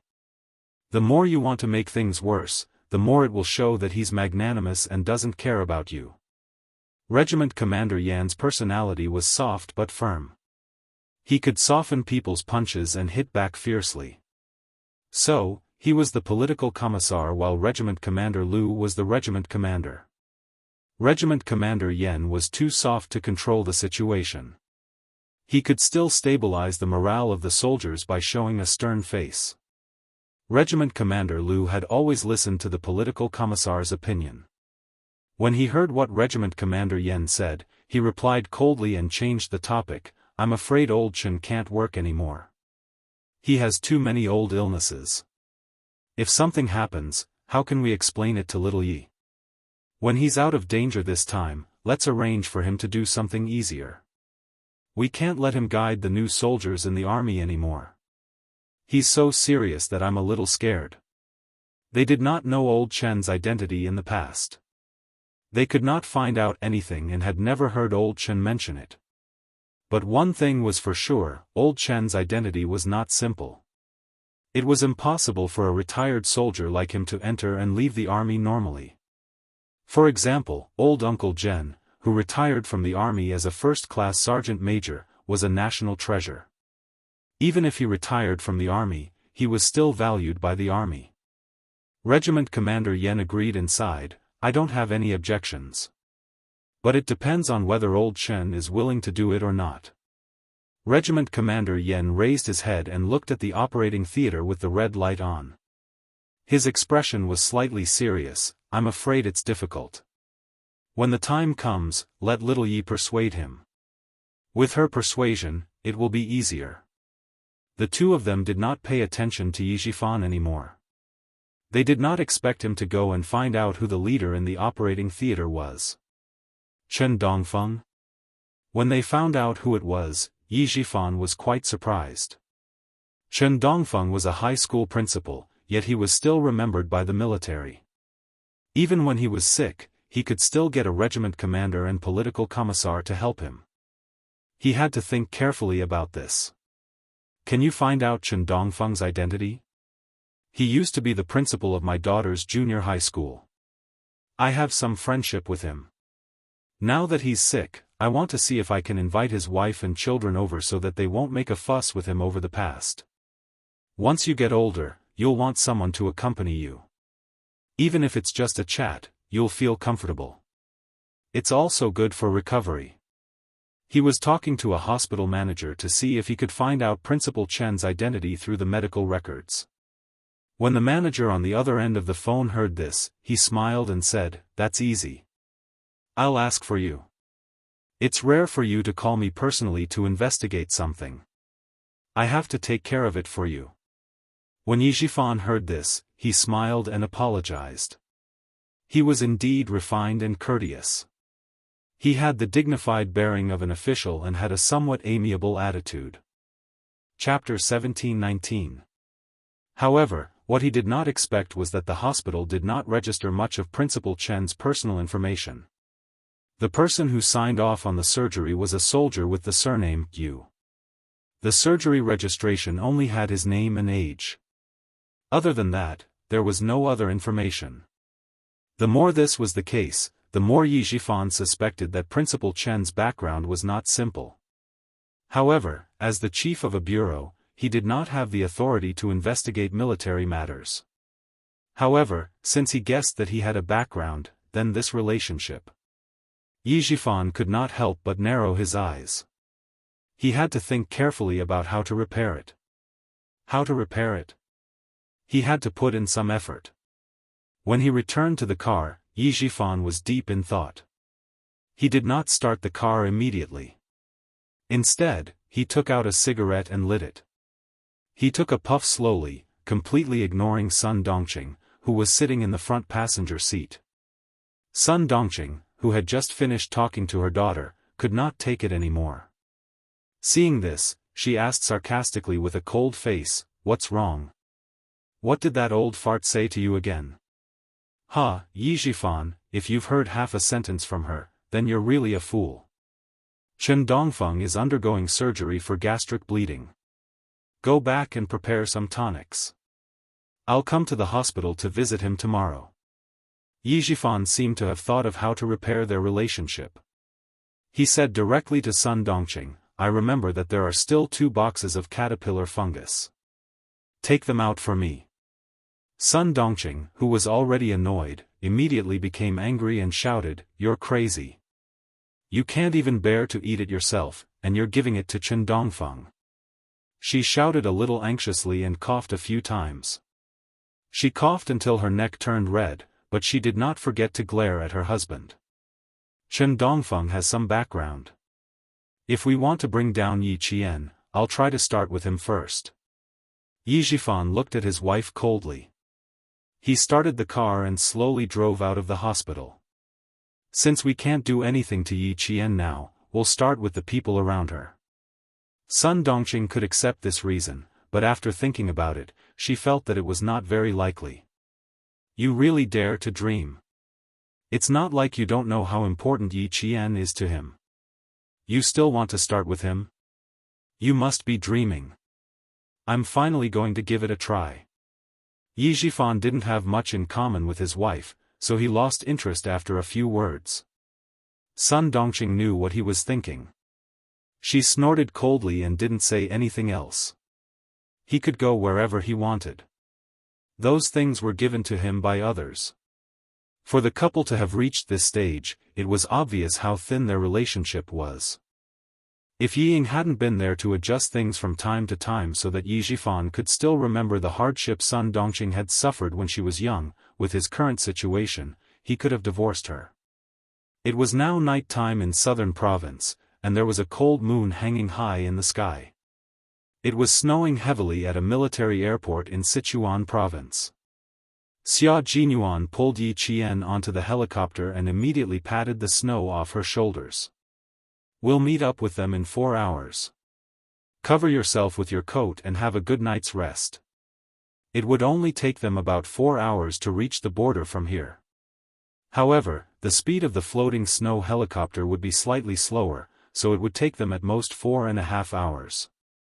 After the helicopter met up with all the team members, the 2 of them did not rest. They had to immediately move and set off for the Gobi early in the morning. Yi Qian had slept all day, so she was not sleepy at the moment.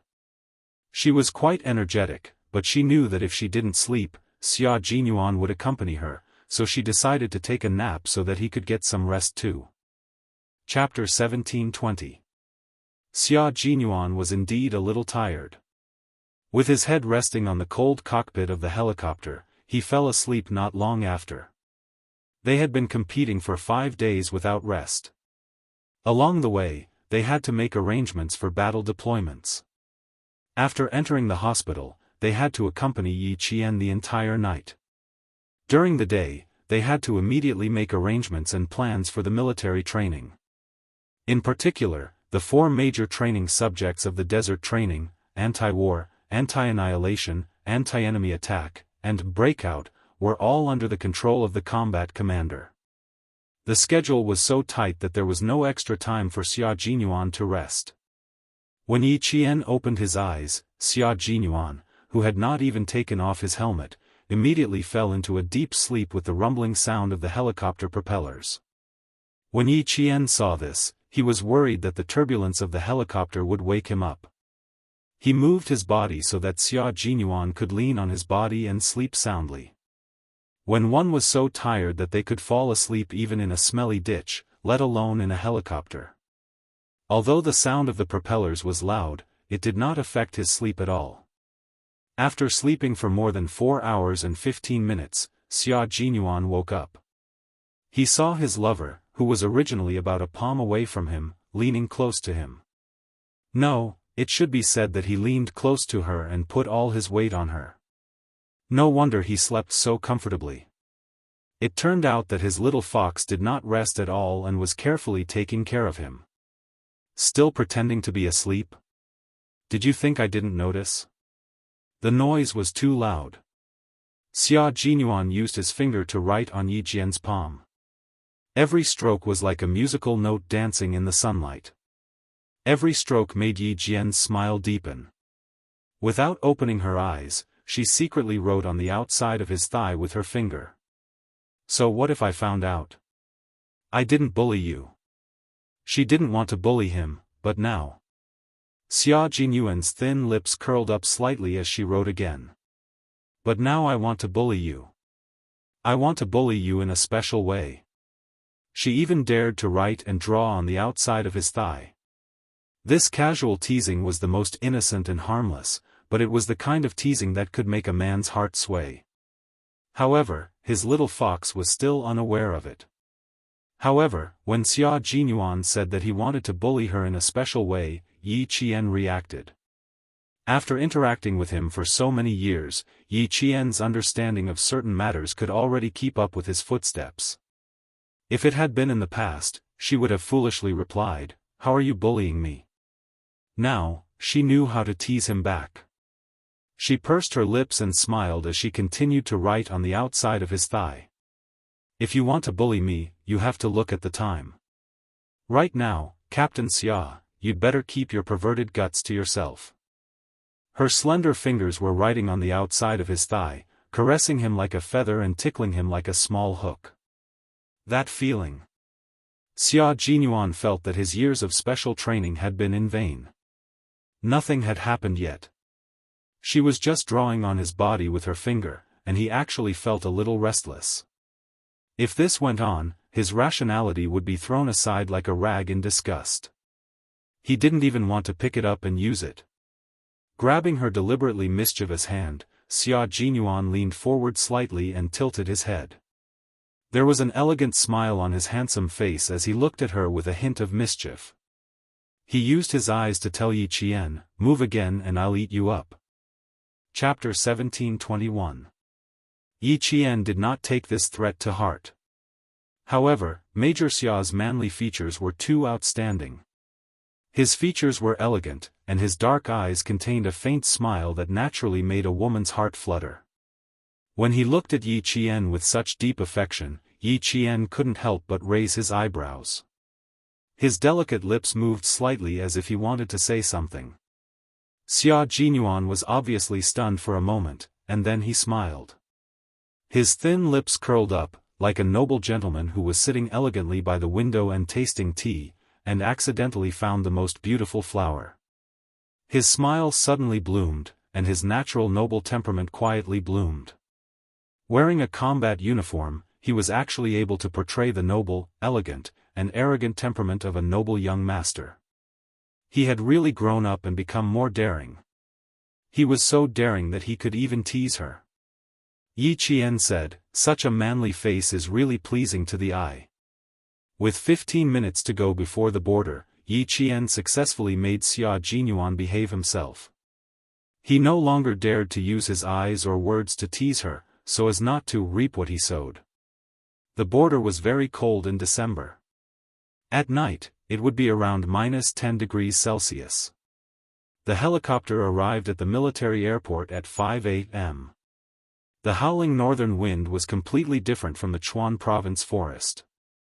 The northern wind in the border could directly pass through all the layers of protection against the cold, and with the most ferocious force, it could scrape into your bones. In an instant, even your bones would be frozen into fragile icicles that could not withstand a single blow.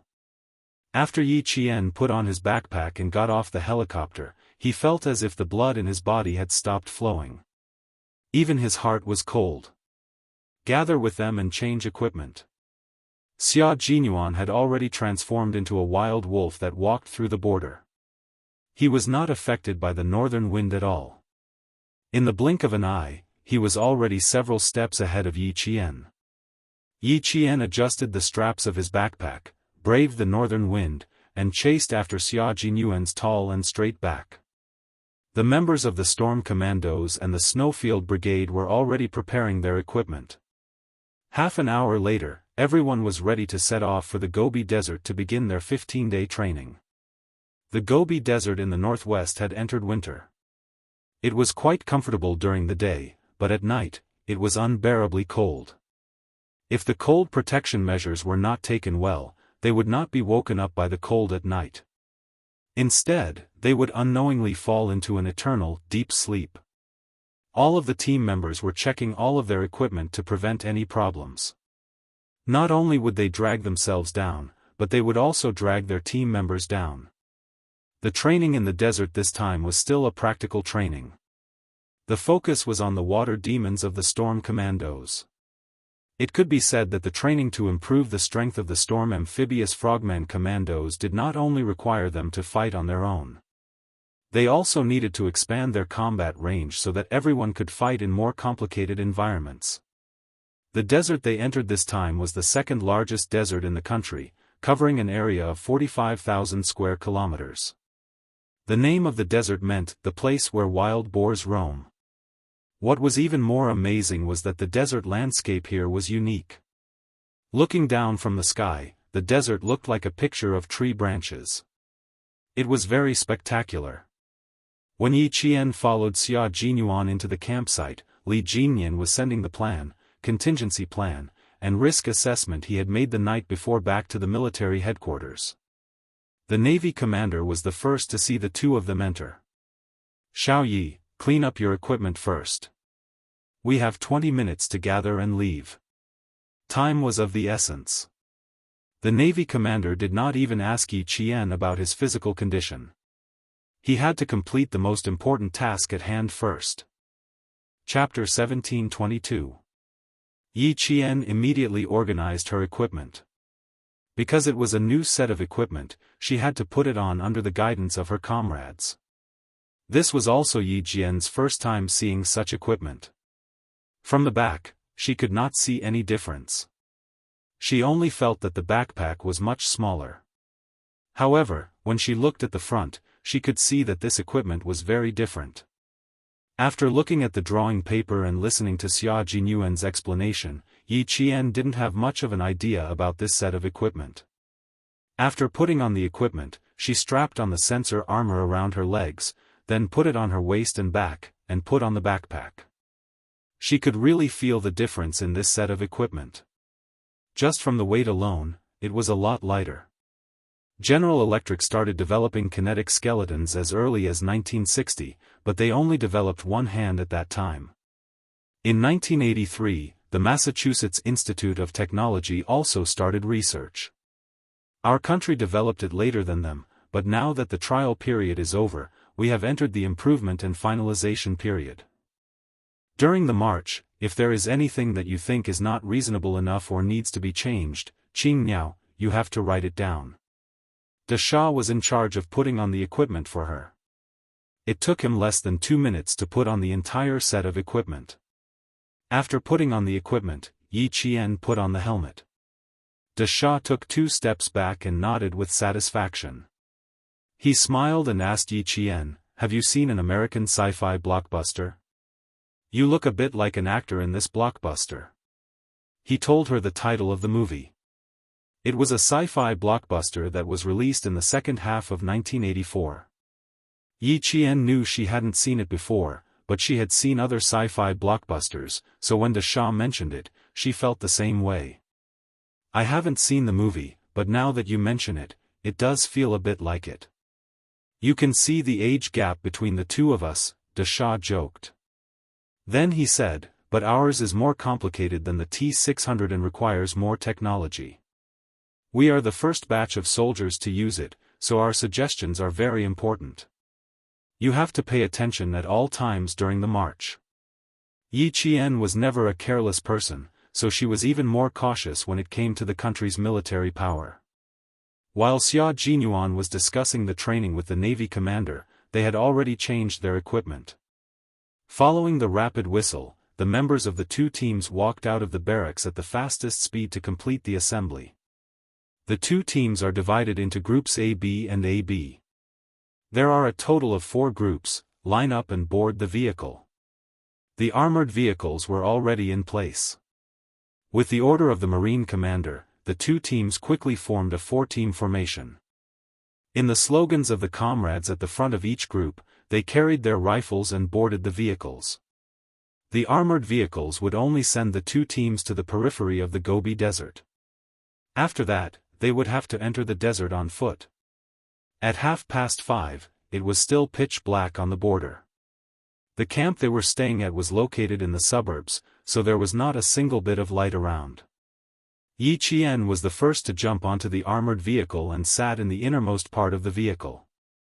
Then, a few strong figures jumped onto the armored vehicle one after another, and the 4 groups of comrades finished pedaling at the same time. Li Jinyan and Yi Qian sat across from each other. After getting into the vehicle, he turned on the night light on his helmet and handed a set of training materials to Yi Qian. "There are 15 days of training arrangements. Finish reading them before we arrive at the periphery of the Gobi Desert. If you have any questions, ask them as soon as possible." Yi Qian took the training materials from Li Jinyan and only read the first page. His eyes narrowed slightly. The more he read, the more serious his expression became. At this moment, she was really thankful for the brand new equipment she was wearing. How could she outrun well-trained military dogs with a few dozen kilograms of weight? That's right, on the first day they entered the Gobi Desert, they would have to go through 2 days of being tracked and searched by military dogs. Chapter 1723. Military dogs were all highly intelligent and had undergone special training. Yi Qian happened to be afraid of dogs. Looking through the entire training plan, no matter how difficult the latter parts were, they were not as frightening as the military dog tracking and search section on the first page. It was said that once bitten by a snake, twice shy. This saying was true.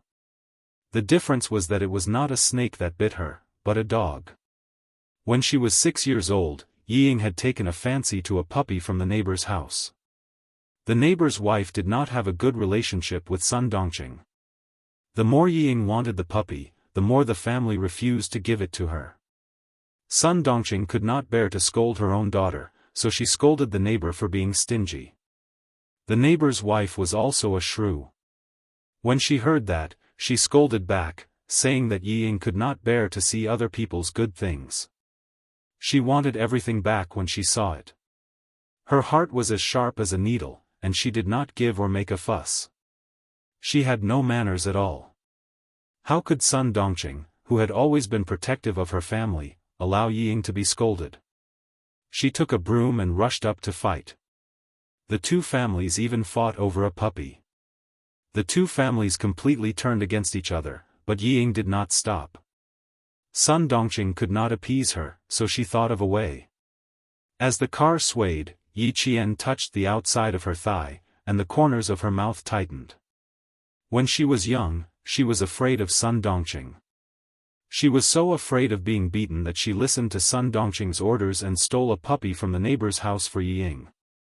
In the end, she had just picked up the puppy when a female dog rushed out from the side and bit her leg. From then on, she was afraid of dogs. She was afraid of dogs until now. Yi Qian, who had secretly adjusted herself, handed the training plan back to Li Jinyan. She smiled bitterly and said, "I'm a little worried. I'm afraid of dogs. And the military dogs this time are large dogs. I haven't even started yet, but my palms are already sweating." It was more than -10 degrees Celsius, and there was a thin layer of sweat on her palms. Li Jinyan was not surprised. He looked at her and said calmly, "See, Anemone was afraid of dogs." He was so afraid that no matter what kind of dog he saw, even if it was a pet dog, he would avoid it. But now, after becoming a scout, he is no longer afraid of dogs. Are you as scared as he is? He didn't think it was a big deal. Everyone had things that they were afraid of. Some people could choose not to touch the things they were afraid of, but some people had to face it until they won. Yi Qian belonged to the latter category. As a soldier, she had to face and win. Yi Qian's bitter smile deepened as he sighed, "I'm almost as scared as sea anemone. I'm scared of both big and small dogs. I was bitten when I was young, and I'm still scared." He didn't think of hiding it. This kind of thing couldn't be hidden even if he wanted to. Moreover, he would have to face it soon, so he needed to report it to his captain in advance. Psychological trauma? Li Jinyan, whose gaze had been calm all this while, said indifferently, "Just as well. Let's see if we can overcome it this time. Just follow me, there's nothing to be afraid of. Military dogs have received professional training and will not bite you directly. They will only track and search. Also, the more scared you appear, the more closely the military dogs will follow you. Relax and just think about how to avoid being tracked and searched." She could only do so now. If she was really targeted by military dogs, she wouldn't panic. The year she came back, when she went to look for Uncle Jen, the Tibetan Mastiff, Haiga, pounced on her and put its forelimbs on her shoulders. At that time, her reaction was quite calm. Chapter 1724. Thinking of this, Yi Qian calmed down a lot. When that time came, she probably wouldn't have the time to think about whether she was scared or not. Instead, she would be thinking about how to get out of this predicament. After some mental preparation, Yi Qian gradually calmed down. Li Jinyan didn't take it seriously either. She wasn't the only one who was afraid of dogs. If she was bitten by a dog when she was young, she would more or less be afraid when she grew up. She just had to overcome it. Back then, sea anemone was so afraid that it only took her half a day to deal with it. When Yi Qian first joined the Storm Commandos for training, she went through the C02 test. She could even pass the test that tortured her body and mind. It wasn't difficult for her to overcome her fear of dogs. During the 3-hour break, Li Jinyan went to look for Xia Jinyuan and told him about it. To his surprise, Xia Jinyuan didn't know about it. "You didn't know that she was afraid of dogs? You never noticed before?" Xia Jinyuan, who heard it for the first time, frowned slightly and answered with certainty, "No, I've never heard her mention it. Logically speaking, it shouldn't be possible. Old man Zhen had a Tibetan Mastiff.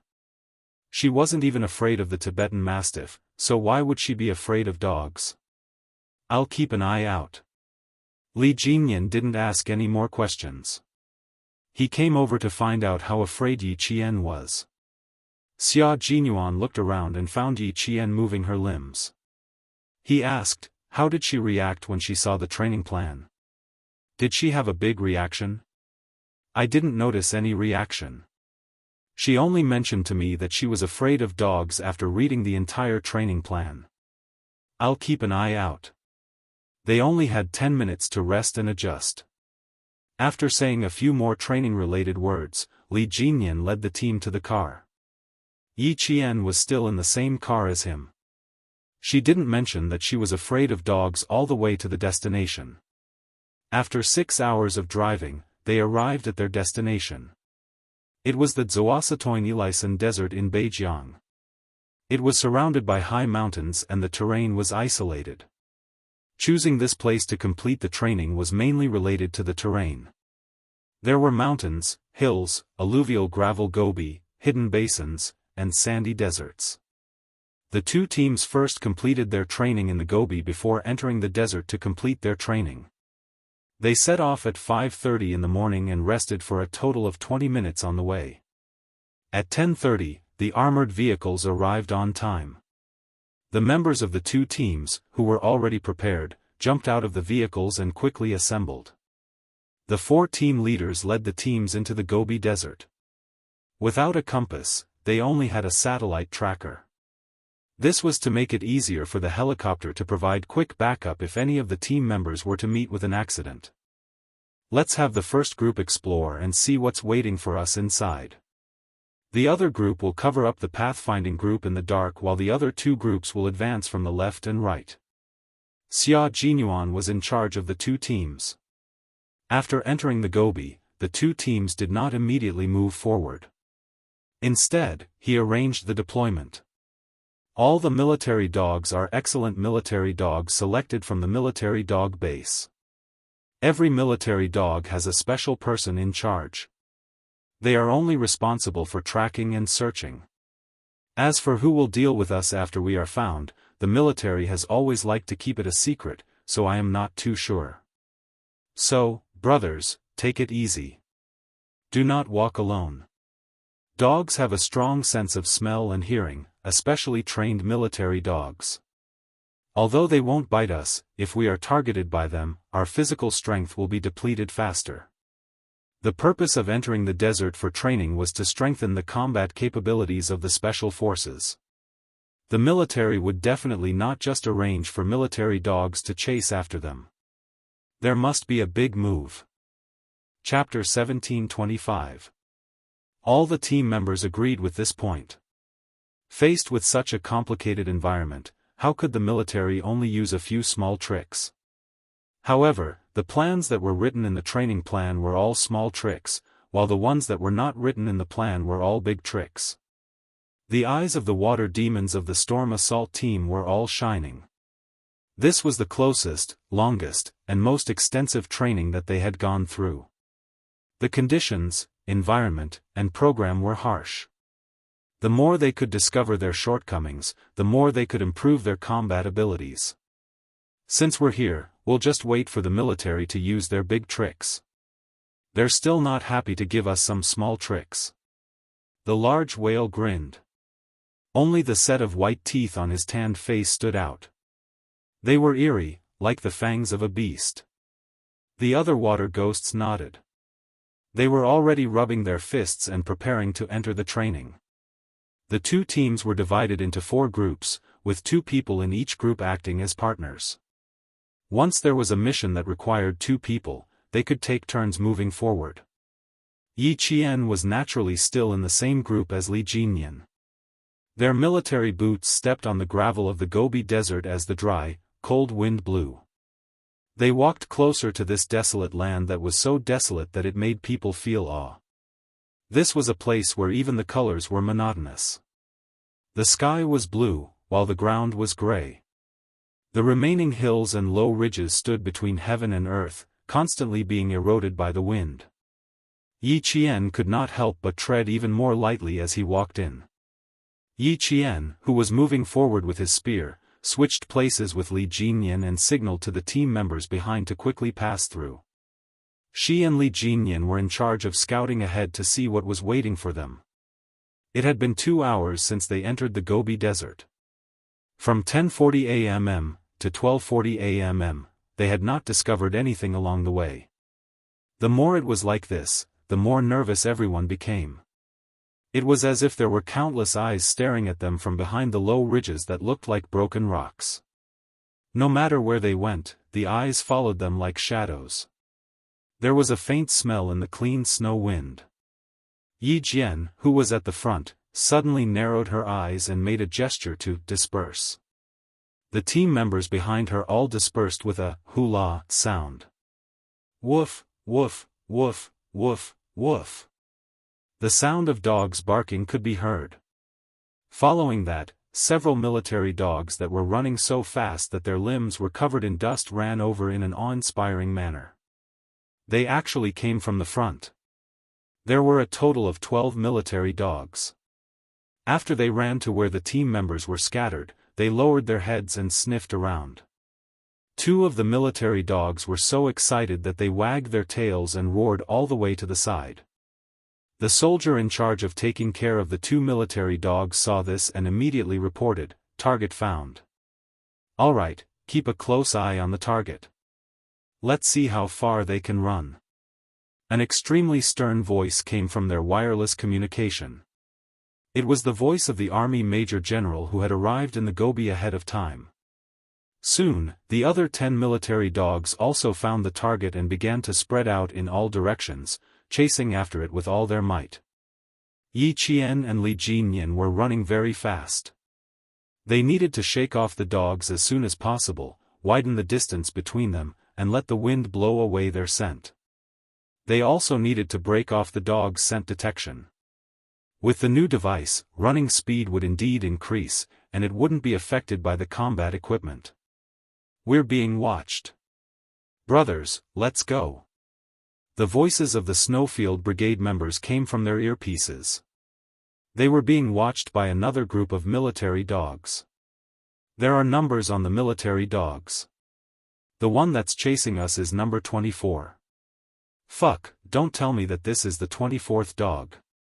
If that was really the case, the military was really ruthless to send out so many military dogs at once. Chapter 1726. Immediately after, another 2 team members contacted their comrades while panting. "The one chasing us is number 17. It's very likely that he's a numerical number. He's very fast. We're now in a race with them." Although they had already dispersed, the atmosphere suddenly became extremely tense. Because no one could guess what the military was planning. They couldn't figure it out at all. Xia Jinyuan and Li Jinyan were the same. They couldn't guess what the military was planning to do either. The only thing they were sure of was that there was definitely a big move, and it wasn't just any big move. Dozens of military dogs were deployed, and they happened to be in a team of 2. Even if there were only 24 military dogs, there would only be 22 people in a team with 44 team members. Each of the 24 military dogs would be chasing 2 people, so there would still be 2 left. Yi Qian thought about it in his mind and whispered to Li Jinyan, "Is the military planning to split us up? Do they want to test the storm commandos?" As soon as she finished speaking, Li Jinyan narrowed his eyes slightly. He crouched on the gravel and contacted his comrades nearby. "All teams, take note.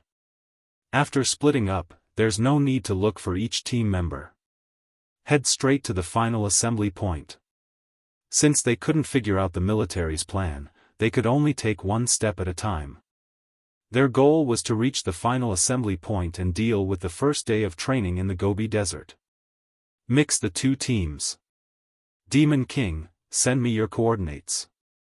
Xia Jinyuan, who also couldn't figure out what the military was planning, immediately voiced his opinion. "Based on my past experience, there's a 90% chance that we'll enter the Gobi Desert for hunting and long-distance assault training. It's not appropriate for the storm commandos to head to the assembly point in pairs." There was no time to be tactful. Xia Jinyuan directly voiced his opinion. As for whether they believed him or not, it was up to Li Jinyan and the others.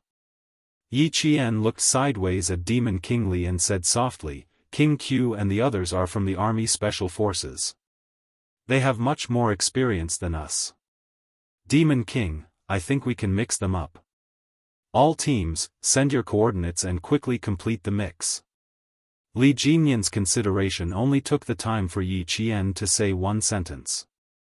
After giving his instructions, he said to Xia Jinyuan, King Q, if we're going to use elimination points this time, there's a high chance that you'll be disqualified if you mix with us. The military had already made it clear to them that the quota for next year's overseas tournament was quite limited. Whoever could go overseas to fight for glory would depend on whether their results were good enough. The Shuayu team was part of the special forces, and they had a huge advantage in training in the highlands, deserts, and Gobi. If they wanted to fight for a spot, the Storm Commandos had a very low chance of qualifying. It would be considered a high probability if 3 to 5 of the 22 members could qualify. Xia Jinyuan located Yi Jian's position. After hearing the Demon King's words, his thin lips curled up slightly. The pair of dark eyes under the black goggles flashed with a smile. Demon King, our two teams are now one team. It's normal to have mixed teams. It's not normal to have mixed teams. Why did he say that? Because there would be members from both teams going overseas next year. It definitely wouldn't be just the members of the Snowfield Brigade. Otherwise, there would be no point in combining the two teams for so long. Li Jinyan reacted quickly and understood why Xia Jinyuan wanted to mix them up. Thank you for the reminder. Demon King, who didn't realize it earlier, immediately apologized and ordered his team members again, complete the mix and advance quickly. Report any situation immediately. No matter what happened along the way, reaching the destination was their goal for the first day. Chapter 1727. For the military headquarters, it was also a challenge to send all 44 special elite soldiers to the desolate Gobi Desert. However, achievements were obtained through repeated challenges. How could they shoulder the responsibility without experiencing the ups and downs of life? The command center of the two teams soon received the news. The tense expression on the Major General's face finally eased a lot. If the two teams were to continue operating separately, he would temporarily put the training aside and give them a good, political, lesson. The Navy commander, who arrived later, had a gloomy expression on his face. However, he was still slightly colder than the Major General. It was obvious that the Snowfield Brigade's Q King was the one who proposed the mixed team, and the Storm Commandos only implemented the mixed team after they realized it. Q King's ability to fight on the spot is very outstanding. He has very sharp judgment and is able to complete combat adjustments quickly. After so many days of observation, the Navy commander had a very good impression of Xia Jinyuan. He should have already realized that this training has been integrated into the mountain competition and has added a mixed mode of completing the training while fighting at the same time. The mixed team is undoubtedly the best choice for the two teams. For the Storm Commandos, it's an even better choice. When the two teams completed the training together, they naturally had to learn from each other's strengths and overcome their own weaknesses. If the two teams moved forward separately, they would lose the purpose and meaning of the joint training. The reason why the two senior generals had a bad expression was because the two teams actually moved forward separately after entering the Gobi, instead of moving forward as a mixed team. The 15-day training in the Gobi was to improve the combat skills of the Storm Commandos, who were used to fighting on the water, in an unfamiliar environment. Secondly, it was to strengthen the cooperation between the two teams. After all, once they went abroad, they would no longer be divided into two teams, but soldiers representing the country. They would be comrades in the trenches. The training range was large, so the command center could only determine the specific location based on the positioning signal device on each team member. Seeing that the red and green teams were being mixed, the Major General gave the first order. The mixed team is in progress. All military dogs are to be deployed. Once there's any movement, immediately send people to capture them. This order was obviously not given to the two teams that were completing the mixed team, but to a special forces team that had completed their training here. Roger. A figure wearing a desert camouflage suit moved slightly. Then, he quickly lowered his head and pointed the black gun in his hand to the front. His eyes were cold and sharp as he stared straight ahead. Yi Qian, who had finished mixing, suddenly stopped running. Even though there were faint barks behind her, she did not stop running. Something doesn't feel right. There are military dogs behind me, and there are ambushes in front. She stopped talking and looked at Li Jinyan.